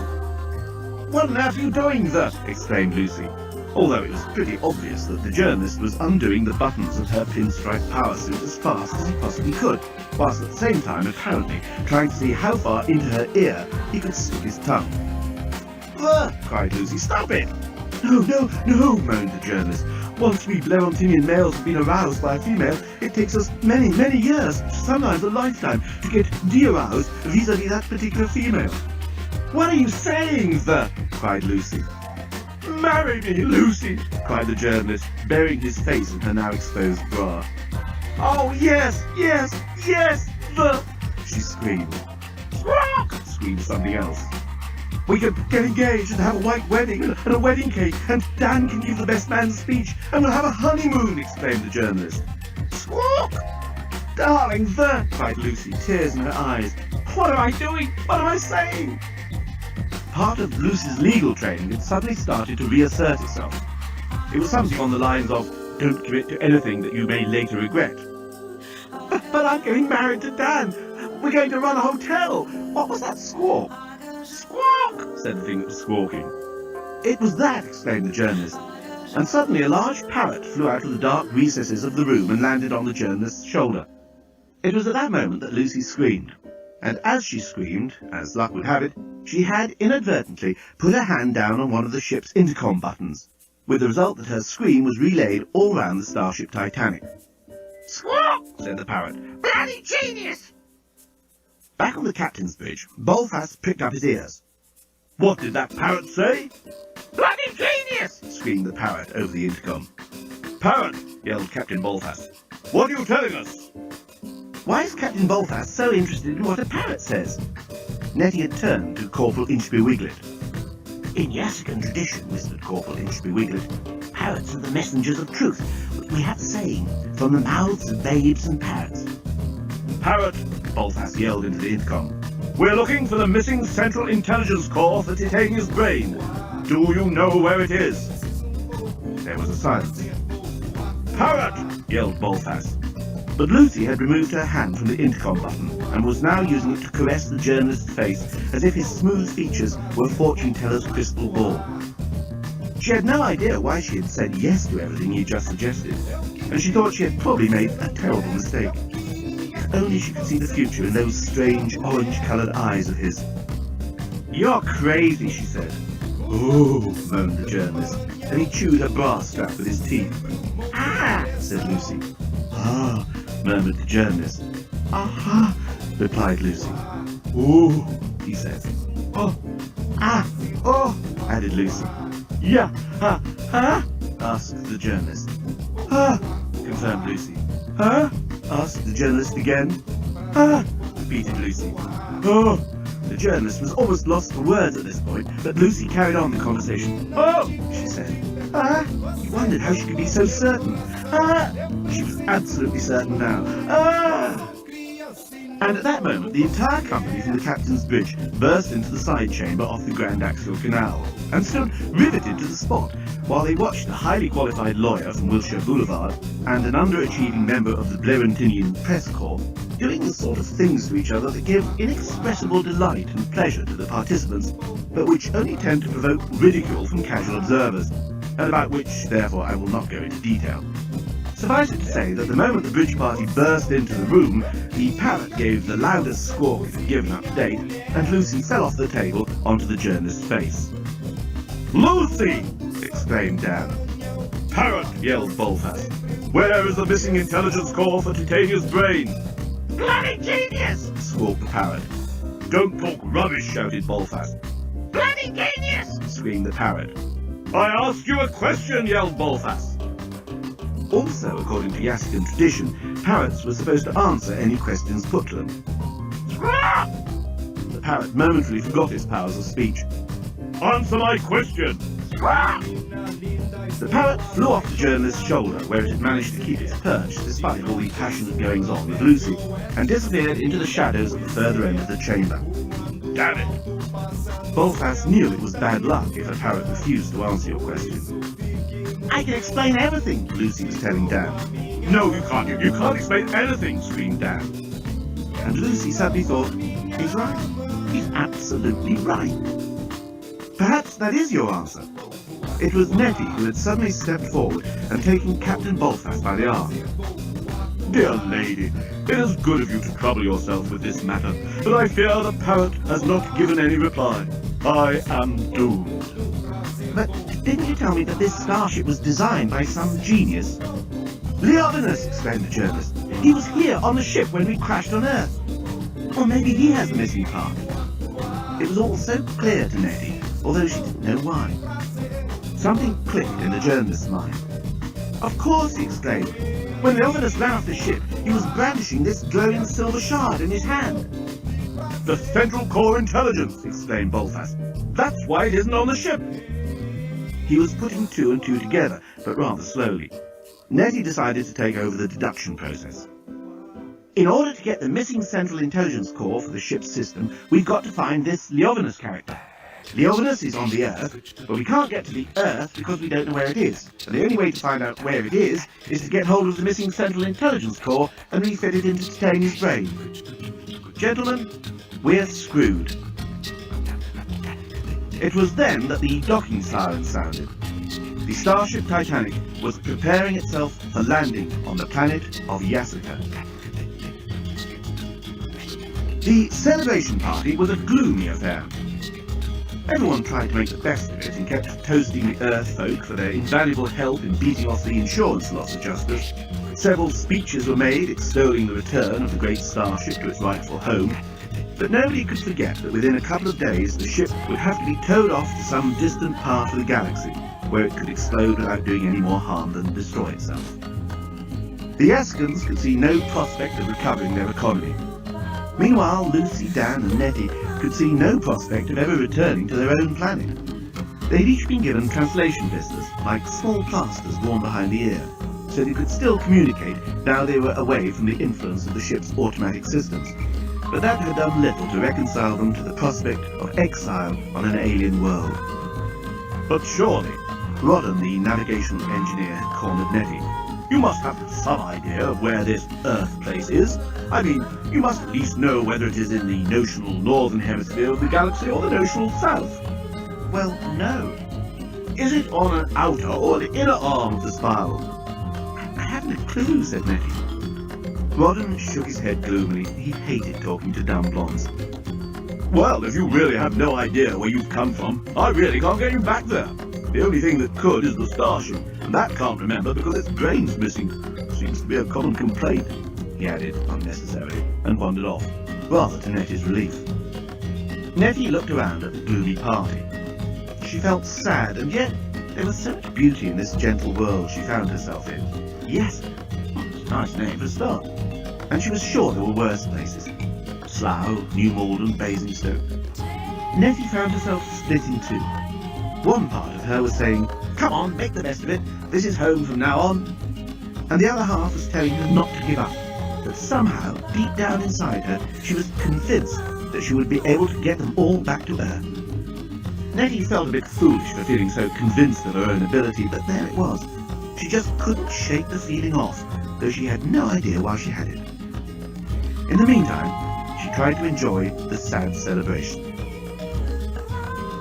The very smell of the snork roasting over open fires seemed sad, as it wafted under the gloomy Yasican pines, and then mingled with the softer, sadder scents of the night jasmine and the weeping oleanders that crowded Corporal Gulholliwell's garden.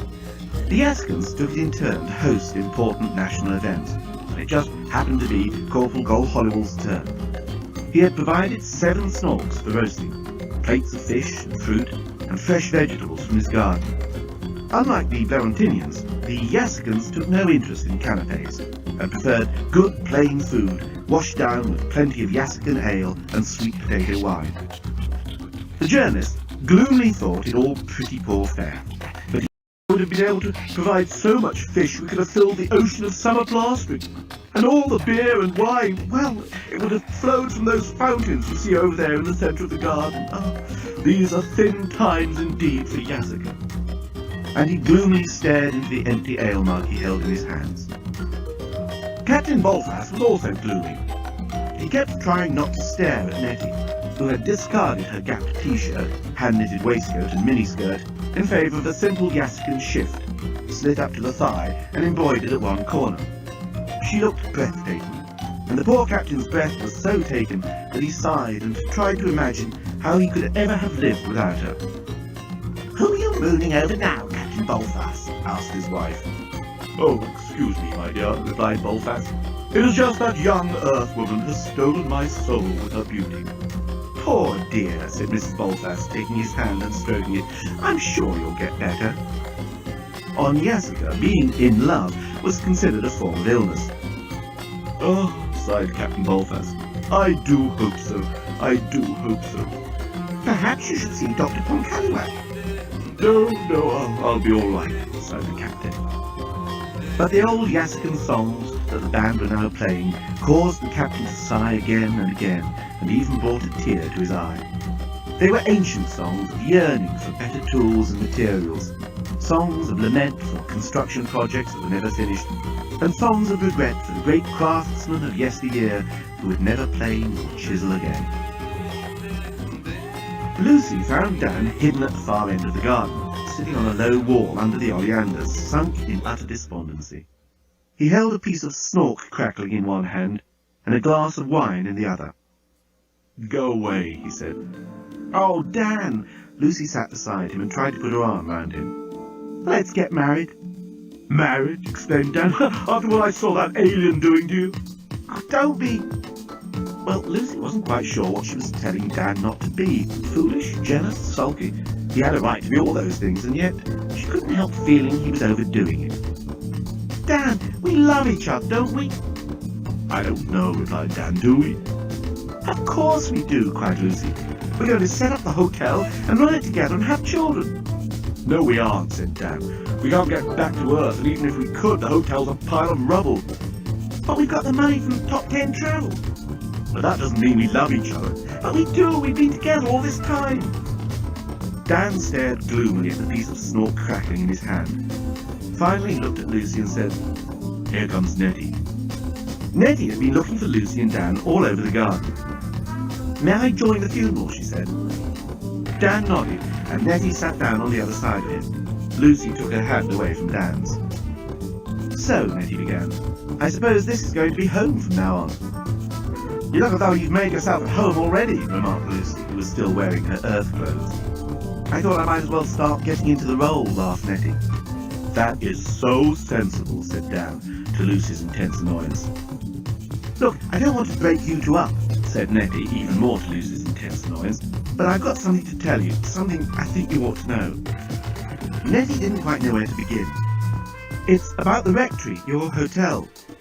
"It's sad to think we'll never be able to run it after all, Nettie." Dan sighed into his wine. "You were never going to be able to run it," replied Nettie. "What do you mean?"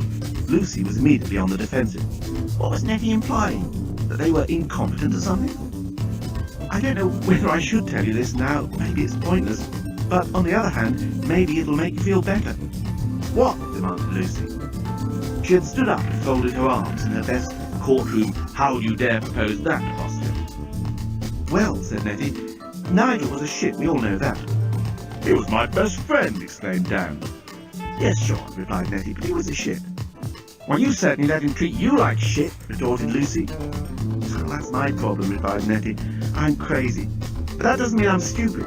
And although Nigel never discussed any of his business with me, I can tell you he didn't sell Top 10 Travel for anything like the amount he told you he had. That's why you could never get the documentation off him. He actually sold it for peanuts. You'd never have been able to pay off the rectory, let alone set up the hotel." There was a brief silence that seemed to get up, stretch its legs, and then wander off into the night. "Ha!" retorted Lucy eventually. "That doesn't surprise me one little bit." "Well, it sure surprises me," exclaimed Dan. "How do you know this, Nettie?" He felt incredibly indignant. Probably indignant at Nigel, but for the moment he was content to be indignant with the messenger. "Oh, he was so sloppy. He used to just leave documents lying around. I guess he never bothered to talk to me enough to find out that I was bright enough to see what he was up to. I kept trying to tell you, but we've never met except with Nigel in tow. It was awful. I could see you heading for disaster." "That bastard!" cried Lucy, striding around beneath the oleanders. "If we ever get back to Earth, I'm going to tear his balls off."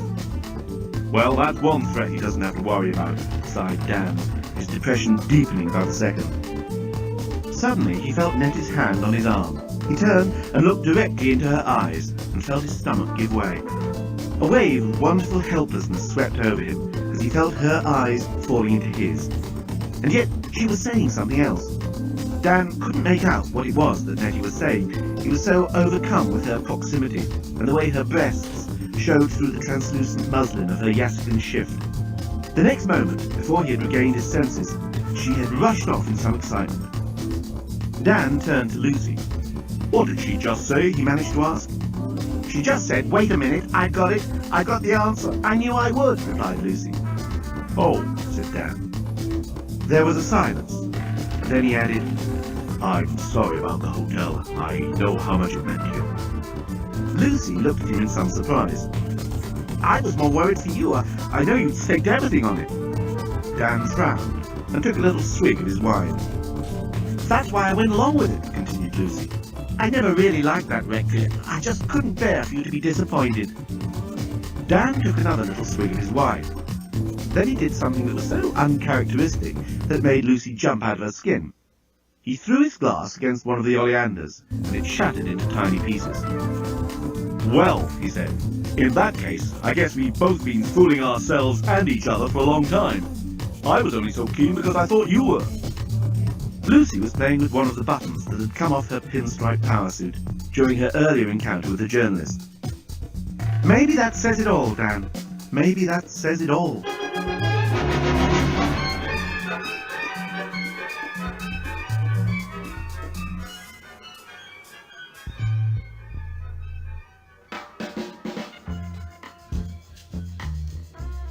Dan found Nettie in a state of some agitation. She had just been proposed to by Captain Bolfast, Corporal Inchby Wiglet, Corporal Rinton Eaglebun, Corporal Buke Hammerdorf, his half-cousin by marriage, Corporal Buke Willie Nudgett, Buke Willie Nudgett's father, Corporal Cole Hollywell, the Yaskin Prime Minister, and several other Yaskins she did not actually know, on her way across the lawn. The Prime Minister had even given her a bottle of famous Yaskin scent. "Only wear it for us Yaskins, my dear," it said, and squeezed her bottom. When Dan caught up with her, Nettie was desperately looking for her handbag. "God, you don't think anyone's stolen it, do you?" "I believe they don't have much crime here on Yaska," said Dan. "Now, there's been all this organised crime since the economy went down the chute," said Nettie. "But organised crime isn't going to bother to steal your handbag, Nettie." Dan was trying to be reassuring. "I've got to find it," explained Nettie. Her eyes were blazing just a few inches away from Dan's. Dan's knees suddenly relaxed their grip on the standing up situation, and he had to sit down on the nearest tree stump. "Great grief, that wonderful scent you're wearing." "The Prime Groper of Yasica just gave it to me, in more ways than one," replied Nettie. "Nettie, Dan didn't really have a clue what he wanted to say. It was as if the scent had wrapped itself around him and wouldn't let go until he told her the truth. "What?" Nettie was back searching a pile of clothes that was standing on the veranda of Corporal Cole Hollywell's house. "Nettie, I think I'm Dan didn't know quite how it happened, but suddenly he had his arms around Nettie's waist and was kissing the back of her neck. Nettie spun round. "Stop that," she cried. Dan backed off. "You're getting married to Lucy. You're going to start a hotel. You're going to have kids and all that sort of thing." "Everything's changed," said Dan. "We can't go back to Earth. It's all different here." And he tried to put his arms around her again, but Nettie backed away. "Now, hold on, Romeo," said Nettie. "I'm not an emotional doormat for your convenience. Besides, you're going back to Earth. We're all going back to Earth, I hope, just as soon as I find my handbag." "What have you got in your handbag? A Concorde ticket home? A pocket rocket?" Dan didn't doubt for a moment that Nettie had the solution if she said she had. He knew that if any one of them had the brains to get them back again, it would be Nettie. He worshipped her. He admired her. But why couldn't he tell her properly, instead of behaving like a sex-crazed half-wit? "Let's just find it, shall we?" said Nettie. So Dan stopped asking questions and put his mind to looking for the handbag. "I'm sorry, are you looking for this?"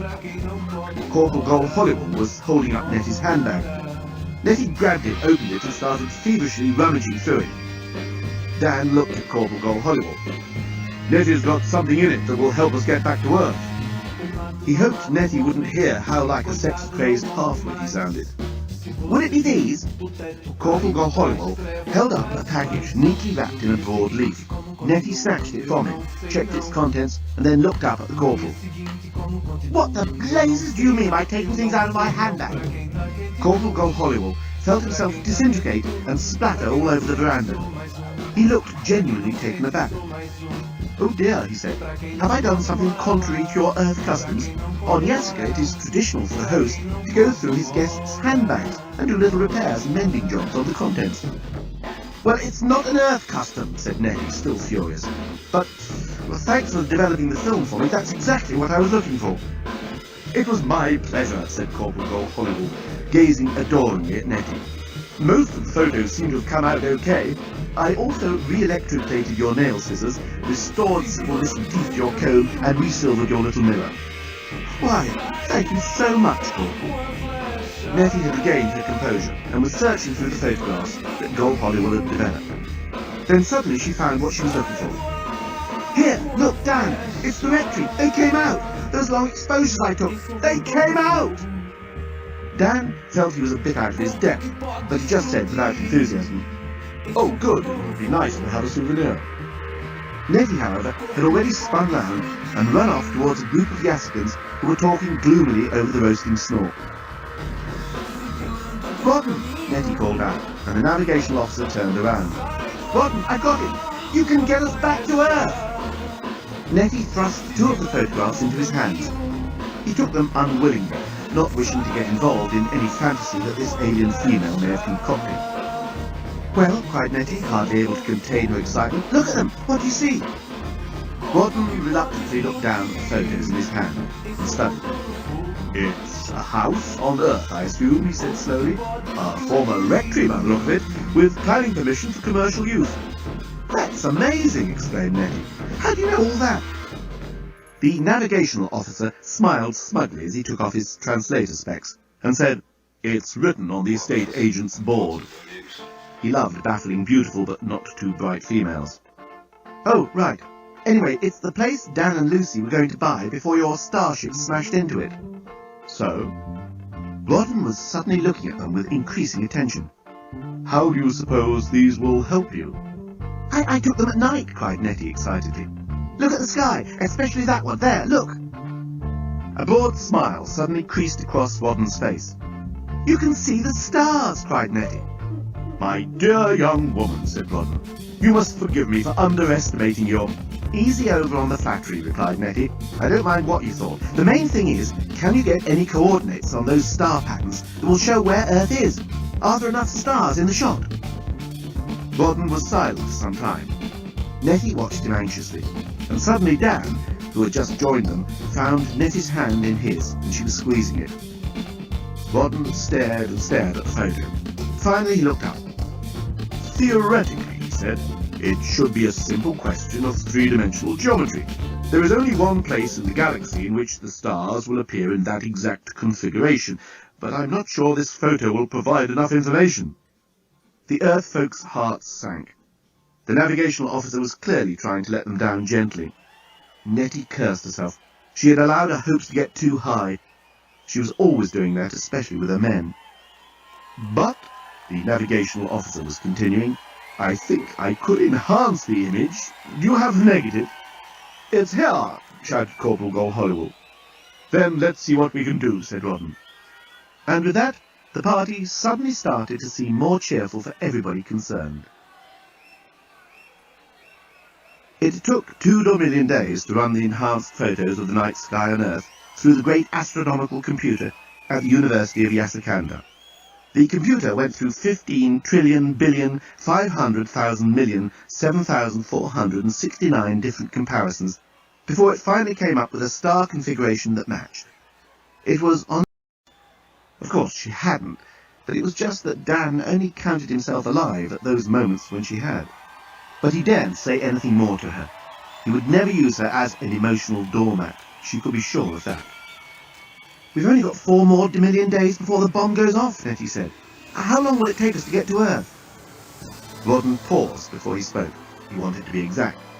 He didn't want to raise forlorn hopes in anyone, least of all himself. Finally he said, "To get to such a remote location would take 3 million weeks at best." Nettie leaned her head against Dan's shoulder and burst into tears. It was just too much.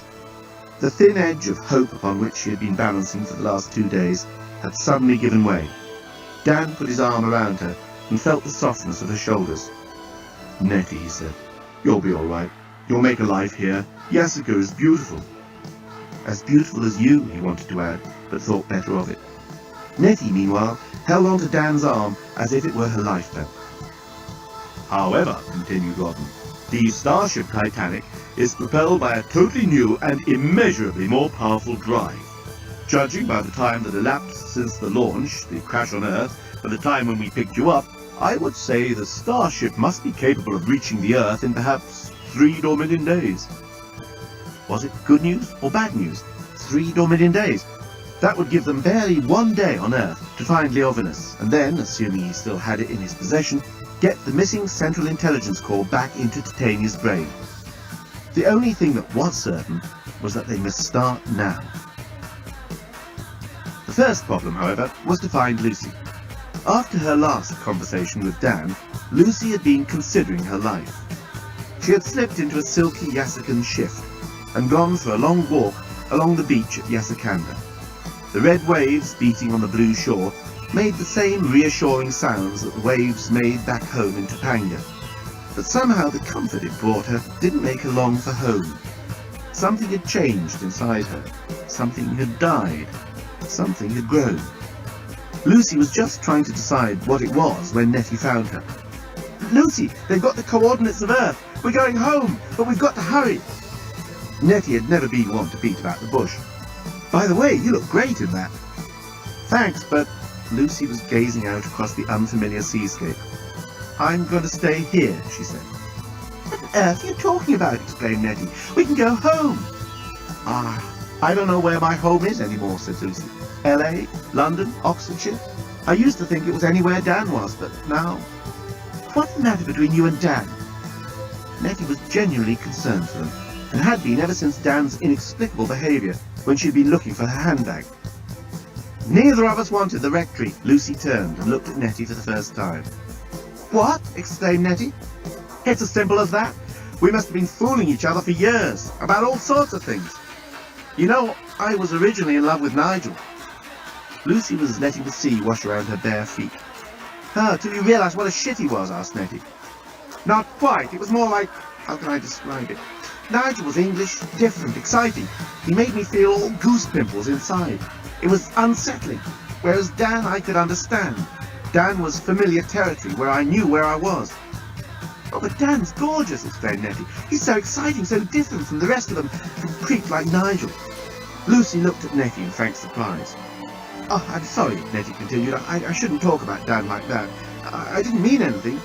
Anyway, we've got to hurry." "Hurry away. Run off. I've always done that, Nettie. I've wrapped my emotions up in a nice, smart, pinstripe suit and then walked away from them. Well, I'm not doing it any longer." "But Dan needs you, Lucy. You're a great team." "That's what we kept telling each other. We told each other that over and over again until we believed it. But all I know is that I'm a different woman from the woman I've been pretending to be." "Lucy!" Lucy and Nettie spun round. They hadn't heard anyone approaching. "Lucy, the starship's about to take off for Earth!" It was the journalist, shouting from the breakwater. "We've only got a few minutes to make it." "We?" murmured Lucy. "Of course," exclaimed the journalist. "You don't think I'd let you go back on your own? Not now you've said you'll marry me." "But I'll stay with you here if you want me to." Lucy had run up to him and was kissing him. Said the journalist. "I've got to see this thing through to the end." And suddenly the three of them were racing along the sands towards the spaceport. The journey back to Earth in the starship Titanic was pretty uneventful for the first 117 million miles. The deskbot was just as snooty as always, but since Lucy, Nettie, Dan and the journalist were travelling first class, VIP status, all the other bots were unbelievably obsequious. The lift bots gave Dan a surprising account of the Dunkirk evacuation, which made it sound like a great victory for the Allied forces, and the deskbot asked for Nettie's autograph. Nobody was quite sure why, until they overheard the deskbot whisper to one of the doorbots, "That's Gloria Stanley, the actress, you know." But otherwise, routine life aboard the ship ticked on. Captain Bolfast put a brave face on his hopeless passion for Nettie, and yet, as he told his wife, it had at least given some purpose to his old age, even if that purpose were just to get over it. Nettie, for her part, was mainly concerned for Dan. He seemed to be taking his separation from Lucy and her wild affair with the journalist rather badly. He mostly kept to his cabin, and when he ate with them, he was generally silent and morose. Poor Dan, Nettie thought to herself. He must be going through hell. After all, he and Lucy have been so close for all those years. Now to see her so besotted with another man, and an alien at that. Lucy and the journalist also mostly kept to their cabin. But judging from the sounds emanating from behind their closed door, they were not brooding about anything. It sounded as if they might have been playing polo or doing a bit of water skiing, all mixed in with some pretty serious weightlifting.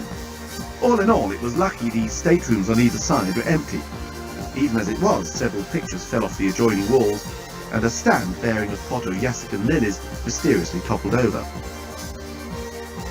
On the third day, the great starship moved into the region of space beyond Proxima Centauri. "We should locate your star any minute." "Well, what do you call it?" asked Captain Bolfas. "The Sun," said Nettie. "What a beautiful name," said the gallant captain, gazing at Nettie's exquisite profile.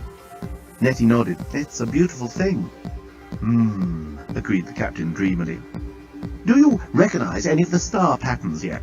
asked the navigational officer anxiously. It was all very well heading for an unknown destination with such scanty data, but in this case they were all aboard a ship that was destined to explode within 2 days' time.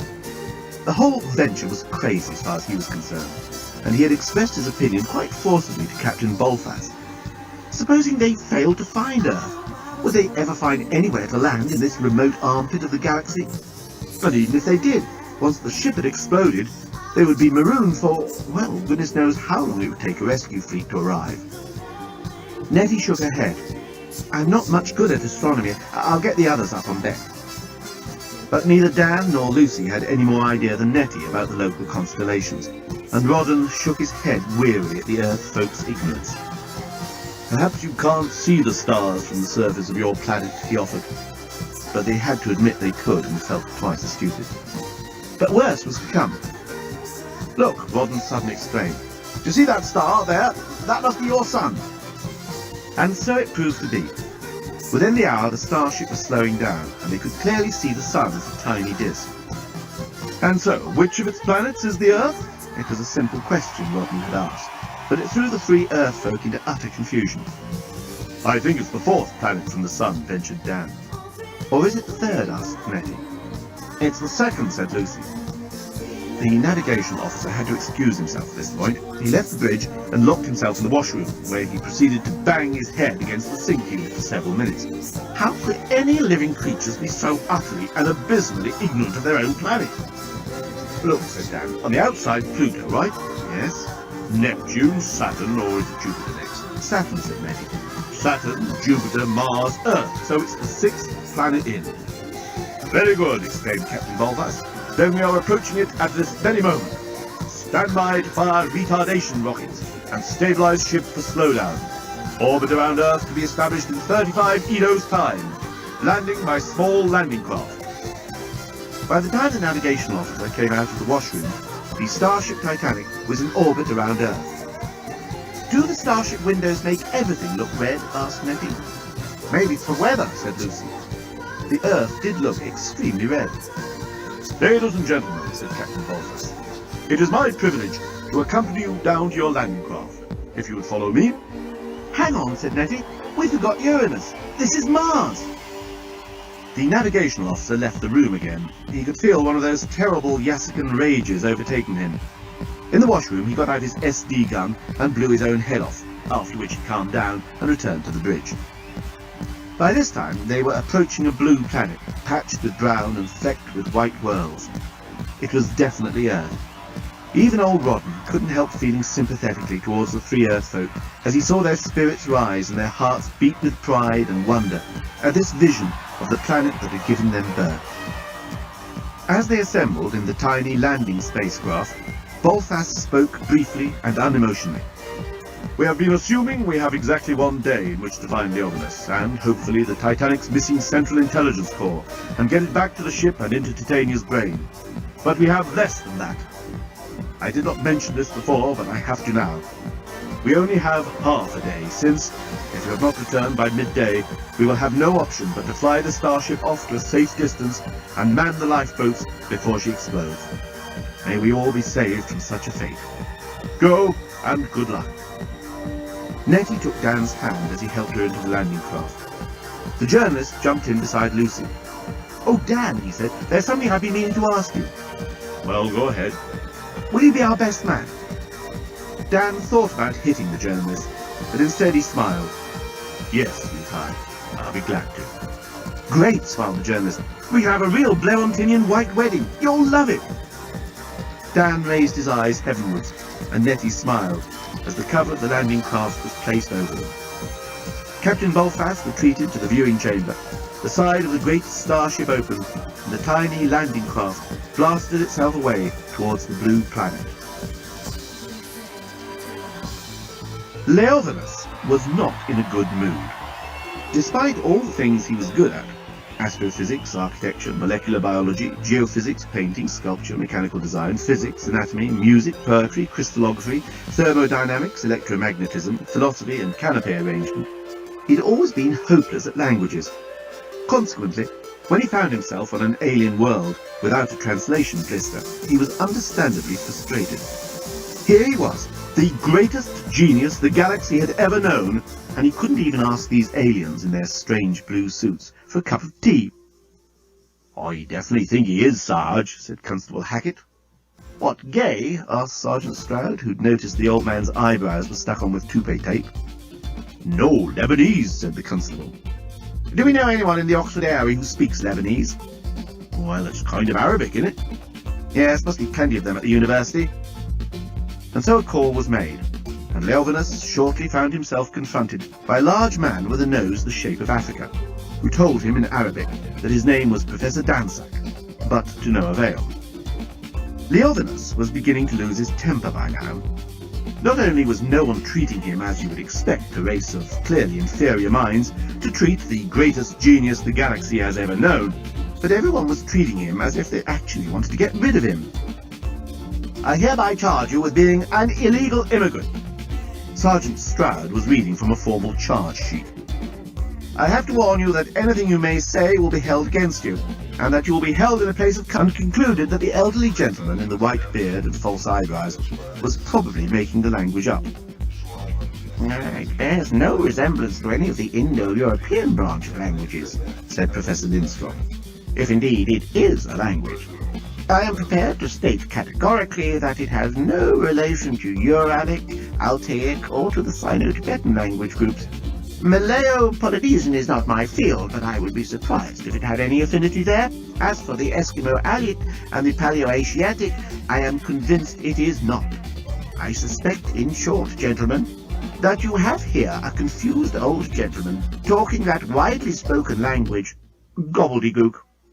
He probably ought to be with his family at home or else being cared for in an institution."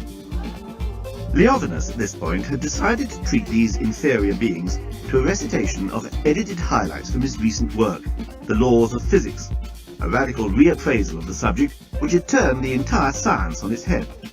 It was, perhaps, the single most important volume ever written in the galaxy, and merely to hear it again gave the great man a sense of belonging, and reminded him that he was an individual of immense importance, no matter how they treated him on this remote and primitive planet. He was still reciting from his 10th law of thermodynamic stress when Sergeant Stroud banged the door of his cell behind him. Leovinus looked around his new environment. His suspicion was that he was not in a hotel. Entry appeared to be regulated by a simple locking device, and defecation appeared to be in a bucket. What a savage world he'd got himself stuck on. If only he'd regained consciousness before the starship crash-landed, but he hadn't. After his fight with Scraliontis, he'd remained unconscious throughout the entire launch, the SMEF, spontaneous massive existence failure, and the crash-landing on this god-forsaken planet wherever it was. He'd only come to when that wretched journalist had unrolled him from the curtain. Thinking it was still the morning before the launch, and that Scraliontis must have returned home to gloat over his evil scheme, Leovinus had commandeered the service lift and charged off out of the starship, screaming for revenge. In the dark, he had failed to notice that he was no longer on the launch pad at Bloontis. It was not until he was a good distance from the ship that he heard the sound of the great power drive coming to life. He had spun round and watched his great masterpiece rise up into an alien night sky. It was at that moment that he realized he was stranded on an unknown, unidentifiable world. In a state of shock, Leovinus opened the door of a small vehicle he happened to find parked nearby and climbed in. The vehicle was, as it turned out, already occupied by a particularly dim-looking alien who nearly wet himself with terror when confronted by Leovinus. The great man himself was, for the first time in his life, unable to think of anything to say, aware that whatever he did say would not be understandable. He had therefore sat there without speaking and allowed the alien to drive him to the present building in which he found himself, and which he was increasingly convinced was not a hotel. What a complete and absolute mess. For God's sake, I want to see a lawyer! Leovinus screamed at the top of his voice, and he rattled the bars of his cell in the time-honoured tradition. Sergeant Stroud looked at Constable Hackett, and they both shook their heads. He might be a harmless, confused old man, but as far as they were concerned, it looked better in the station log if he were an illegal immigrant. They'd score a few points with the Home Office if they could get him sent back to somewhere or other, maybe Chad or Zimbabwe. Lucy thrilled to the expert way the journalist brought the landing craft down in what had been the garden of the old rectory. In the darkness, the ruined house looked even more desolate than it had on that fateful night. Souvenir hunters had stripped it of everything movable, including loose bricks. The plan was to try and pick up Leovinus's trail, starting from the crash site. There was also the possibility that he might be still hanging around, hoping the starship would return. It was not a bad plan as such, but as Dan jumped out of the landing craft, a loudspeaker crackled across the old rectory lawns, and a blinding searchlight hit him full in the face. Put your hands above your heads. Do not make any sudden movements. You are surrounded by armed police. They had not reckoned on the Oxfordshire Constabulary, who, flushed with their recent success in capturing an illegal immigrant, had set up the spacecraft had disappeared into the night, and the Oxfordshire police were left staring at the empty sward. Calm down, everyone! Nettie had taken over, although Lucy was contributing the most volubly to the discussion. Ah! Ah! She was choosing her words carefully. The journalist was concentrating on controlling the craft. Dan was shaking. Okay, continued Nettie, we've got 12 hours to find Leovinus. Our two chances are, 1, picking up his trail around here, and 2, Nigel. Nigel? Dan's hackles were up. Could this wonderful woman still be thinking about that schmuck? He's the one person we know was here at the site when Leovinus walked off the ship. He may have seen him, may even know where he is. Nettie, you're a genius, said Dan. Ah! Oh! Lucy added. I suggest you and Lucy investigate around here, while the here drives me to London to find Nigel. Nettie had it all worked out. Within a few minutes, the landing craft had deposited Dan and Lucy in a quiet back lane near the hotel where they had been staying. And in another minute, Nettie and the journalist were heading for the M40.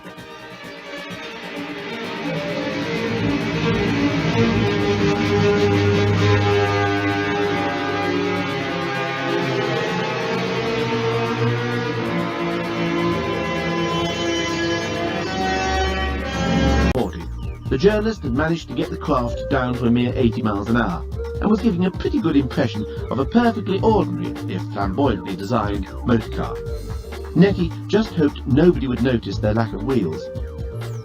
Being the rush hour, most drivers weren't looking where they were going, as they crawled their way towards central London. The finest jam, however, was reserved for the picturesque stretch after the Uxbridge turn-off. There was road construction, and the rush hour simply ground to a deadening halt. Perfect pangolin, exclaimed the journalist. What sort of a transportation system do you call this? The more popular it is, the slower it goes. What genius worked this out? He was really quite indignant. Well, it's inevitable, isn't it? Nettie found herself being surprisingly defensive of her planet's right to have traffic jams. Of course it isn't, exploded the journalist. You have to devise a system that goes faster the more popular it is, so it can cope. It's perfectly obvious. Nettie was drumming her fingers on the dashboard of the landing craft and smiling at anyone who happened to give them an odd look. Smiling was always the best way to make them look away. She was also glancing with increasing frequency at her watch. Time was running out. The jam moved an inch nearer London. I mean, a transportation system with an average speed of just above stationary is not really a transportation system at all. The journalist was raving by now. It's more like a storage system. Okay, Let's do it. Nettie suddenly sounded decisive. I've always fantasized about this. What? Take her up. Nobody's watching. And sure enough, when the journalist gunned the spacecraft up into the air and sped over the heads of the preceding traffic, nobody seemed to notice. He set the craft down again in an open space on the other side of the jam. The driver of the car they landed in front of was not a happily married man.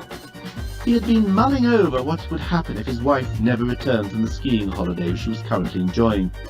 Perhaps she would run off with the instructor and breed alpine sheep and serve English teas to walkers in the summer. But then there were the children. He'd have to get them to school every day on his own, and he wouldn't be able to stay at the office after hours to chat up that new secretary. At this moment, a sporty-looking car suddenly appeared in front of him. "Jesus!" he exclaimed, swerving involuntarily. "I didn't even notice it overtaking. God, the speed some people drive at." It was only as the sporty car sped away in the fast lane that he noticed it didn't seem to have any wheels. Concentrate, he told himself, otherwise you start seeing things. Another jam brought them to a resounding halt just as they reached the Westway overpass. "Oh no," groaned Nettie. "We used to have problems like this on Bloontin," observed the journalist, "several million years ago, before intelligent life developed." "Oh, shut up," said Nettie. She couldn't bear self-satisfied aliens who couldn't see any of the good things about Earth. "This is hopeless. We've only got 9 hours left. Where have we got to get to?"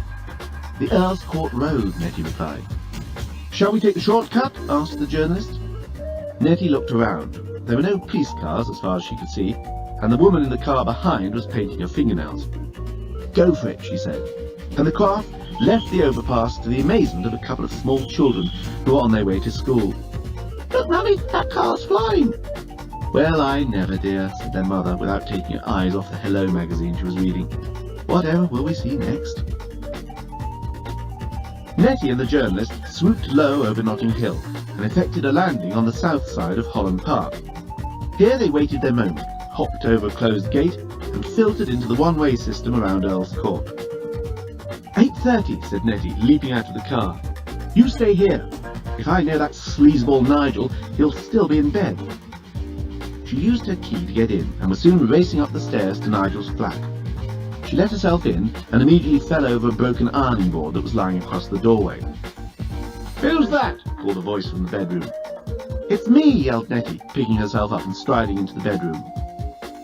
The young girl with whom Nigel was currently in Congress tried to pretend she was merely sitting astride a pile of old laundry.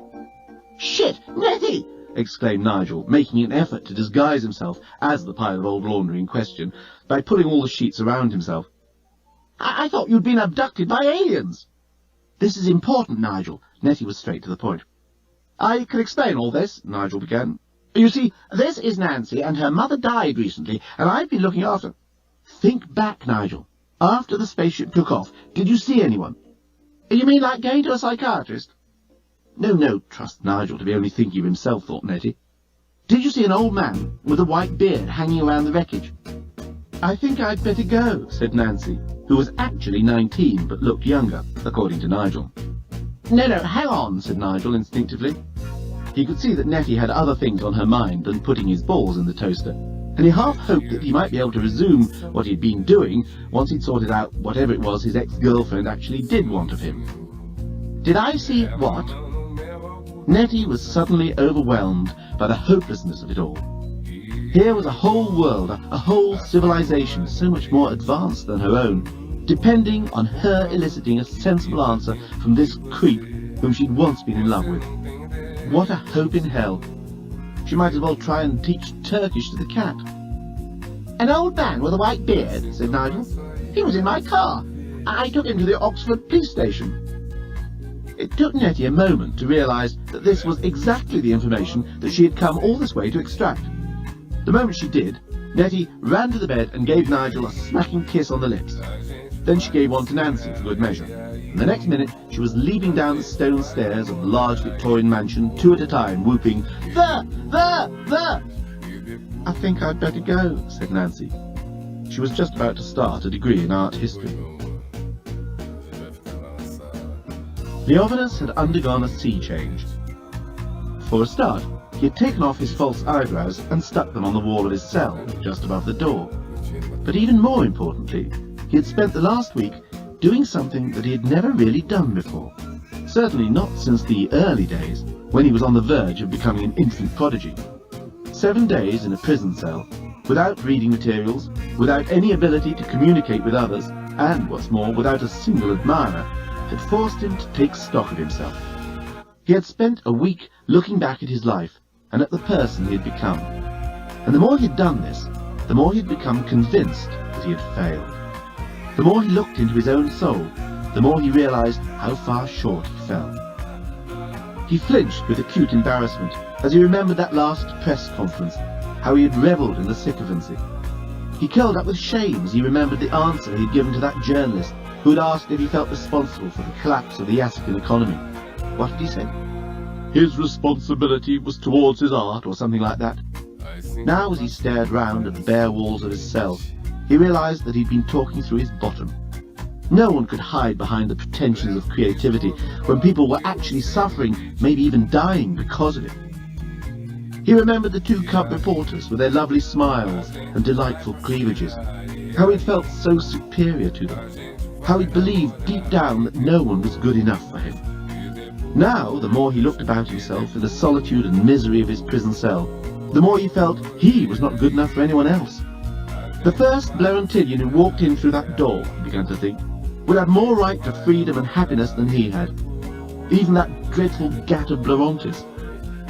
Leovinus had been granted such wonderful gifts, such fabulous, unlimited gifts, and what had he done with them? Had he made anyone else happy? Had he brought prosperity and peace to other worlds? No. As far as Leovinus could see, he had used his gifts almost exclusively for his own self-aggrandizement. Full stop. It was pathetic, now that he looked back. Had he been loved? Had he loved? And here, had you been eavesdropping outside the great man's cell, as indeed Constable Haggett was doing, then you would have heard a terrible groan rise up from the greatest genius the galaxy had ever known, as he remembered how his love and affection had been focused not on a living creature, not on a wife, not on a lover, not even on a pet snorkeling, but on an agglomeration of wires and neurons, sensors and cybernetic pathways. Titania, his last, his greatest, his absolute obsession. "But she loves me," he cried from the depths of his despair. "But she is not real," came an answering echo, as his thoughts bounced off the bare cell walls. "You created her."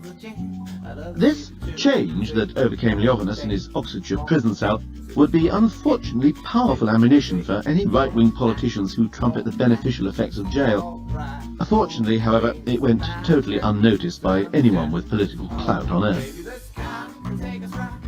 Leovinus had just reached that point of self-castigation at which he was really beginning to enjoy it, when he was rudely interrupted. "Visitors for you, Chang," said Constable Hackett. He'd grown rather fond of the old fellow over the past week.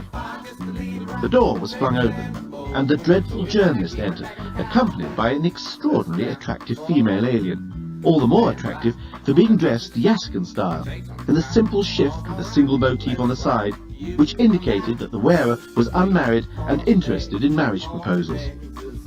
She was also wearing that fabulously expensive Yaskin scent that was now almost unobtainable on Blarontin. "My dear friend," exclaimed Leovinus to the surprised journalist, "you are far more worthy of freedom and happiness than I." It was an odd thing to say to the first Blarontinian to walk in through the door, but Leovinus, who had just been thinking he'd never get a chance to say it, said it anyway. "There's not a moment to lose," exclaimed the remarkably attractive and remarkably available female alien. "We've only got an hour left." "Have you got it?" cried the journalist. "I don't know," replied Leovinus. "I am no longer sure what I have got and what I have not. When I look back on my life, I almost feel I've thrown it all away, and I've been left with nothing. Dear lady, will you marry me?" Leovinus knew it was considered poor manners not to propose to any young female wearing the specially patterned shift. "Have you got the Central Intelligence Corps, Titania's brain?" interposed the journalist, before Nettie could reply.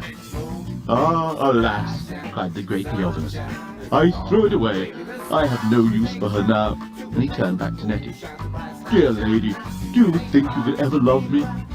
You can't have thrown it away, screamed the remarkably attractive and available female alien. Think, yelled the dreadful journalist. Where did you throw it? What does it matter? Leovinus had grown a trifle maudlin. This was actually the result of the famous Yaskin scent which the Yaskin Prime Minister had given Nettie. Nettie had dabbed us spot on as they waited for the cell door to be opened. It was a nervous reflex, prior to meeting the greatest genius the galaxy had ever known. What Nettie was unaware of was that one of the reasons the Yaskin scent was so famous was because it had an extremely intoxicating effect. Ha! Mr. Journalisto, see what oldie crank, pun's the fun trick. Leovinus was quoting a Bleontinian nonsense rhyme that was often sung to children at bedtime. "Sock hens, man!" shouted the journalist, who had suddenly realised what kind of scent Nettie was wearing. "Schneisel, we know where you threw the Central Intelligence Corps." Oh no! If he got drunk, he wouldn't be able to drive them back to the starship. "Nettie," he screamed, "quickly, you've got to get out of here!" "Not on your life!" exclaimed Nettie. "You think you can handle this better just because you're a man?" No, I'm not a man. That is, I'm a Bleontinian." The journalist had started giggling. Now Leovinus started too. "Stop it!" cried Nettie, trying to shake some sense into them. "How can you laugh? We've got to find Titania's intelligence core. Where is it, Leovinus?" But the more she shook them, the more the Yaskin scent wafted up from her beautiful body and blew the minds of the two Bleontinians.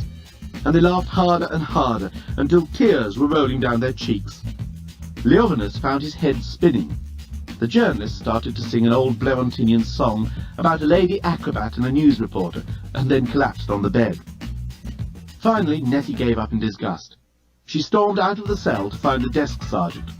Perhaps he had Titania's missing piece in safe custody. The moment Nettie had gone, the journalist made a valiant attempt to pull himself together. He managed to stop laughing with partial success, and as his head began to clear, he turned on Leovinus and shook him until the old man regained his senses. "Think," cried the journalist, "even if you've never done anything decent in your whole of your wretched life, do it now. Remember where you threw the missing bit of Titania's brain." This appeal could not have been more calculated to penetrate through to Leovinus's great, though intoxicated brain. "The Central Intelligence Corps, Titania's cerebral artery. Where did I throw it?" "Yes, damn it, man, where did you throw it?" Oh, I know, in the corner, over there." The great man pointed to a corner of the cell. In a flash, the journalist was there, scrabbling behind the latrine bucket, and the next moment, he suddenly stood up with a glowing silver shard in his hand. But before he even had time to give a yell of triumph, Nettie appeared at the cell door. "We're too late," she announced. "My watch must have been wrong. According to the police station clock, it's already midday." And even as she spoke, they heard the BBC's pips from the superintendent's radio. The starship Titanic would already be on its way to its graveyard in space. Dan and Lucy had had a miserable time of it. They had traipsed around the Oxfordshire countryside with a growing feeling of helplessness. Nobody had seen any old man with a white beard. Nobody had heard of aliens arriving from outer space. Nobody wanted to know either. Such things didn't happen in Oxfordshire. Finally, they retraced their steps to the hotel where they had all been staying. Here again they had drawn a blank. Yes, Nigel had checked out that day. No, he had not had anybody with him. No old man with a white beard had checked in. Nothing. Zero. They sat over a miserable cup of coffee, and Dan looked blankly at Lucy. She suddenly seemed so far away from him. Wasn't that what she'd always said about him? That he had seemed so far away? He tried to think of all the things that had made them feel close in the past, and yet everything he thought of now appeared like a figment of his imagination, like Lucy's enthusiasm for turning the old rectory into a hotel. In a way, he thought, their whole relationship had probably come out of his imagination. He had dreamed the whole thing up, and now it was shattered. Nothing remained between them, not even bitterness. Lucy watched Dan brooding over his coffee and wondered if he would be all right. She felt guilty. She felt she'd let him down. But now that she had discovered that there was part of her that had been asleep all the time she had been with Dan, she knew there was no turning back the clock. It was as if she herself had created the bond between them, A bond that protected her from other, stronger, more frightening feelings that she was capable of, but a bond that did not otherwise exist. Lucy put her hand on Dan's. "I'm sorry," she said. To her surprise, Dan looked up and smiled. "We've been a good team," he said. "We've helped each other to get where we are, and now I guess we're ready to move right on." Lucy leaned across and kissed him lightly, and at that very moment, Nettie, the journalist, and Leovinus walked in the door. By the time they had persuaded the Oxford Constabulary that Leovinus was not an illegal immigrant, even though technically speaking he was, it was well after 1:30. By the time Nettie had been able to shower off all the intoxicating Yassican perfume, it was 2:30. And by the time they found Lucy and Dan, the deadline was well past. They all slumped in front of their coffees and nobody said a word, until Nettie suddenly looked up. "Listen," said Nettie, "it's no good us all just sitting here like burnt toast. I know there's not much point, but I suggest we go back to where we left the starship in orbit, just in case they may have left something, or somebody may have got left behind, or I don't know what. All I know is I won't be happy until I've seen it's not there." "You are so charming, dear lady," said Leovinus, "and possess such a fine mind." It would be hard to say who was more jealous, Lucy or Dan. Neither of them said a word, however, and there followed a short argument about the futileness of doing what Nettie had suggested, which seemed about to segue into a discussion about the futility of existence itself, until Nettie cut it short. "Well, I'm going. Will you take me though?" Strangely enough, they all felt more cheerful as they took off in the tiny landing craft. The illusion of doing something, no matter how useless, is always good for the psyche. They roared up into the stratosphere, and there, with Earth rolling beneath them, a wonderful ball of real life, they suddenly saw another, even more wonderful sight. An astonishing sight. A sight that made them cheer and shout and kiss each other. And Dan found himself kissing Nettie, and being kissed back by Nettie, and then kissing Nettie again. And then she was kissing old Leovinus, and Dan reminded himself that she had rejected him before, and there was no point in being hurt again. And then he suddenly remembered the sight, the wonderful sight that had made them all cheer and start kissing each other in the first place. Over the Earth's glowing blue and white shoulder heaved the immense and fabulous shape of the starship Titanic. "Of course," yelled Nettie. "We're idiots. Captain Bolfas was talking about 2,000,000 days." She checked her watch. "We've still got 20 minutes to go." Leovinus gazed into her beautiful face. Her eyelids fluttered, and slowly she opened her lovely eyes and gazed back at him. He had slipped the missing cerebral artery, the central intelligence core, into Titania's brain as gently as he could. He knew the shudder of life that would run through her would bring both joy and pain, as unused neurons and dormant cybernetic pathways pulsed into new life. "Titania," whispered the old man, "I still love you." Nettie, Dan and the others gasped as the beautiful creature raised her head off the floor, leaned up on one elbow, and then, her hair spinning around her shoulders, rose majestically, powerfully, and sat as she had always been designed to sit, with her chin resting thoughtfully upon her hand. Titania had come to life, and the starship Titanic was finally complete. At once, Nettie felt a change in the starship, as if a powerful and benign presence were watching over them all. Her presence was hugely intelligent, kind, wise, caring, serene, warm. Nettie squeezed Dan's hand. "Dan," she said, "would you kiss me again?" And that really is the end of the story. Captain Bolfas, Lucy and the journalist were able to disarm the bomb as soon as Titania came to life, much to the bomb's relief. It had never really wanted to explode. The grateful Yassicans offered Dan, Nettie, Lucy and the journalist shares in the starship as a reward for their part in saving it. They also invited Lucy and Dan to run it as a hotel. Dan bowed out gracefully. He wanted to stay on Earth, he said, and so Lucy and the journalist became the proprietors of the Starship Titanic Hotel Incorporated, the most hugely successful luxury holiday enterprise in the entire galaxy, and one which put the Yassican economy back on its feet within the first year of operation. The Yassicans returned to their peaceful, prosperous way of life and craftsmanship, and celebrated the starship with a full-scale statue in superb detail inside and out in the main square of Yasakanda. Lucy and the journalist were married with elaborate ceremonies both here on Earth and on Blerontin. He wrote up his story, and it became the scoop of the century, and made him so much money that he was able to give up journalism entirely and devote himself to more useful things. Being no longer a journalist, of course, also meant he was able to tell Lucy his true name, which turned out to be Tiddlepuss. So she called him Tiddles, and that suited Lucy just fine.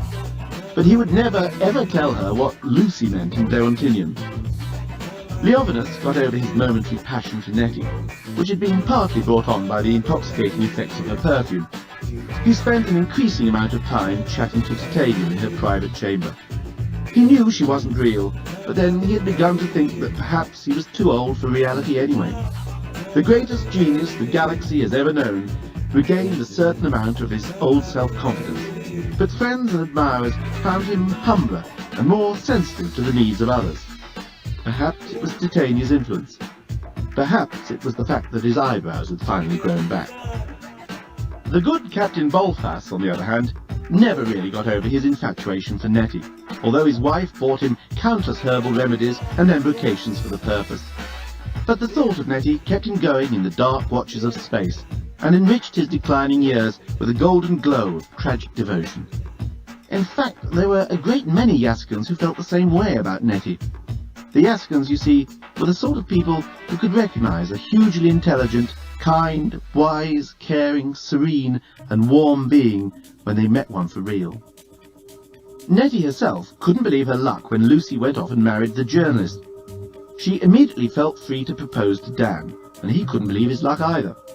The two of them became not only lovers, but best friends. Nettie took a degree in higher mathematics, and was able to help old Leovinus on some of his later works.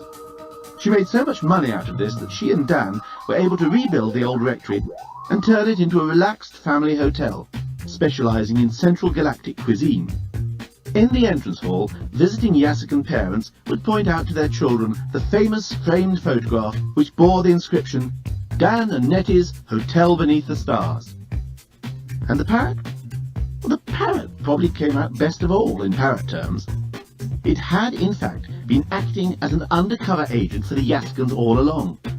It had been smuggled on board the starship Titanic before the removal to Blerontin. The parrot had performed heroically, risking life and feathers to get reports of the scandalously shoddy construction of the starship back to Yasaka. It had, in fact, been the source of all the rumours that had been circulating. When the parrot eventually returned to its hometown on Yasaka, it was given a special golden perch and a medal specially created for it, as the first parrot on Yasaka to be decorated for bravery and service to the planet. It was also given a lifetime supply of millet seed and pistachio. It mated shortly after and became the proud mother of 4 baby parrots, whom it named Dan, Nettie, Lucy, and the end.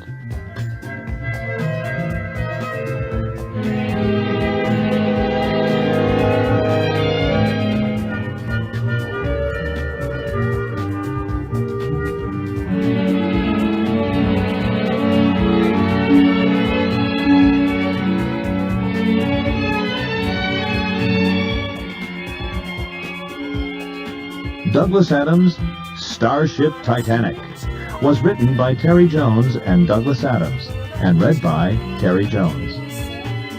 The recording engineer was Paul Gillum. Editing by Jocelyn Gonzalez, with post-production by Michael Jones. The production assistant was William Carlino. The associate producer was Sloan Seaman. The director was Stuart Owen. Douglas Adams' Starship Titanic was produced by Karen Frillman. This has been a presentation of Simon & Schuster Audio. Also available from Simon & Schuster Audio, Douglas Adams, Dirk Gently's Holistic Detective Agency, featuring the author, and The Long Dark Tea Time of the Soul, read by Simon Jones. Starship Titanic, is also a CD-ROM adventure game. Come aboard and experience for yourself the splendors of Starship Titanic. Interact with the ship's crew of robots. Visit the luxurious accommodations. Sample the cuisine from the restaurants. And enjoy all the intergalactic entertainment Starship Titanic has to offer. Oh, and yes, while you're at it, be sure to solve the mystery of whatever it is that has gone horribly wrong with the Starship. That is, if you ever want to get back home to Earth. Look for it wherever software is sold, and be sure to visit www.starshiptitanic.com for more information and hilarity.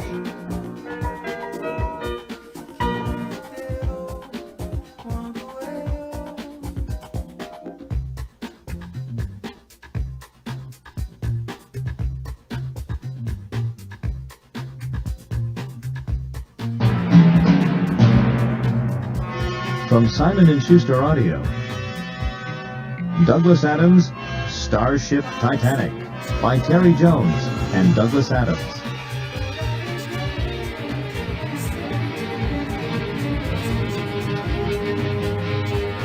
Read by Terry Jones.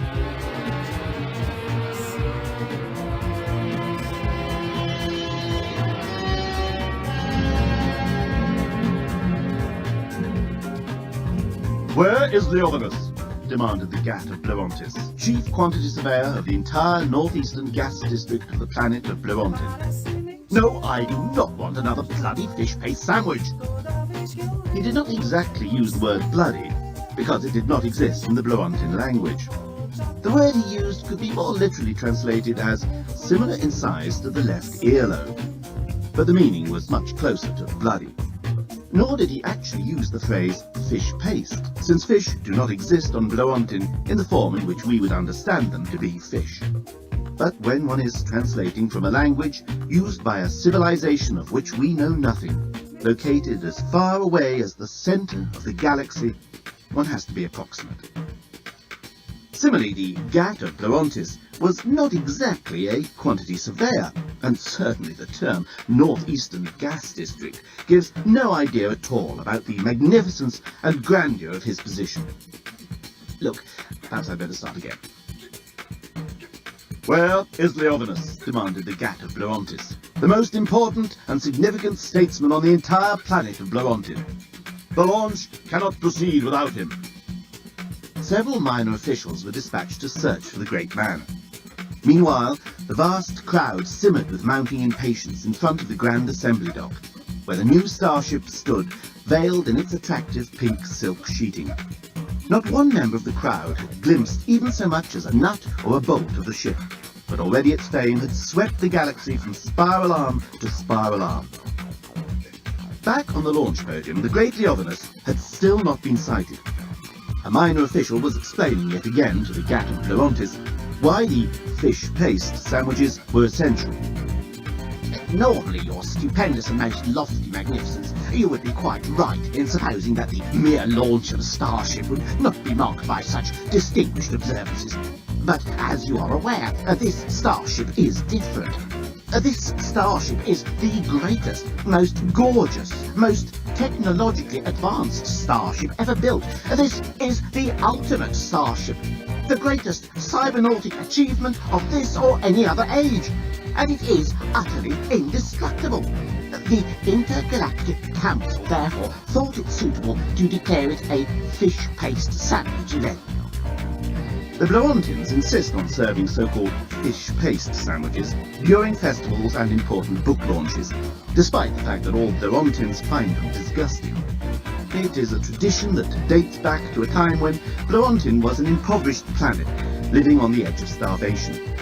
Having run out of every other kind of food, the Blerontin team were reluctantly forced to offer up fish paste sandwiches as their entry for the Centennial Intergalactic Canapés Championship. For some unaccountable reason, the fish paste appealed to the jaded palates of the judges, clinched the championship for Blerontin, and paved the way for Blerontinian domination of the entire galactic centre for eons to come. The Gat's heart sank. His last line of defence shriveled before his eyes, and he knew he was condemned to eat at least one fish paste canopy before the launch was over. The taste, he knew, would endure for months, and a Blerontin month was equivalent to several lifetimes if you happened to come from Earth, which of course nobody there did. In fact, nobody in that entire throng of some 50 million Blerontinians who had turned up to see the launch of the greatest starship in the history of the universe had ever even heard of Earth. And if you'd asked them, they wouldn't have been able to understand you, because translation blisters were not allowed to be worn on a fish paste event. It was another of those stupid little traditions that made the GAC furious. And still, Leovinus did not appear. Everyone here is holding their breath and keeping their fingers crossed, whispered the head reporter of the Blerontin News Gathering Bureau into his invisible microphone. No one has yet even caught so much as a glimpse of the fabulous starship, but everyone is certain that it will not only be the most technologically advanced, but also the most beautiful starship ever to have been created.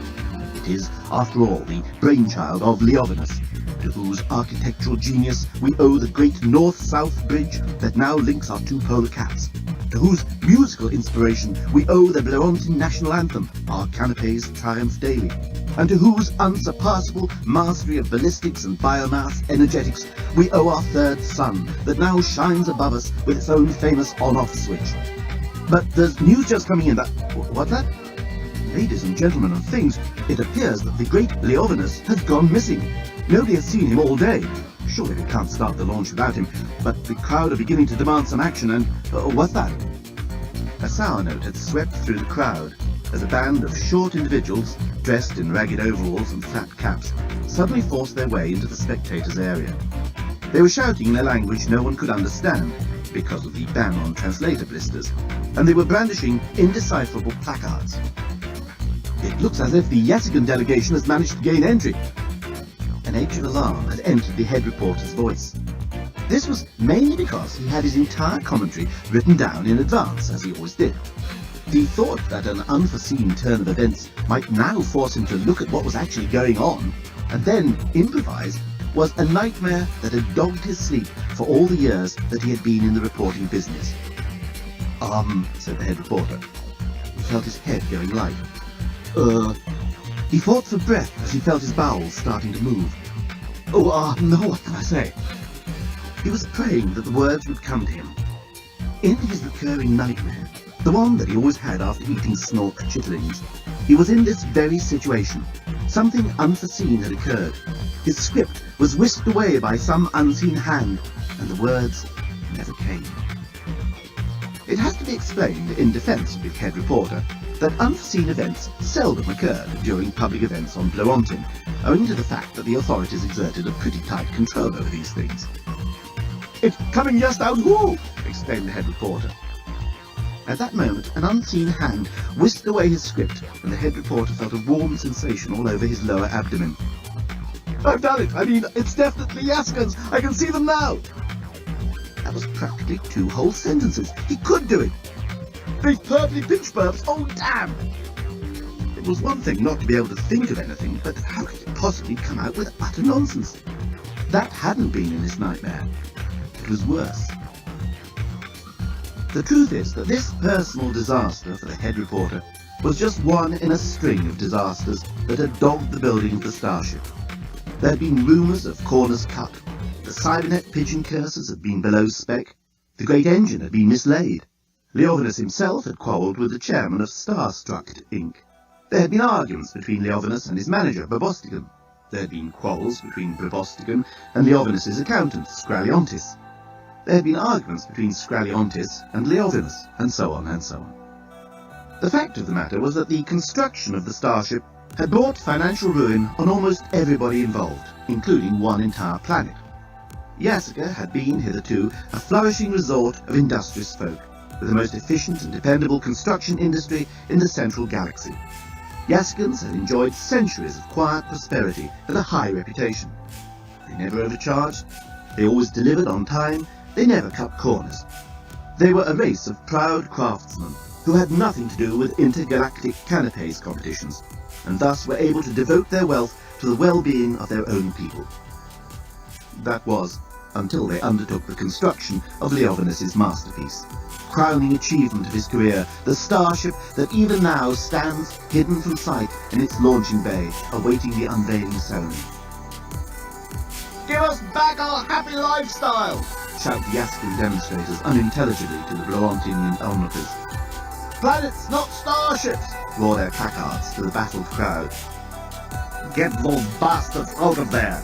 Growls Flaughton Rimanquez, the chief of police and rabbits. Where is Leovinus? Rose the gap of Bloantis. Could it be only the day before that Leovinus had held his press conference? He had felt so powerfully complacent as he stepped up onto the platform. His white beard had been specially groomed by Feronis Feronitis, the greatest hairdresser on Bloantin, and his eyebrows had been stuck back on with a new toupee tape that was guaranteed absolutely undetectable. In many ways, this was the greatest moment in his life. And what is it like to be not only the greatest architect the galaxy has ever known, but also the greatest sculptor, the greatest mathematical genius, as well as a world-class garnisher and canapes arranger? Exactly the kind of question Leovinus enjoyed. There had been times in his younger days when he might have retorted, "Go lick someone else's ass, hack, I'm only interested in truth and beauty." But somehow he found that the more wrinkles he counted on his forehead, the more problems he had with his continence and his 7 times table, the more he found a little flattery most welcome. "I love your Pandax building with the interchangeable rooms and total reassembly potential," shouted the young cub reporter with soft eyes and a delightful cleavage. Thank you. Leovinus beamed in his most venerable and yet at the same time approachable manner. "You look terrific," shouted another. Leovinus was just trying to decide which of the 2 cub reporters with soft eyes and delightful cleavages he should ask backstage for a little drink, or whether he should invite them both and then see how things worked out, when a male voice cut across. Exactly what was the scientific experiment you were working on when you had your recent accident, sir? And is it true that your eyebrows have still not grown back?" Leovinus fought off a panic attack and told himself his eyebrows looked perfectly okay. This hard-boiled journalist was merely trying to wind him up. Then he had to fight off a panic attack about the fact that he just had a panic attack. It is certainly normal to get panic attacks at my age, he told himself severely. At the same time, he noted, thankfully, the ripple of embarrassment that had swept through the assembled media. I don't have angina, second, that's not my age. Leovinus always counted his blessings. But something had definitely gone wrong with the press conference. A journalist from the back was asking a question in a tone of voice that didn't sound in the least bit ingratiating.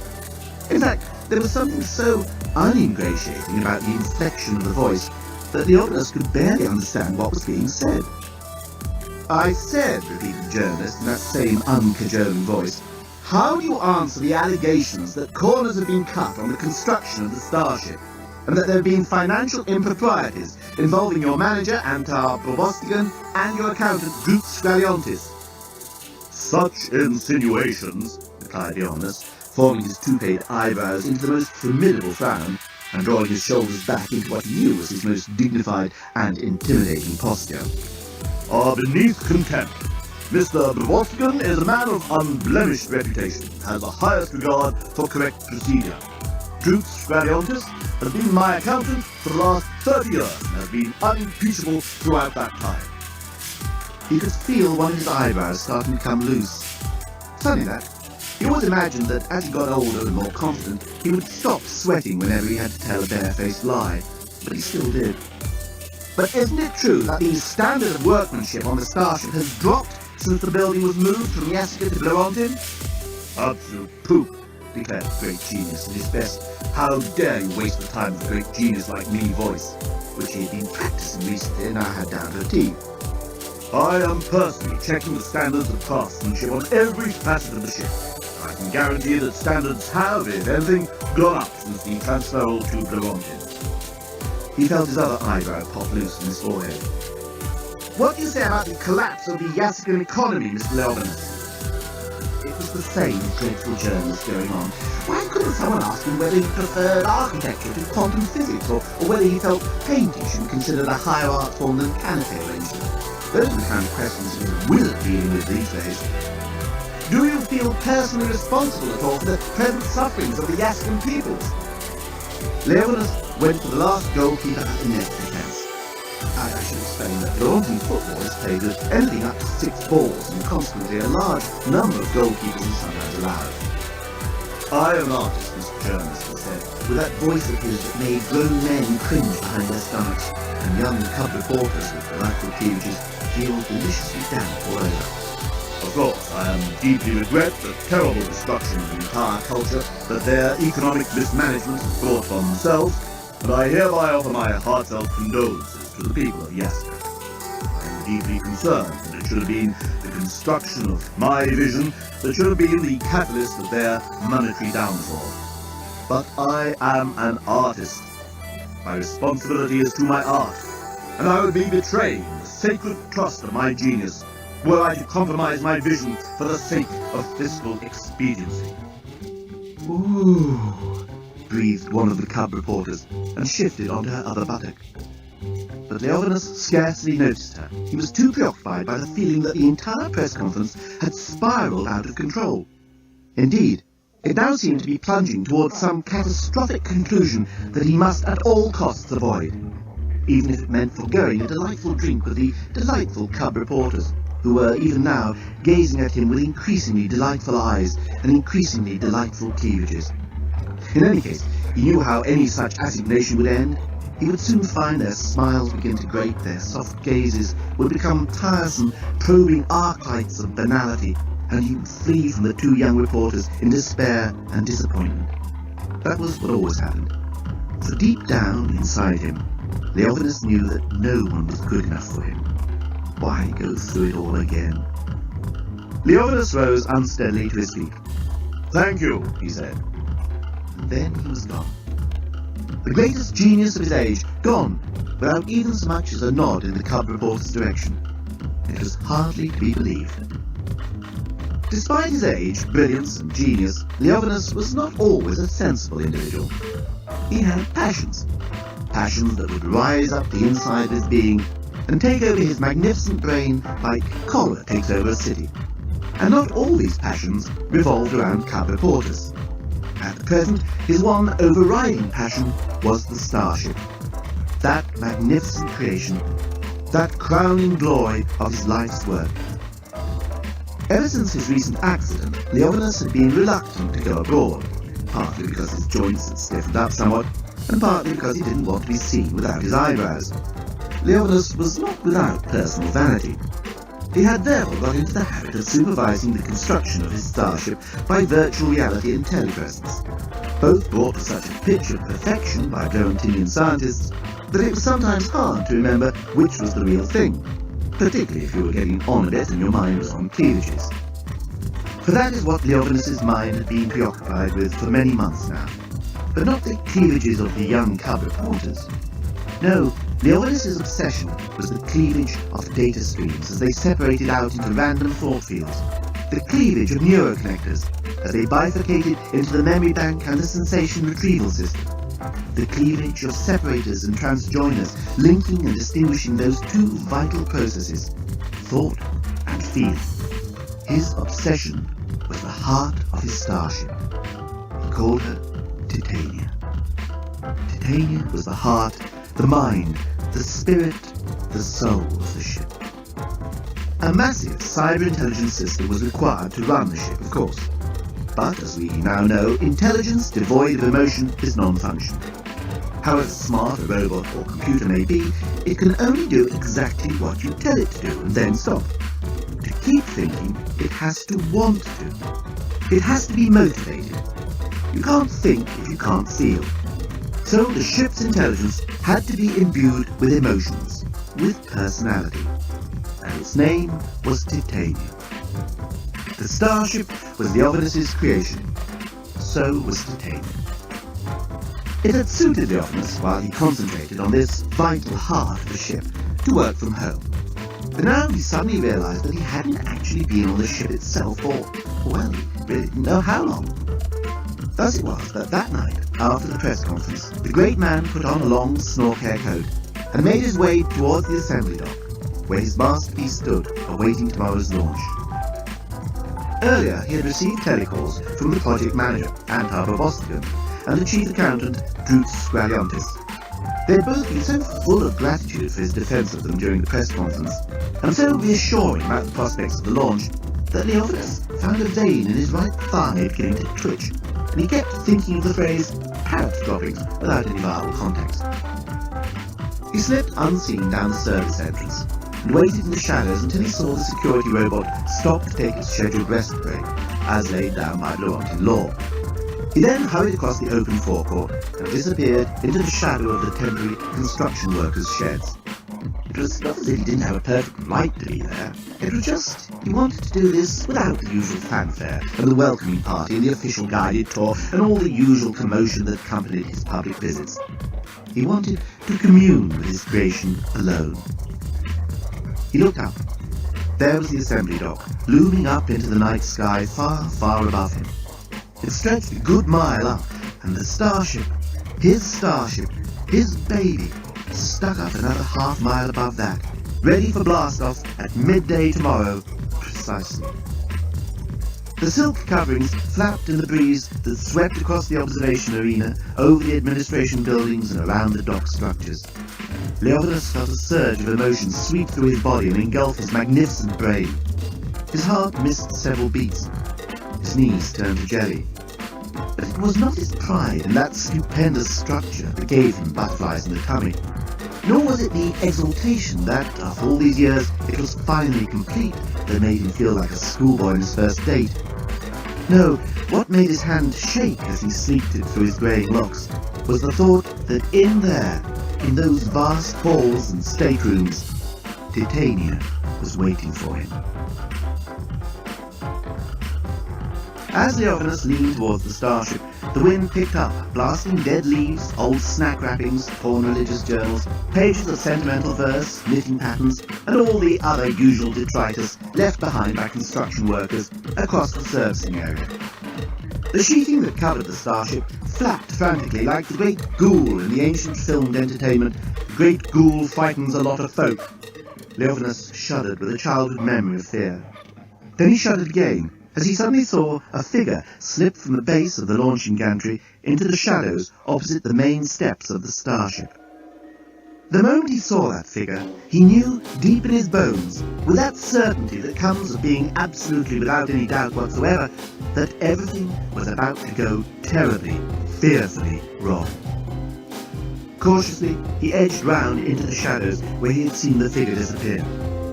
So, a dreadful voice spoke to him out of the darkness.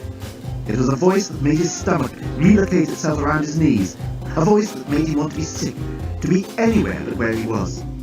Leovidas looked around for a means of escape, but it was too late. Last-minute checkups, eh? The figure stepped out of the shadow and confronted him. It was that dreadful journalist from the press conference. Haven't you tormented me enough? Haven't you already ruined a day that was meant to be one of the greatest days in my life? That's what Leovidas wanted to say, but he merely mumbled, "Oh, it's you." "Are you afraid something's going to go wrong with the launch?" "No, of course not." Leovidas adopted just the right cold tone that gave nothing away. "I've merely come to pay my regards." He liked to be thought of as a bit of a sentimentalist, as well as a great brain. But come on, you must be a bit worried. Everyone knows that the workmanship here on Leontin has not been a patch on the Asicans. In fact, you know, and I know, Leontin craftsmanship is nowhere near good enough to finish a ship of this sophistication. Just because the Leontin government chooses to employ the Amalgamated Unmarried Teenage Mothers Construction Units, there is no reason to think that the work is in any way slipshod, retorted old Leovidas. I have every confidence in their work. I don't believe you, replied the journalist. Very well, I'll show you. The great man saw his private tete-a-tete with Titania being blown away on the wind that now buffeted them, as a small unlit work platform carried them up one of the service gantries that surrounded the great starship. It was only when you started getting this high up, thought the journalist, that you really began to appreciate the full scale of the enterprise.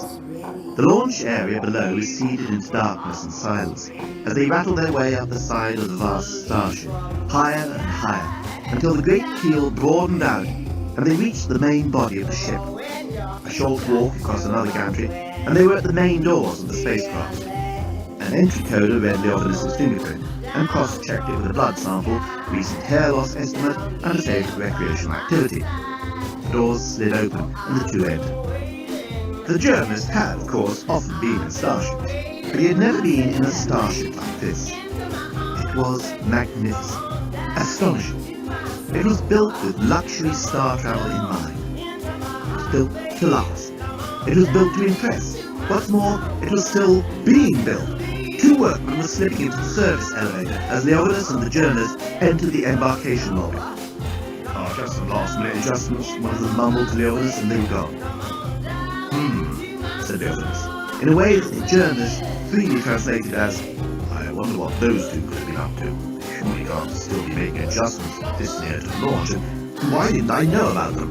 I better check everything." It was, you understand, a very free translation. "Donkey databases!" exclaimed the greatest living genius in the galaxy. "Look at that!" The journalist looked. He saw a smartly dressed robot wearing headphones and standing on the polished marble floor of one of the most elegant rooms he had ever been in. The design was typical late Leovinus, and yet it was imbued with a spirit that was new.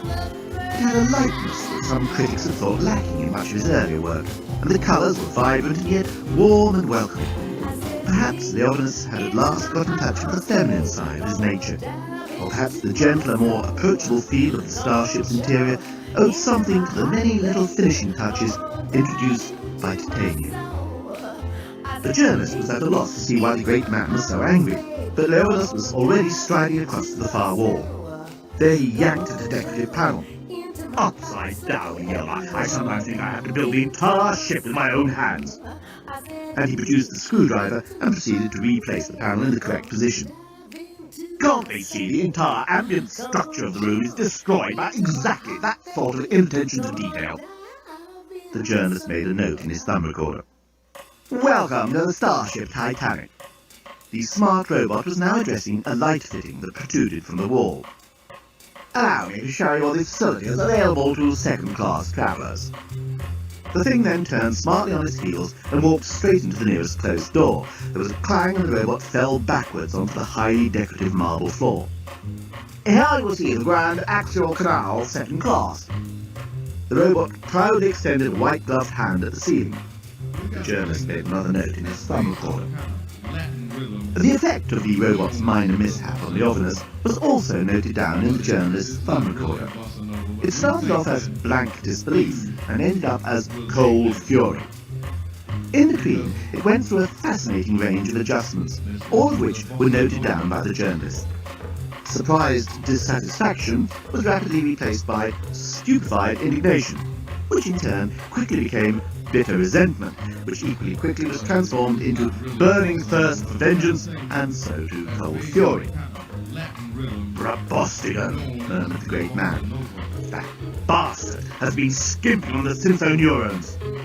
The journalist made another note, but Leovinus turned on him so suddenly that he stuck his thumb into his mouth and pretended to be sucking at him. "This can't happen on this ship," exclaimed Leovinus as he picked up the fallen robot. "Every doorbot has a fail-safe neuron embedded in its circuitry that cancels out any non-rational activity, such as we just witnessed. They are expensive items, but I think you will agree, well worth the money." The journalist nodded and pretended that he had a splinter in the end of his thumb. "Except that bastard Brabostigan has obviously left them out. When I see him, I'll..." But Leovinus was stopped in mid-sentence.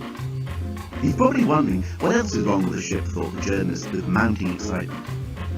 He could feel the story materialised in front of him. A big story, a humongous story. And the great thing was, he wouldn't have to do anything. It was all going to unfold in front of him. He knew it. And sure enough, before the journalist could pretend to find the non-existent splinter, Leovinus had given the doorbot a quick adjustment, the door had been opened, and the great man had been bowed through into the corridor beyond. "Enjoy your honeymoon, you lucky couple," called the doorbot cheerfully. The journalist noted this down and hurried after the great architect and shipbuilder, who had just turned right into one of the most astounding architectural spaces the journalist had ever entered. It was an oval space marked out by columns. Around the perimeter wall was painted a frieze depicting the favourite recreational pastime of the founding fathers of Blewontin, which was posing for frieze painters. Leovinus was standing staring up at a huge statue of a winged female that stood at the other end.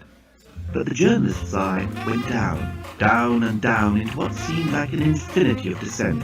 For there at his feet was the great central well that occupied the gigantic keel of the starship. It was the spine of the ship, and around it, like nerve impulses, illuminated elevators constantly went up and down, servicing the living quarters that were stacked below them, tier after tier.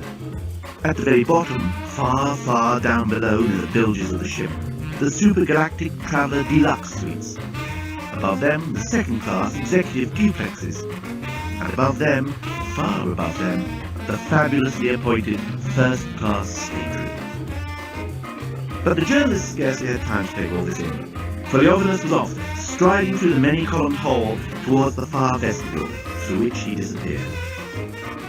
By the time the journalist had caught up with him, Leovinus was standing on the jetty of an even more extraordinary and beautiful feature of the starship Titanic, the Grand Axial Canal, second class. From the central well of the starship ran two great canals, one to the fore and one to the aft. These partly had the effect of cooling the engines, but they were also elegant recreational facilities. Up and down the canal, gondolas plied their way, the automated gondoliers all singing their own personal selection of Blewontinian folk songs, but particularly the one about the beautiful young female acrobat who fell in love with a gondolier and gave him 6 Canadies, approximately £1 million sterling, as a tip. Leovinus was doing his from blank disbelief to cold fury routine again. The journalist took note. They are not supposed to sing unless they've got passengers. Leovinus seemed to be choking as he clambered down into the nearest waiting gondola.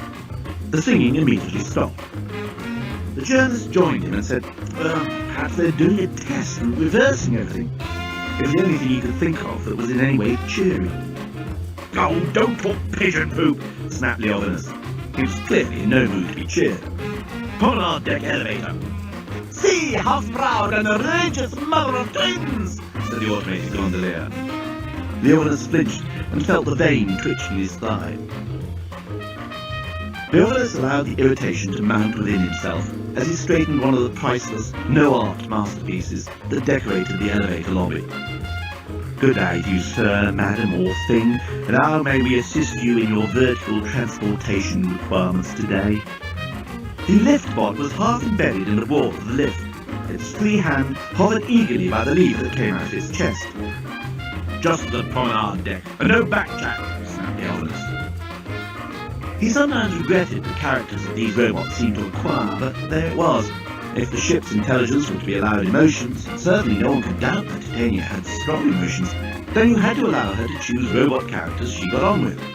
It was no good forcing the issue, although Leovinus had on occasions spoken to Titania quite forcibly about some of the characters with whom she surrounded herself. But then Titania was so tolerant, so understanding of people's failings and mistakes, that she could get on with practically anybody. He had made her like that. The giant promenade deck was Leovinus's particular little favourite. Under its vast, transparent canopy, passengers could stroll and marvel at the mind-erupting brilliance of the galaxy through which they were passing. The vari-specs composition glass of which the canopy was made had the effect of intensifying the radiant brightness of the stars, while at the same time making it possible for the observer, by a mere twist of the head, to see in the detail of a powerful telescope any particular star that caught his, her, or its fancy. Around the perimeter, the pellator, a sort of horizontal lift of Leovinus's design, enabled the less active travellers to tour the deck without stirring an unnecessary muscle. That was the theory. That was what Leovinus had viewed with great complacency on his telepresence and in his virtual reality viewer at home. But that was not what he now saw in front of him. Real reality was different. What he now saw was what is referred to architecturally as a shambles. The vast glass canopy stretched above, as it should, displaying the immense stretches of pink silk sheeting which covered the ship. But below, all was confusion. The beautiful polished parquet floor was approximately 1/10 beautiful polished parquet floor, The rest was exposed girders and cablework, gaping holes and protruding wires. Where the large sprawling brasserie for second-class passengers should have sprawled, there was only a large, sprawling empty space littered with builder's rubble and polystyrene cups. How could this be? They didn't even use polystyrene cups on the Laurentine, and yet there they were. There was no disguising the ghastly, unthinkable fact that the promenade deck was not finished, nor likely to be before the launch tomorrow morning. The journalist turned to see that Leovinus had fallen to his knees. He suddenly looked like the old man that he was. The swagger and gallantry that usually marked his public appearances seemed to have been sucked out of him, leaving him like a crumpled, empty bag. "It can't be true," he was mumbling into his beard. "Even Boston, even Sclaviontis couldn't lie so. I mean, only this morning he told me it was all." "Good morning, sir. Would you like your nasal haircut?" The doorbot had suddenly activated itself and was apparently trying to usher them into a cement mixer. Leovinus cracked at last. "Bastards!" he screamed at the flapping silk sheets beyond the canopy. "Bastards!" he yelled at the unfinished works. Suddenly a movement behind one of the pillars caught his eye. Taking the journalist totally by surprise, Leovinus seemed to regain all his vitality in an instant, and had sprinted across the parquet flooring and pounced behind the pillar. A solitary worker in drab overalls was crouching down, trying to lose himself in a crevice of the unfinished floor. "What the devil are you doing here?" screamed Leovinus. The worker stood up shiftily and pretended to be adjusting a loose end of wire. "Just making good," he said. "Making good?" yelled Leovinus. "You call this good?" He threw his arm out towards the vast unfinished reaches of the promenade deck. "We launch the ship tomorrow, and there's months more work to do here." "Yeah, it's been a bit slow." The worker was edging towards the sleek stainless steel lift that offered him his only means of escape from this elderly lunatic. "What were you doing just now?" demanded the elderly lunatic. "Me? Just now?" replied the worker. "Yes, I saw you doing something." "Me? No, I wouldn't do nothing. I only came to collect my parrot." The words fell out of his mouth and seemed to freeze in the air, and then like lumps of solid ice they hit Leovinus, one after the other, and he reeled from their impact. "Parrot?" he said. "Parrot? What parrot?" It's just a parrot, a couple of wings, that sort, "What is a parrot doing on board my beautiful ship?" demanded the outraged genius. "Why have I never seen this parrot? Why did this blasted parrot ask my permission to come on board?"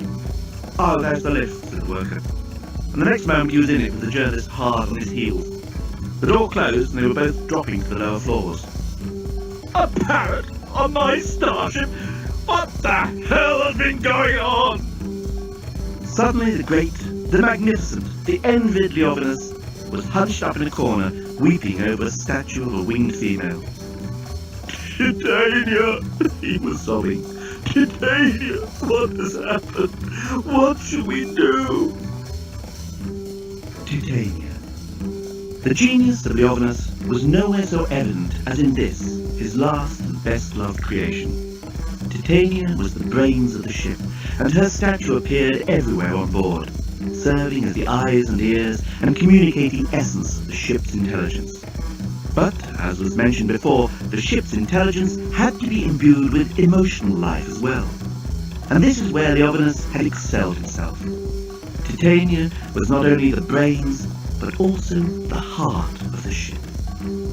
Titania's emotional intelligence had to be carefully crafted to match her task. To run a gigantic ship of such bewildering complexity, to manage its crew, and to look after an enormous complement of passengers of different races, species, mentalities, and bodily functions, and to make them all feel happy, safe, and cared for, required that Titania be hugely intelligent, kind, wise, caring, serene, warm. And she was all these things. Like her image, all those giant brooding angels in every room on every deck, Titania's spirit should also have been imbuing the entire ship. Quite clearly it wasn't.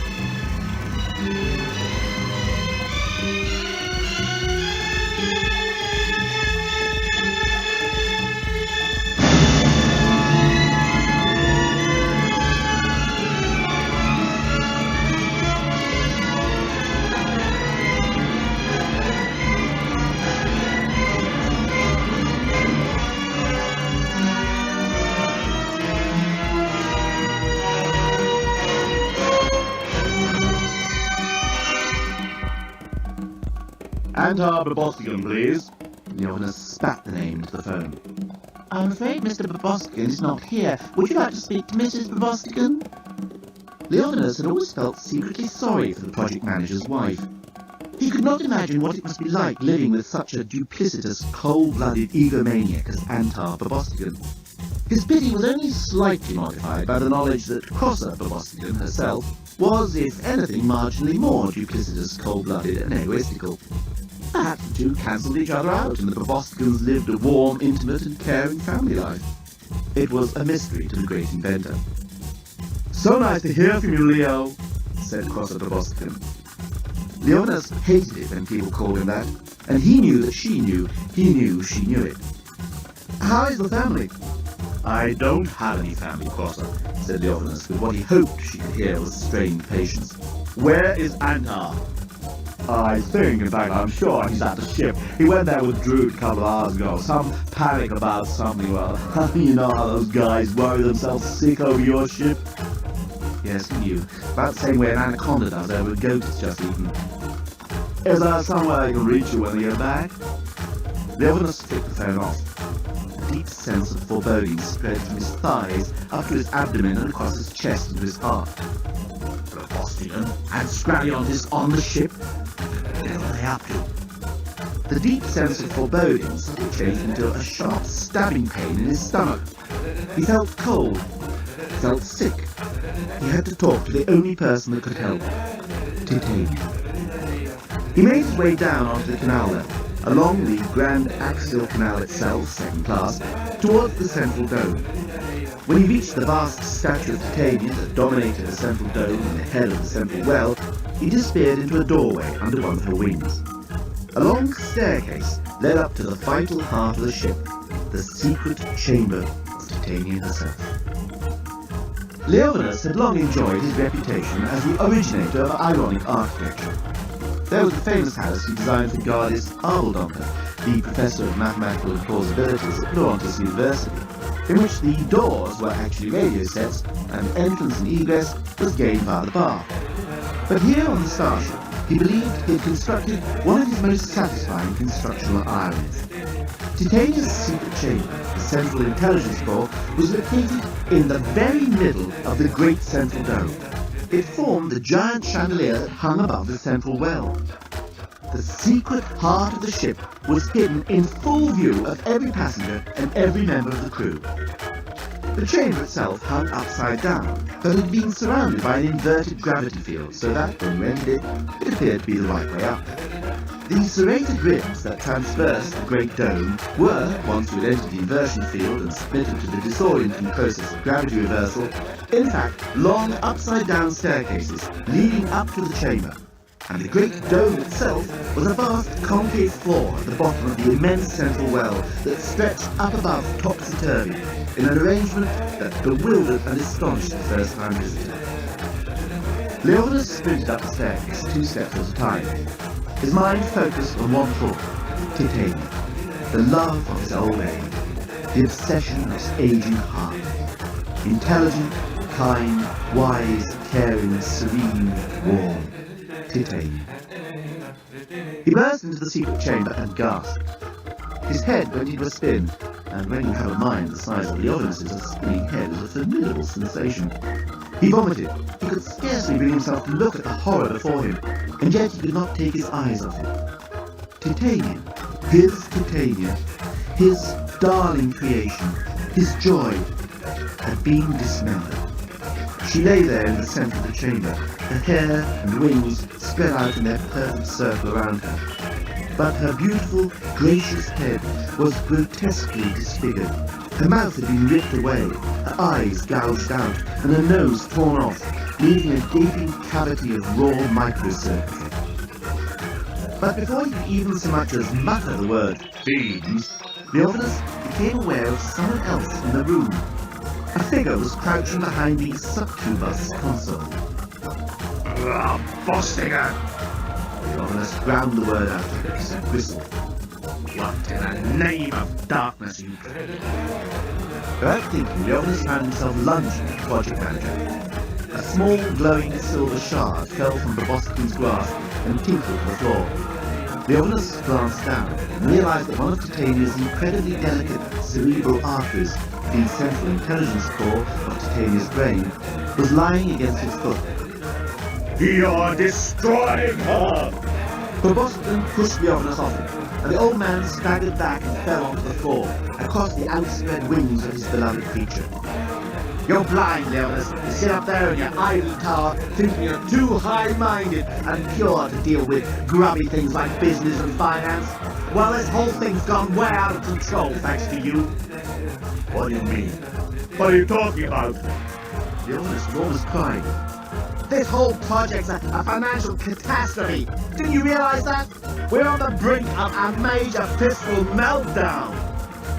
Proboscidon was trying to get to the door. Leonis, with surprising agility, was back on his feet and cutting off the exit. So, what are you trying to do? But even as he asked the question, Leonis suddenly saw, with total clarity, the whole plot. The insurance! He gasped. You're going to scuttle my priceless ship and claim the insurance! Grow up, growled Proboscidon. This is the real world! But he never got any further. The aged genius had hurled himself upon him, hitting the manager squarely on the chin with a remarkably mundane uppercut.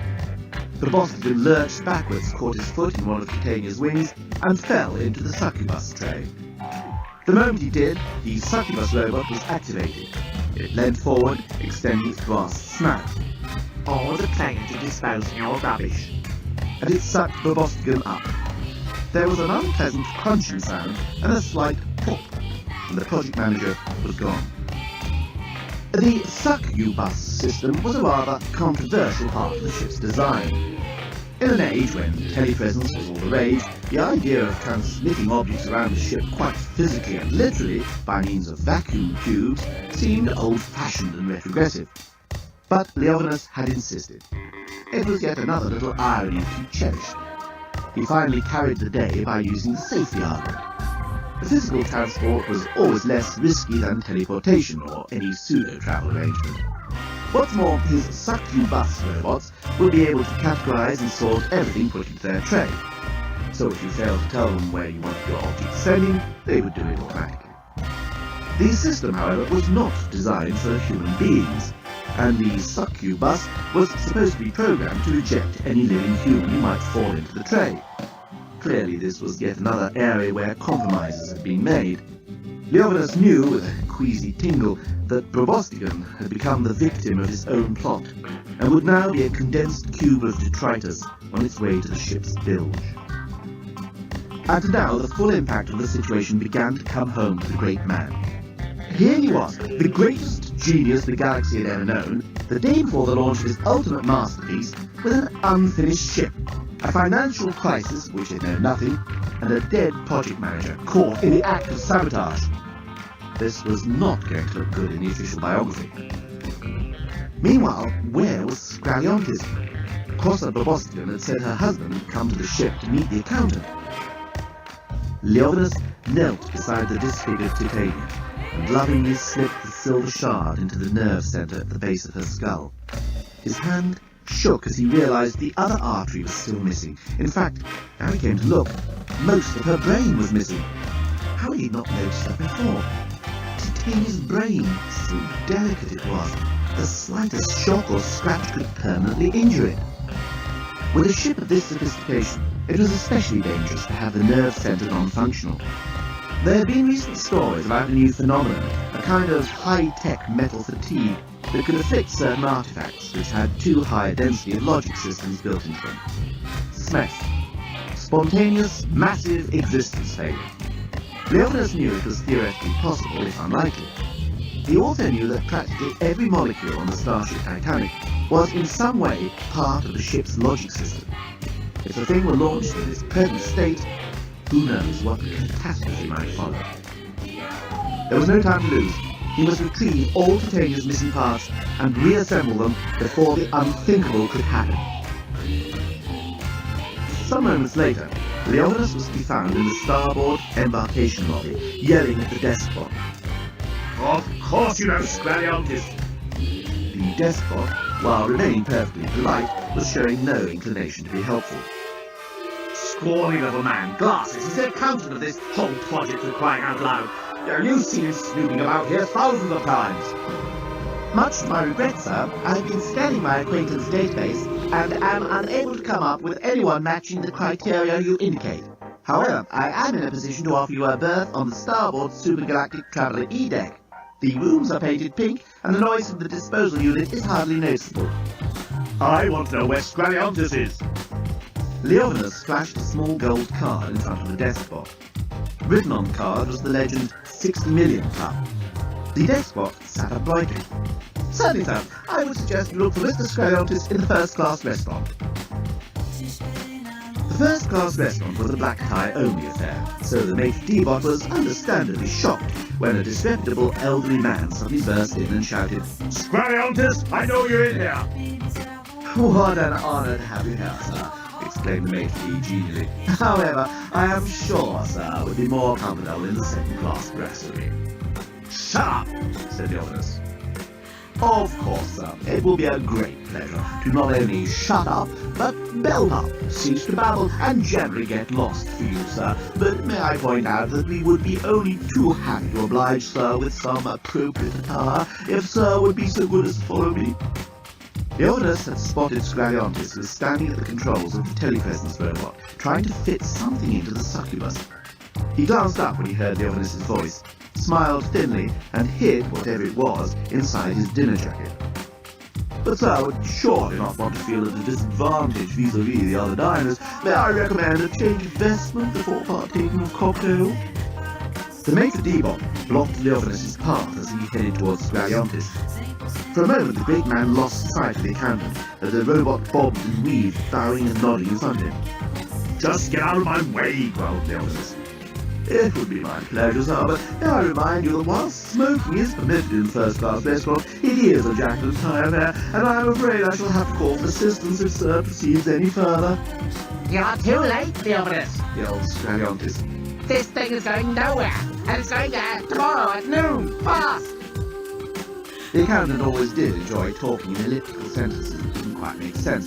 It gave him the feeling that he was in some way literary despite his occupation. "Stop whatever it is you're doing," shouted Leovinus. "Oh, we appreciate your visit, sir, and hope to see you many times in the future. But if you could just lower your voice a touch, I will show you to the exit as soon as possible." "I said shut up!" Leovinus suddenly turned on the robot as it made yet another bow in front of him, and picked it up and hurled it bodily at Scraliontis.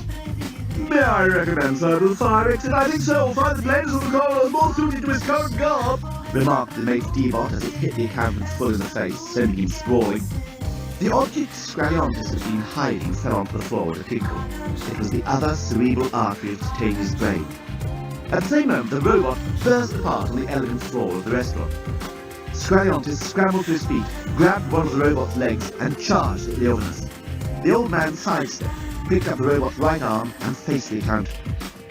For a few moments, the two circled each other. Then Scraliontis opened with a straight thrust into an open line. The robot's leg grazed against Leovinus' shoulder, scoring a high outside. Leovinus replied with a simple parry from the fourth position, executing a deft circle with the robot's arm that gained him the right to riposte.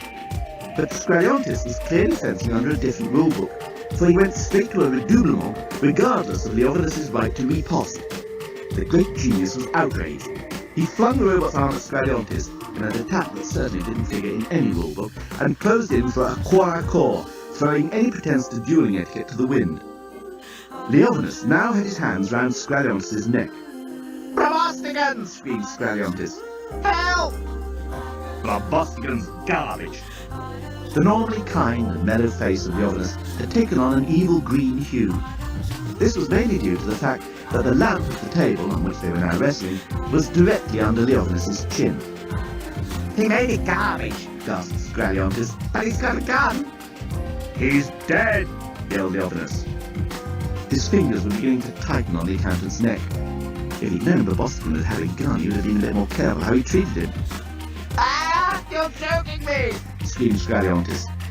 "I know, that's what I'm trying to do!" Leovinus tried to put some conviction into his voice, but he was finding it extremely difficult to make his fingers actually constrict the accountant's scrawny neck. I suppose you could say that Leovinus just did not have the killer instinct. Scraliontis, on the other hand, did. As he realised Leovinus was never going to carry through what he was attempting, Scraliontis had tightened his hand around the table lamp, a conventionalised statuette of Titania with her wings providing the illumination. As he felt the great genius's hands falter around his neck, Scraliontis brought his knee up into Leovinus's groin. At the same time, he raised up the table lamp and brought it crashing down onto that magnificent cranium that housed Leovinus's magnificent brain. Leovinus's hands fell from the accountant's neck. He slumped to his knees. Crack! Scraliontis brought the table lamp crashing down onto Leovinus's skull again and again. The extraordinary and superb mind registered all was not right. It blocked out the pain, then realised something truly disastrous had taken place, and wisely decided to abandon all future contact with the outside world for the foreseeable future. Leovinus rolled over onto the restaurant floor unconscious, with blood pouring from his head.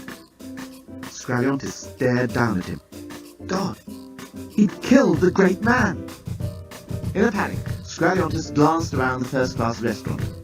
Disposing of dead bodies, although not something he'd done before, was the sort of thing his accountant's mind was really good at. A few moments later, he was hurrying out of the first-class restaurant with a spring in his step. In his panic, however, he had forgotten the little glowing silver shard that now lay on the floor, mingled amongst the remains of the maitre d'. Leovinus was wrapped securely in one of the great curtains that helped give the first-class restaurant its ambience of unadulterated luxury and elegance.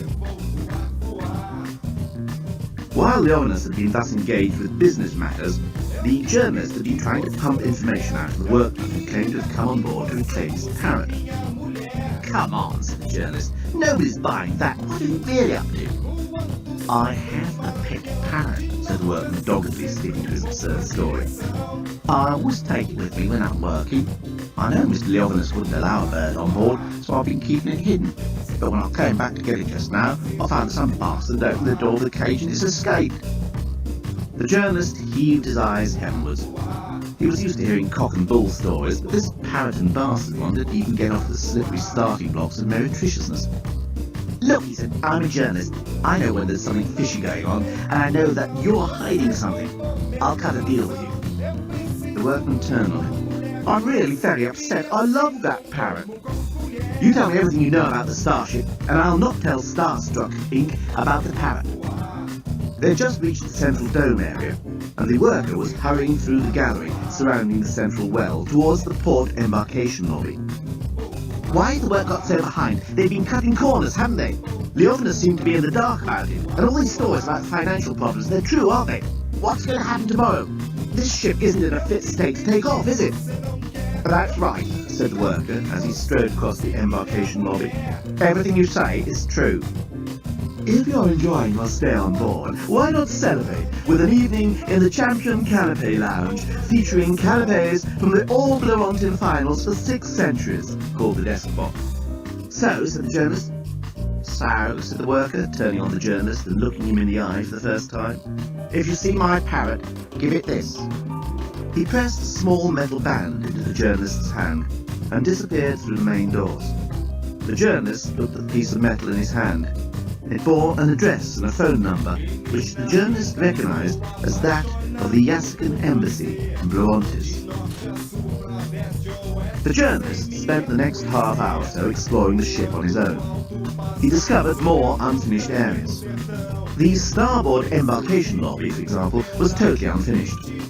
Large sections of these second-class living quarters needed decorating, some were even without beds. He noted everything down and returned to the central dome, when suddenly a figure came hurtling round the columns of the gallery and collided with him. "Droots Scraliontis!" he exclaimed. "I know who I am," snapped the accountant. "Just the man I was looking for," smiled the journalist. "Ah!"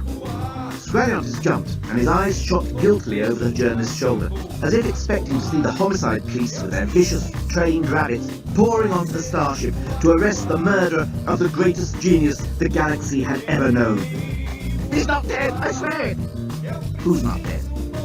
The journalist couldn't believe how many juicy stories seemed to be offering themselves up to him tonight. If only he could pin one of them down. "Who isn't dead?" Scraliontis now realised he'd made a mistake. "Get out of my way!" he yelled. "Not so fast!" exclaimed the journalist. But Scraliontis had reached a point beyond the bounds of politeness. He shoved the journalist so he fell back against a pillar and started to run. The journalist picked himself up, charged after the accountant, and brought him down in what would have been referred to as a rugby tackle if they had played rugby football on the Laurentine. Scraliontis fought with the energy of a trapped animal. He scratched at the journalist's face and punched and kicked. The two managed to stagger to their feet, still fighting like two snorks in a bucket of snork swill, an old Laurentinian expression. The journalist, being young and fitter, soon had the accountant backed up against the barrier rail of the great central well. As he tried to restrict Scraliontis' movements, he could see past him down the dizzying depths of the well, down and down seemingly forever, a breathtaking, intimidating, and yet somehow inspiring sight. Tell me what's going on. The journalist was pinning Scraliontis' arms to his sides. What's the scam? Scam? Sneered Scraliontis. You'll never find out. Oh yes, I will, said the journalist. Very well, I'll tell you everything. Replied Scraliontis, rather surprisingly. The journalist was totally wrong-footed. He almost said, "Oh no, you won't," but he fortunately managed to stop himself. "Oh, that's very decent of you," he managed to say. But he was not fool enough to let go of Scraliontis' arms. We're going to blow it up. How's that for a story? The journalist was now fool enough to let go of Scraliontis' arms. "You mean there's a bomb on board the starship?" But you'll never find it. Grinned Scraliontis. Because you won't be alive. And suddenly Scraliontis had something in his hand. The journalist didn't see what it was, but he felt a stab in the ribs. He staggered back, bent over and looked up. Scraliontis was standing with one of the first-class dining room table lamps in his hand. The sharp, illuminated tip was dripping with blood. At that very moment, however, there was a terrible screech and a flash of colours as a large parrot suddenly hurtled out of the arches straight at Scraliontis. The accountant tried to fend it off, but the creature's wings kept beating at his face, and his beak was tearing at his nose, and the accountant scrambled back against the barrier rail, flailing with his arms and screaming, "Get it off! Get it off!" And then it happened. It was one of those ironic moments that fitted perfectly into Leovinas' current architectural style, and gave the journalist his first piece of hard evidence that corners had indeed been cut during the construction of the starship Titanic. Scraliontis had, of course, been the main instigator of the plan to reduce the construction costs of the starship.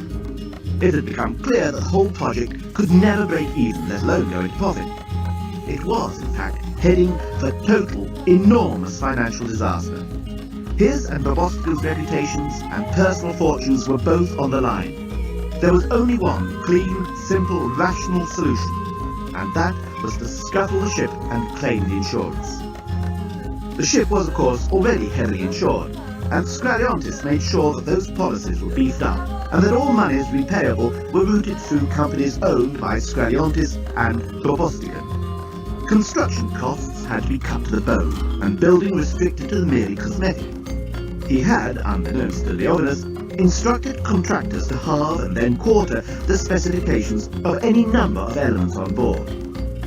One of the materials that had been generously economized on was the metal employed in the barrier rail surrounding the great central well.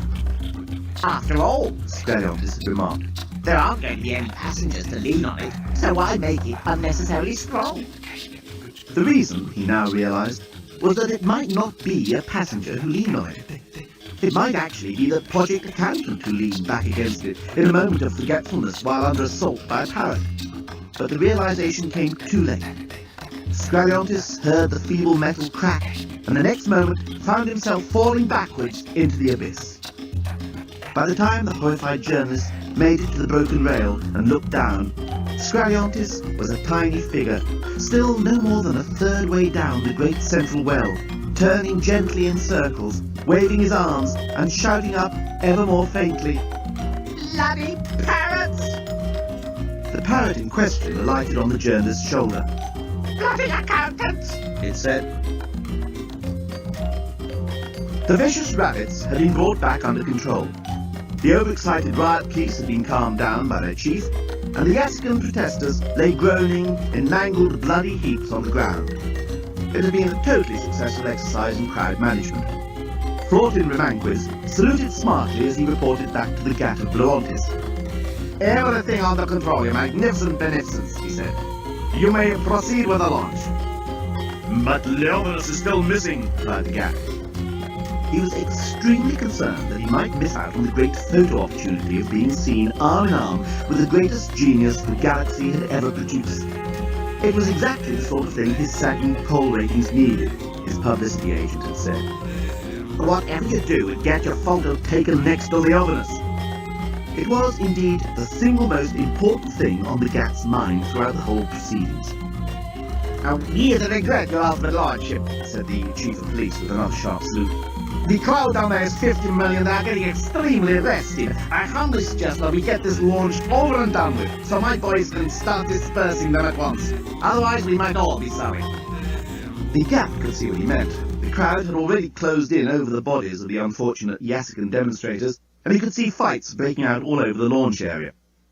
Very well, he sighed. No, thank you, he added, as the minor official offered him a fish paste sandwich. I'm afraid you have to, Your Magnificence. It's all part of the ceremony, whispered the minor official hurriedly. The Gat groaned and took the fish paste sandwich. The band struck up the Broantin national anthem, and the crowd all stood on their heads, as they always did as a remark of respect to the monarchy. Sirs, madams, and things, intoned the Gat of Broantis into the ceremonial microphone. This fish paste sandwich is delicious. A cheer went up from the crowd. The Gat sighed again. It was such a pathetic ceremony, he thought. And now it is my privilege to launch this, the greatest starship ever built. Fellow Bleontinians, this is a proud moment for all of us. I name this starship Titanic. May luck be with all who fly in her. And so saying, the Gat let swing the beribboned bottle of French champagne so that it smashed onto the bows of the ship. It may seem odd that a civilization that had never even heard of the planet Earth, and certainly had no idea of its existence, should use French champagne for such an occasion. The explanation is rather complicated and involves a lot of stuff about time warps and black holes and an intergalactic smuggling ring. If I were you, I simply wouldn't worry about it and just take it as read.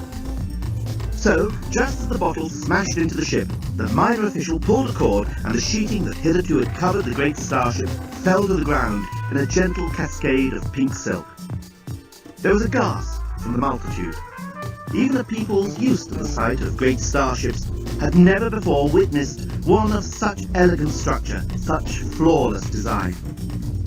Isn't she beautiful? Sighed countless male starship spotters, scanning their binoscopes over the hull for the registration number. Your mummy built that, murmured countless unmarried teenage mothers to their infants. It's a triumph, exclaimed the head reporter, suddenly remembering what his script had written down at this point. There was a ghostly roar, as if of seas beating on a distant shore that lies beyond the horizon of thought, as hugely, magnificently, the fabulous ship eased its way forward from its construction dock. Then picked up speed, swayed a bit, wobbled a bit, veered wildly, and just as the crowd were about to scream out in disbelieving terror, it vanished. Just like that. It had undergone what was about to become famous as SMEF, spontaneous, massive existence failure. In just 10 seconds, the whole stupendous enterprise was over. We're going to put the bathroom here and the door over there, said Dan. It's terrific, said Nettie, but I thought the bathroom was going to be there and the door was going to be over here, said Lucy. Why did he always get it so wrong? Dan always made the effort, and yet, no matter how hard he tried, the things he and Lucy had discussed only the day before entirely eluded him, or came out all garbled. That's what I meant, said Dan. It's terrific, said Nettie, but I have to tell you something. She was interrupted by Nigel, who was sniffing around the cellar. You can smell the centuries of vinous pleasure oozing from the very brickwork, he shouted up. The place is only 180 years old, Lucy shouted back down. It was built as a rectory, Dan murmured to Nettie. Terrific, said Nettie. But look, Dan. You're not kidding. Dan felt the enthusiasm welling up from inside him, the way it always did when he needed it to. We're going to have the restaurant here on the right as we come in, not your Nouvelle Cuisine, but state-of-the-art Californian, and here there'll be a bar. Lucy gave him a withering look, but mercifully she didn't correct him. Oh yes, now we remembered. The restaurant was going to be on the left. It had started off on the left, then they changed it to the right, but then Lucy had pointed out that the kitchen would be better on the other side, so they'd gone back to the left. How the hell was he supposed to remember anyway? Terrific, said Nettie, but look. Her voice trailed off as Nigel reappeared. Nettie looked adored in a simple gapped t-shirt that didn't quite cover her midriff, and a hand-knitted waistcoat. Nigel put his arm around her. Like what you see? He asked. Said Dan. I'm in the house, said Nigel. Dan couldn't stand that effortless, slimy superiority that his business partner could turn on and off like a hose pipe of cold water. No, wait a minute, make that ex-business partner. The top 10 travel company was no more. They had just sold it for what seemed to Dan a ridiculously satisfactory amount of money. It's just what Lucy and I have always dreamed of, isn't it, Buttercup? He said. Lucy hated it when he called her pet names in public, but she never told him, so she blamed herself. She could see he thought she liked it, and the minor deception had been going on for so long now that she couldn't see how she could possibly tell him. How long had they been together? It must have been all of 13 years. In fact, since the very early days of the top 10 travel company, when Nigel had chatted her up in a bar on Santa Monica and introduced her to his business partner. Lucy had originally been strongly attracted by the suave Englishman, but as they all got to know each other, she found Dan, the quiet East Coast university man, more real and more understandable. In fact, the more they got to know each other, the more she wondered why on earth nobody could see at first glance what a complete sleazeball Nigel was. We're going to call it the Watergate Hotel, said Dan. Won't that put off Republicans who still want to bug each other, asked Nettie. Nigel patted her bottom. Go and turn the car around, there's a good girl, he said. And Nettie trotted off on her high heels down the steps of the elegant early Victorian rectory into the night. How could she let him treat her like that, thought Lucy to herself, but said, when are you going to sign the final release forms for the company, Dan? No, I'm not sure. Dan seemed suddenly nervous. I don't think Nigel's got them yet. The forms should be waiting for us back at the hotel, said Nigel before Lucy could explode. Exploding was a reaction to Nigel which she found increasingly natural. However, in this case the fuse was lit, but would keep burning until they got back to the hotel and found that, surprise, surprise, the release forms hadn't arrived after all, and that damn delivery company had let Nigel down yet again. Poor Nigel, he always had some excuse. They turned the lights off in the empty house and made their way across the drive in the darkness. Above them, the stars filled the cold night sky with astonishing clarity. Why hasn't Nettie turned the car around? A twitch of irritation gave Nigel's suavity a razor edge. When they got to the car, they found Nettie squinting through the lens of a single reflex Minolta that she had placed on its roof.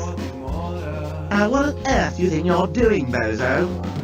When Nigel sounded playful, he was always at his most dangerous. Shh, said Nettie, I'm taking a photo of the house. Don't drop the car. I don't know whether you'd noticed, Einstein. There was sheer joy in Nigel's voice. He loved ridiculing his girlfriends. But it's night. Right, replied Nettie, not moving her blonde head so much as a millimetre. I'm taking a photo called Dan and Lucy's New Hotel at Night. It looked great in the album. Maybe you'll frame it in the entrance hall. You can't take photos at night unless you've got a flash, dumbbell. Nigel opened the car door. Hey, you've jogged it. Get in, brain box, I'll drive, said Nigel. I guess it was long enough, said Nettie to Dan. Terrific, said Dan.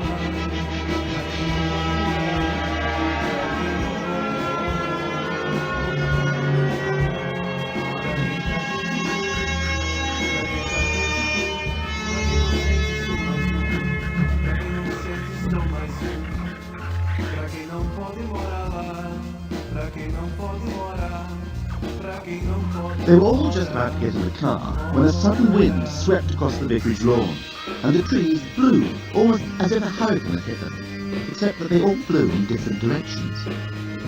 Jesus! exclaimed Dan, gripping the side of the car. What was that? Look! Lucy was pointing up in the sky. A falling star! Make a wish, shouted Nettie. Holy moly, growled Nigel, who was the sort of person who always preferred Captain Marvel to Superman. Will you look at that?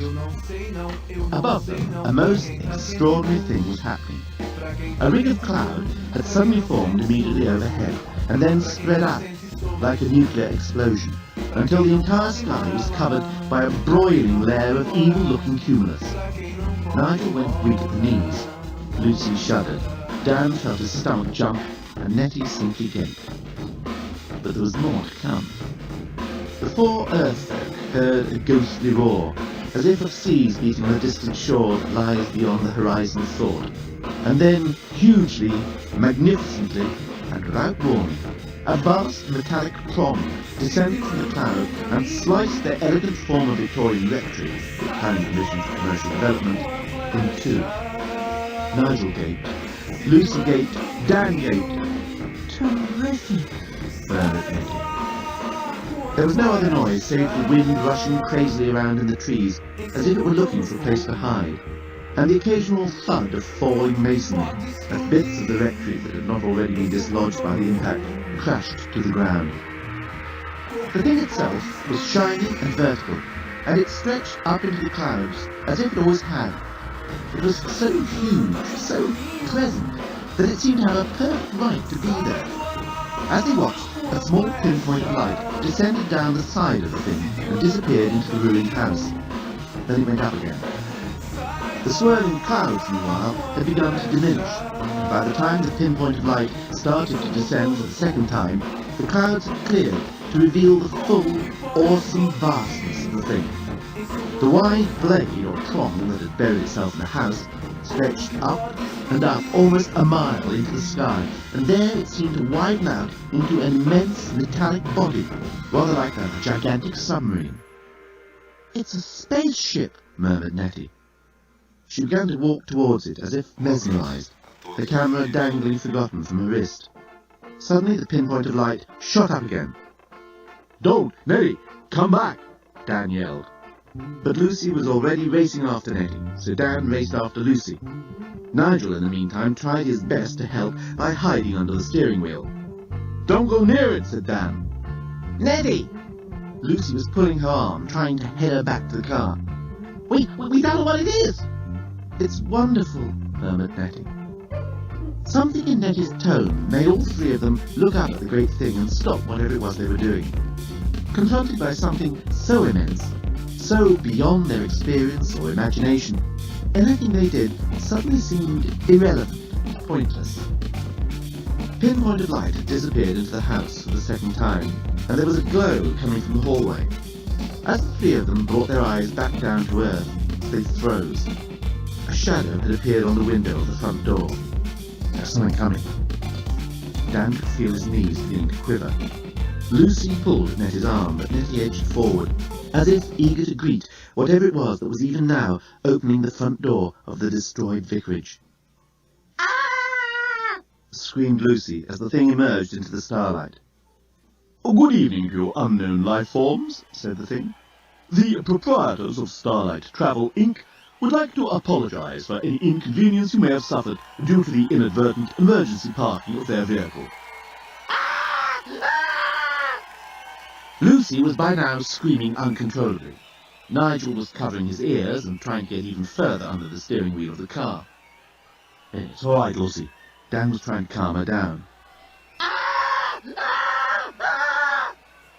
Lucy was not about to be calmed down by anybody. She was confronted by an alien from outer space, and she was jolly well going to have a good scream. "Shh," said Nettie. "It's talking to us." "Quite," said the thing from outer space. "By way of an apology, may we have the pleasure of offering you a free cruise on board our starship?" Perhaps another day," said Dan.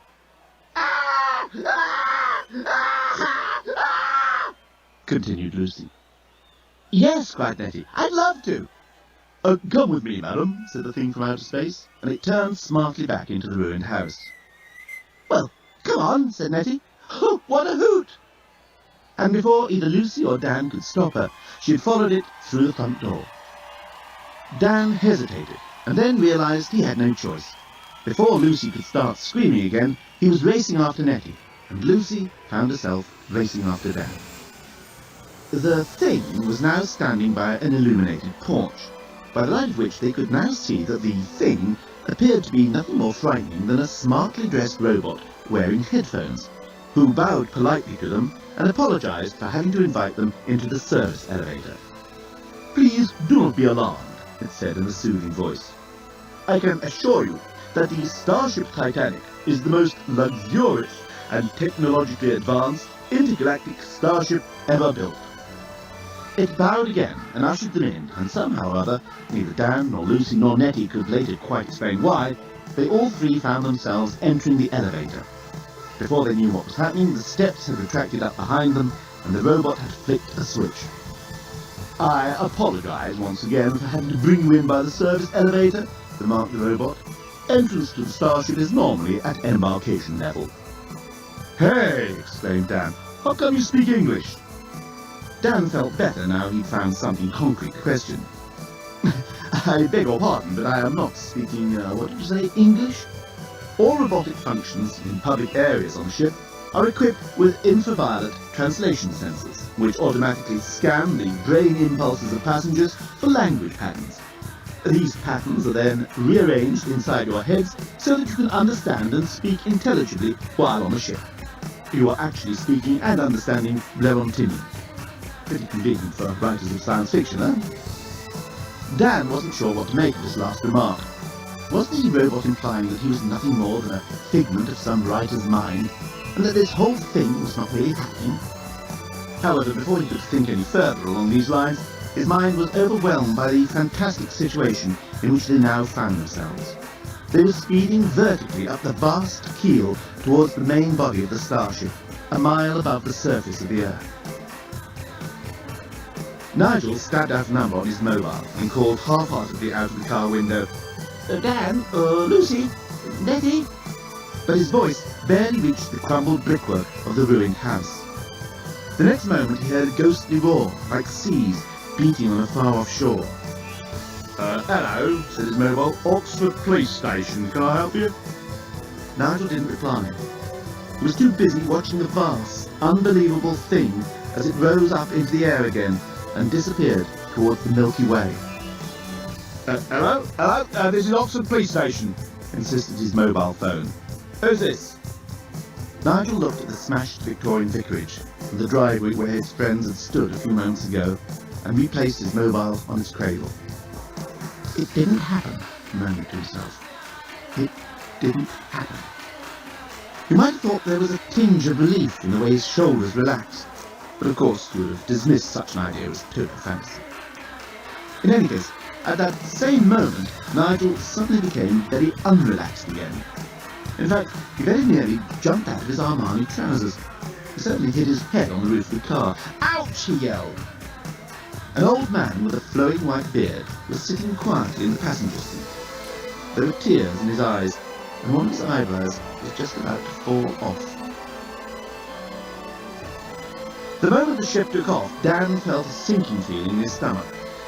This was, of course, simply the result of the incredible G-force that was beginning to be exerted upon his body. But Dan, who had no idea that the ship had taken off, merely thought he was getting nervous. The sinking feeling in the stomach was quickly followed by a draining of blood from the brain, leading to momentary lightheadedness, followed by total blackout.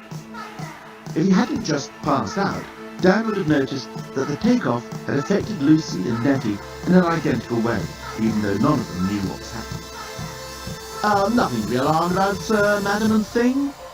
The polite robot seemed to be addressing this last at the now comatose Nettie.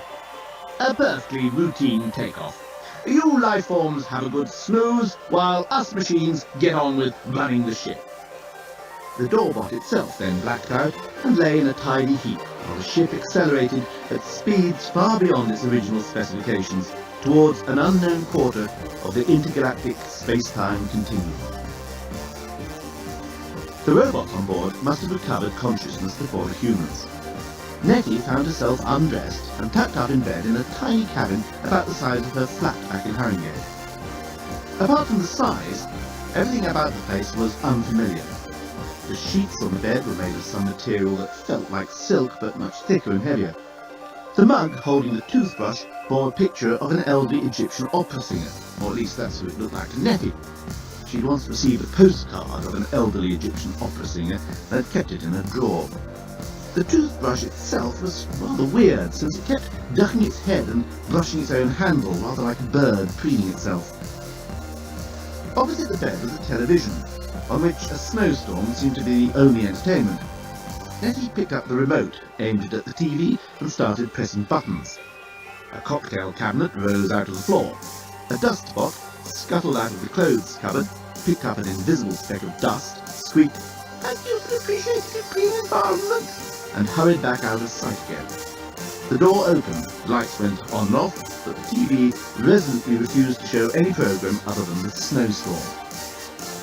Hi! I'm glad to see you found your personal electronic thingy. Please keep it with you at all times, since it's your communication with the Starship Titanic. Welcome aboard! Nettie found herself apparently being addressed by the standard lamp that stood in the corner of the cabin. She instinctively pulled the sheets up to cover her breasts. "Wow, hey! I don't blame you keeping those babies to yourself," exclaimed the standard lamp. "Will you turn around while I get dressed?" said Nettie. The lamp obediently turned around. It was the same on the other side.